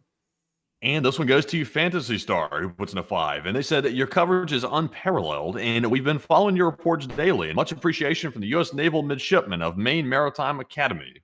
Hey, and great to hear from the U.S. Naval Midshipmen of the Maine Maritime Academy. I got to thank you for being here once again tonight, and I got to thank you for continuing your supports of this channel and helping us to continue to cover the news. Hopefully, this news coverage will be as great as the U.S. Naval Midshipmen of the future of this great Navy. And so, a massive thanks to you once again. I hope that does address that incredibly well. And with that, we're on to the next one. Also, by the way, for all the people asking about the news, right now there is no breaking news coming out. Of course, I am scanning for it as I read off the super chat, so I'm doing that in the background and keeping an eye out for it. But right now, it looks to be that it's gone generally quiet. Right now, let me double check this real quick before I say it. Let's see, time in Iran. Right now, it's 7:13 a.m. in Iran right now, so it's starting to get daytime, and that's generally when some of the attacks start dying down a little bit. That doesn't mean they come to an end because they haven't really fully ended since it started, but it starts going a little bit lull, a little bit dull for the moment, I guess you could say, during the day, and then it really heats up again at night a lot. So for now, the news will probably be a little bit low for the moment. But moving on to our next one here, this one goes to Mr. Rattle, who puts in a 5. And Mr. Rattle said, do you think Iran would use a ground WMD, like a truck via proxies, instead of a ballistic, so that it couldn't be shot down? It's possible that they could, but it would be very hard to smuggle the uranium into the state of Israel to be able to make that dirty bomb, or to just send the dirty bomb in as an intact device and then make it through into Israel. That could be a little bit difficult. It's really difficult to do that anywhere in the world, actually. A lot more difficult than people would believe. But still, I hope that is addressed well. Thank you once again. And we are on to the next one. All right, and our next one here, also one more reminder, by the way, we are on a super chat cutoff. So any more super chats can come in. Sadly, we will not be able to read them off because we'll be here too late at night to read all those off because it's a lot. But thank you all once again for the support that everyone's still throwing in. But jumping into our next one here, this one goes to Laser314, who puts in a 5 and said, any info on THAAD usage by Israel? Israel does not currently possess a THAAD launcher. THAAD launchers are specifically used and operated by the United States of America's U.S. Army as a part of the U.S. Department of Defense. They are not at all operated by any foreign countries at the moment, from what I understand. There is one THAAD battery that is said to be somewhere in Israel. I haven't been able to confirm its existence recently in this side of Israel. It may have been moved out since then. But we have not been able to confirm any individual THAAD action that has happened from the THAAD launcher the U.S. has in Israel at the moment. So we're still waiting for some information on that, but it appears that most everything that's been conducted has been by the Israeli David Sling missile defense system and the Arrow 2 and Arrow 3 anti-ballistic missile systems. And so with that, thank you once again for support, and we're on to the next one. And we have a 5 from Jason McBride, who said, any word on the Chinese cargo plane that was flying over Tehran last night? We haven't gotten any word. Cargo Like says that none of their aircraft are flying over Iran. So that's all we have at the moment. But a big thanks to you once again, and we are on to the next one. And we have a 5 from Sun Wu Kong, who said, regarding the poll, POTUS can C2, C4 from Air Force One. He doesn't need to be at the White House. And it is true, he can be in command on the Air Force One aircraft. But the problem is, though, the Situation Room is better equipped and better suited to see a live camera footage and remote view from, I guess you could say, assets over in the Middle East. And also, you can meet in person with all of his cabinet, which is also a huge advantage. So the Situation Room is preferred, and Air Force One is like a temp solution while he's en route back to the White House, generally speaking. But Enforcer, what say you? I would agree with that. That's exactly how it works. Air Force One is not supposed to be a permanent sort of a basing for the president. It's supposed to be temporary while he's in transit from place to place. But the White House is the very nexus of the executive branch's operations, and it is made for that specific reason. So with that, thank you once again for support. Hope that addressed that well, and we're on to the next one. And our next one goes to Noah Atter, who puts in a 5. He said, does this mean another opportunity to potentially use the Moab, which hasn't seen action since it was last dropped in Afghanistan in 2017? It is possible, but we'll most likely see the MOP instead, because the Moab is more so of a soft target bomb. The MOP is more so for heavier bunker-busting targets, like the ones we'll see the U.S. hitting here in the future. And so with that, I hope that does address it the best I can. Big thanks to you once again, and we are on to the next one. And this one goes to Detroit Mindset, who puts in a 5. He said, it never a war crime the first time. Sometimes it is. Sometimes it is. But I do think you're really supporting and helping this channel to keep running. And we're on to the next one. And we have a 5 from Andrew Goods, who says those stratotankers are most likely going to Finland for that training exercise, as it requires stratotankers to execute. Oh no, they were going to the Middle East. We were able to confirm that. All of them were going to the Middle East. And also the tankers that would be used in that exercise are probably already based in the UK or elsewhere in Europe at the moment, because there are an existent fleet of stratotankers in Europe right now. And so I hope that addresses that well. Thank you once again for support. And we are on to the next one. And this one goes to Nathan Breed, who puts in a 5. He said, to victory. Easiest victory ever sends a message to Russia and China too. And I thank you for the support, and hopefully we'll see that victory is achieved by the armed forces of the Republic and also the armed forces of the State of Israel as well against the Islamic Republic of Iran. And so big thanks once again, and we are on to the next one. And we have a 5 from Eric Billiter, and he said, is there a dead man's switch on the death of Khamenei? We do not know. We assume that there probably isn't. And so I thank you for the support, and we're on to the next one. And up next, big shout out to JC Denton and also D. Brian 30 for putting in a $5 donation. And thank you, JC and Brian, for that support. We also had a 5 from Plazath, who said, thank you for streaming both on your day off. And thank you so much for the support. And we are absolutely more than joyed to be able to cover the news even on our day off. We would love to have a day off, but that's fine. We'll have a day off eventually. And so massive thanks to you so much once again. And we are on to the next one.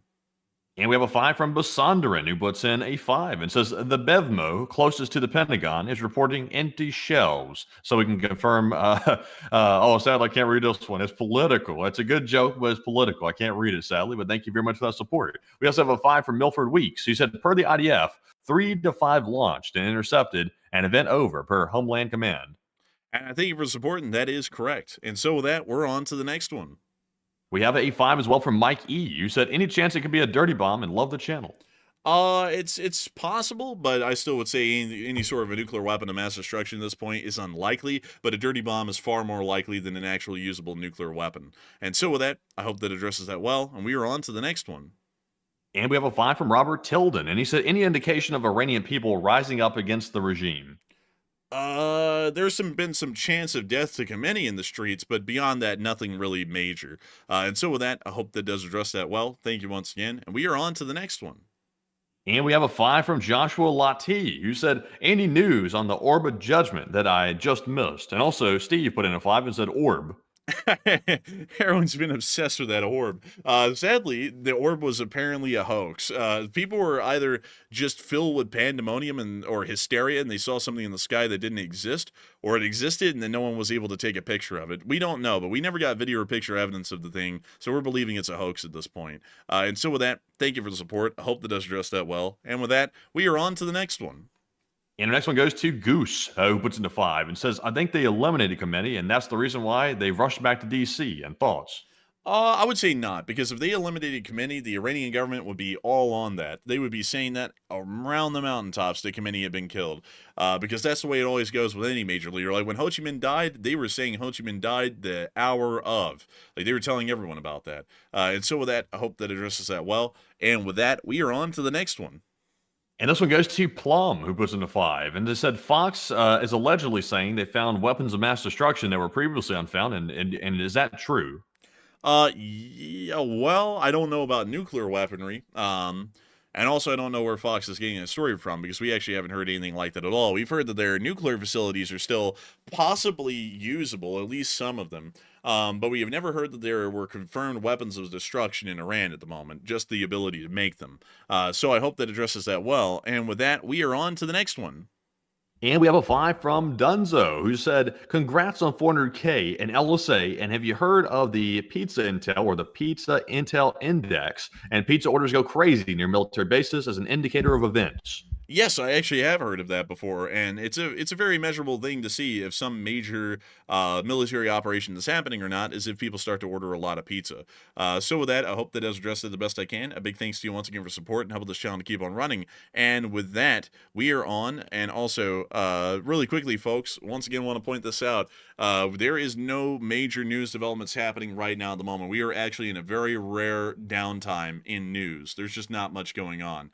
So if you're asking if we're covering news or super chats, we're covering super chats because there isn't any news left to cover right now. If there is, we'll make sure to let you all know. But right now there is no news to cover, so we're just addressing super chats. And if there's still no news to cover by the time we're getting off air, we're getting off air. And so with that, I hope that does address that well. And we're on to the next one.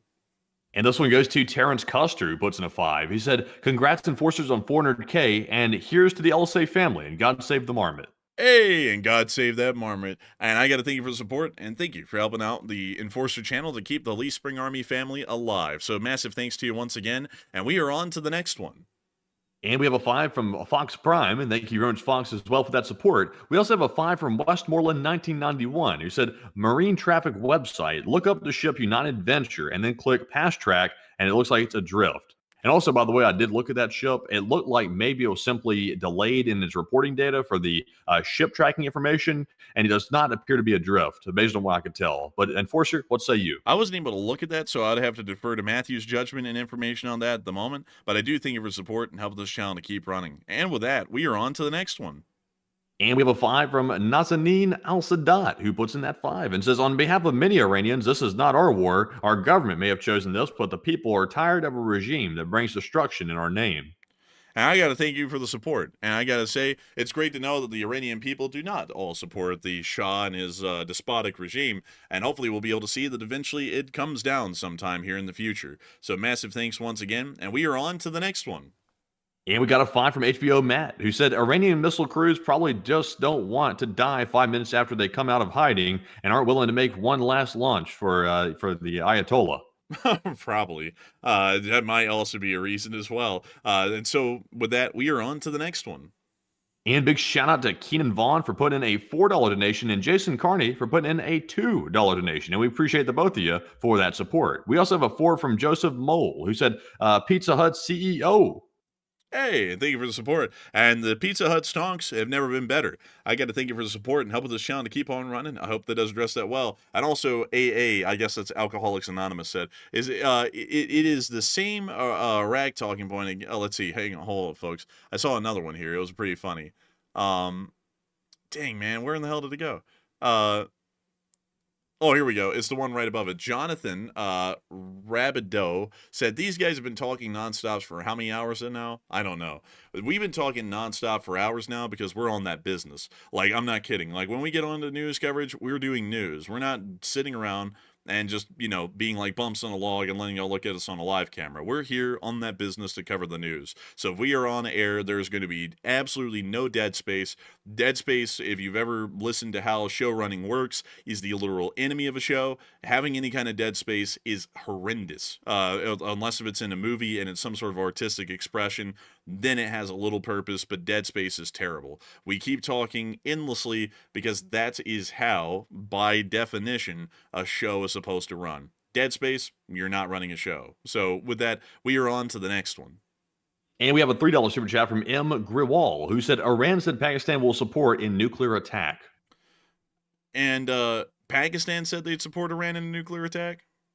Yeah, I remember they said that a while back, and then they backed off of it when they got called out on it. Well, no, they never said that. The Muppet Man said that. Teflon Tehran said that. And then the Pakistanis were like, we never even said that. This guy is crazy. And so it was never confirmed to be true. So I hope that does address that well. I thank you once again for support. And we're on to the next one. And we have a 3 from Boatski, who said they want to know where everyone goes for safety. Usually to a bunker, or sometimes people just go to their bed. Some people go to the closet. Some people, it just depends on what kind of a threat or danger it is. But sometimes most people go to bunkers in this kind of particular situation.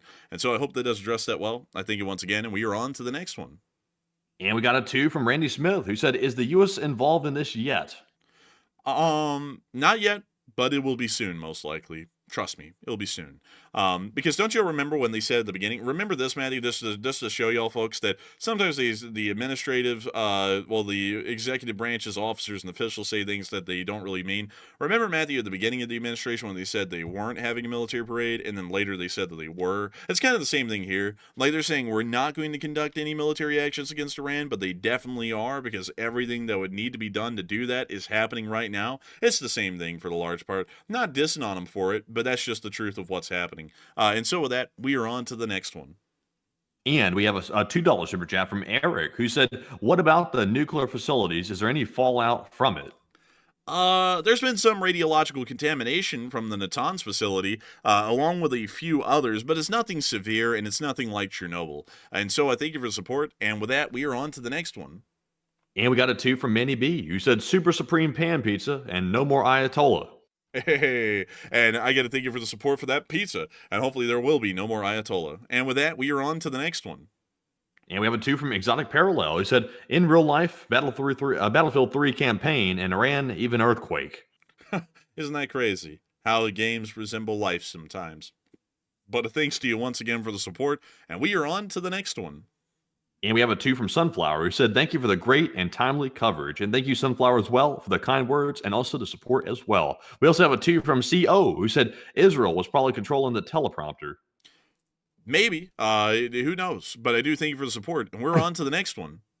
And we have a 2 from Joseph PA05, who said Chinese embassy in Israel urges the citizens to leave. And we did hear about that, and we did report that. And a big thanks to you once again. And we're on to the next one.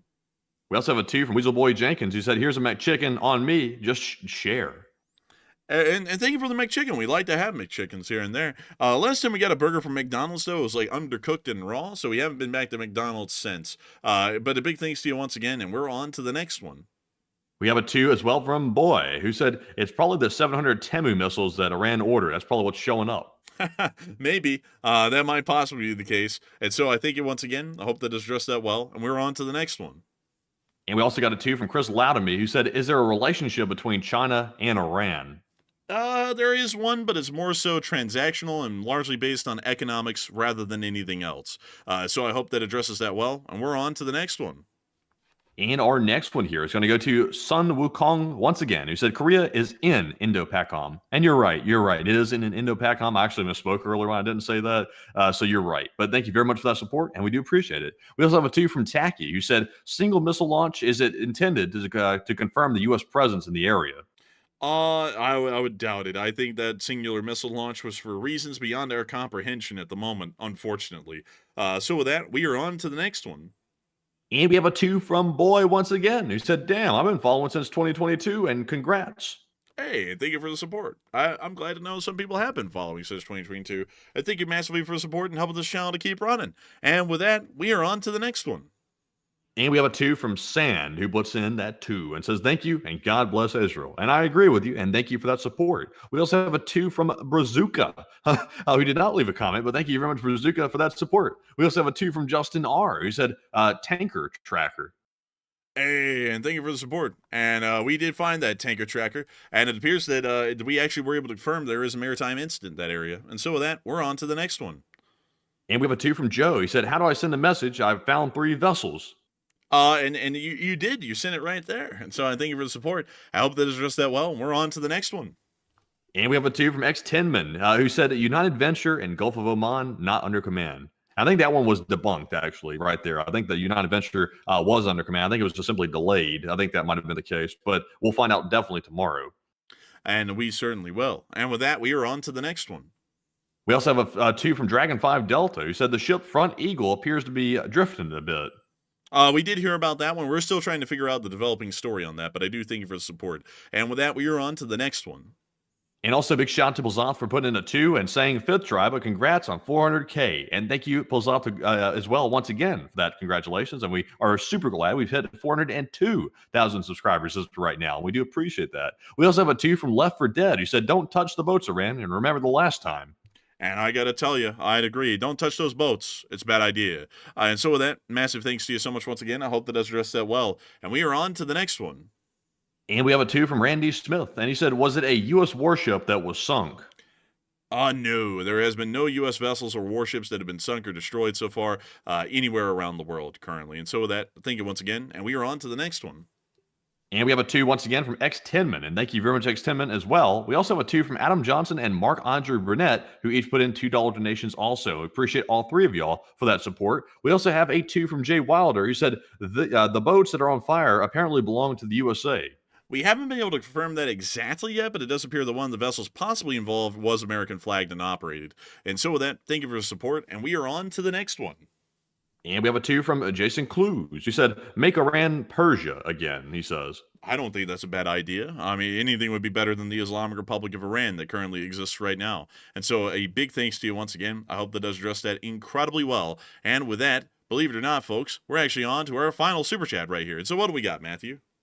And this one goes to Plazov, who put in a 1. And thank you very much, Plazov, once again, for that support and being our last super chat of the entire stream. And believe it or not, folks, we've gotten through almost 160 plus super chats. And that was a lot of them. And thank you all very much for choosing to support our channel and help to keep us on the air. Because as we've repeated like tonight, like a broken record, it is that support that keeps our channel on the air and also helps to keep us in business. So we do appreciate that very much. And it is now time to grab some live chat questions to round our stream out tonight. Because, of course, I am scanning still for breaking news. And right now, there appears to be still a news lull. There is a small explosion being heard in Tehran right now. But once again, that's pretty common these days. So nothing new really to report on the breaking news side of things. But jumping into our first live chat of the night, this one goes to Daniel, who said, the Chinese post was scary, that they were talking about telling their citizens to leave Tel Aviv and Israel. And is it a bluff asked by Iran for them to do? I would say it's most likely serious because a lot of other countries started to repeat the same thing. But I think it's just for the fact that Israel is quite clearly a war zone at the moment because of the amount of Iranian missiles fired at them. I don't think it's because some sort of a nuclear weapon is going to be lobbed at them anytime soon. So I hope that does address that well. And with that, we are on to the next one. And this one goes to Peace with War from the live chat. He said, if Iran capitulates, what will happen to all of their proxy forces? Most likely their proxy forces will start to degrade and pretty much die off because without any funding or access to weaponry, they are pretty much up a creek without a paddle. So I think they'll largely all cease to exist, and whatever's left of them will splinter off into completely different groups with wildly different ideologies depending on the splinters that happen. So with that, we're on to the next one. All right, and our next one here is going to go to from the live chat. Let's see here. Let me scroll back up.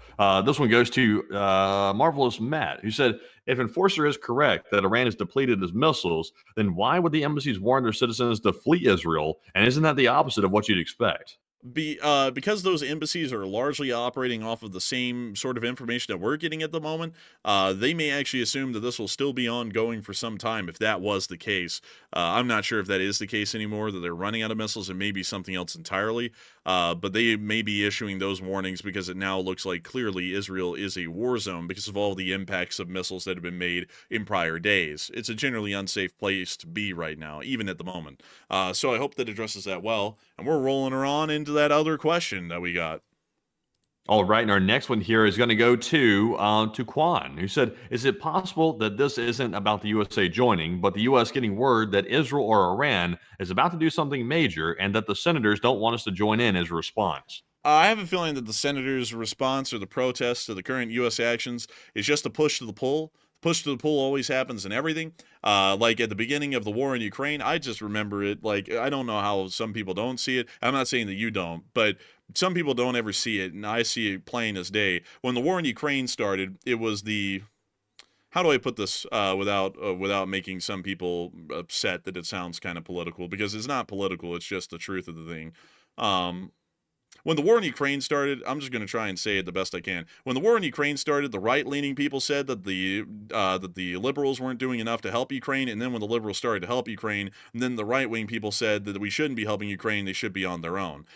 So right now, it's kind of the same thing. Like back in the day when Iran was attacking Israel, all the right-leaning people were saying that we shouldn't do anything to help Israel, while the left-leaning people were saying that we have to defend them or do something, and then they were kind of having their hands tied by other people within their party. And now that the right-leaning people are in charge, they're saying we should do something to help Israel, and now the left-leaning people are the pull to their push. So it's kind of just like that, no matter what. It's just always the case. And you just always have to have someone out there who's protesting the current thing, either for themselves to stay relevant or because they just want to look like there's some sort of contrarian out there. It's something like that. It's not anything serious. It's not like these people even know that they have a chance or a shot at succeeding in that. That's pretty much going to die on the Senate floor before it ever makes it anywhere. It's just that this kind of stuff is done just so that way these people later can go, see, I knew it was a bad idea if it ended up turning out bad, so that way it might benefit their political career. All of them do it. Like that's a Republican and Democrat kind of a thing to do. There's really no finger pointing there. Literally anyone's done it.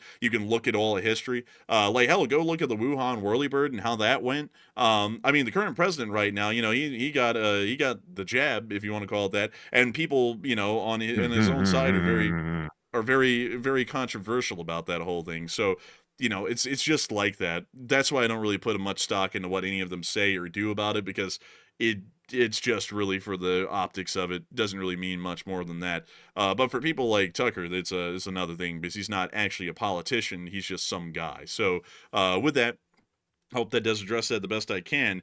And with that, we are on to the next one.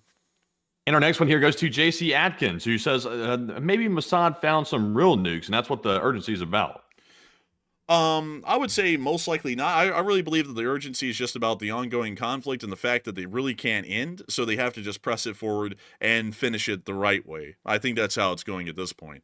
So with that, I hope that does address that the best I can, and with that, we are on to the next one.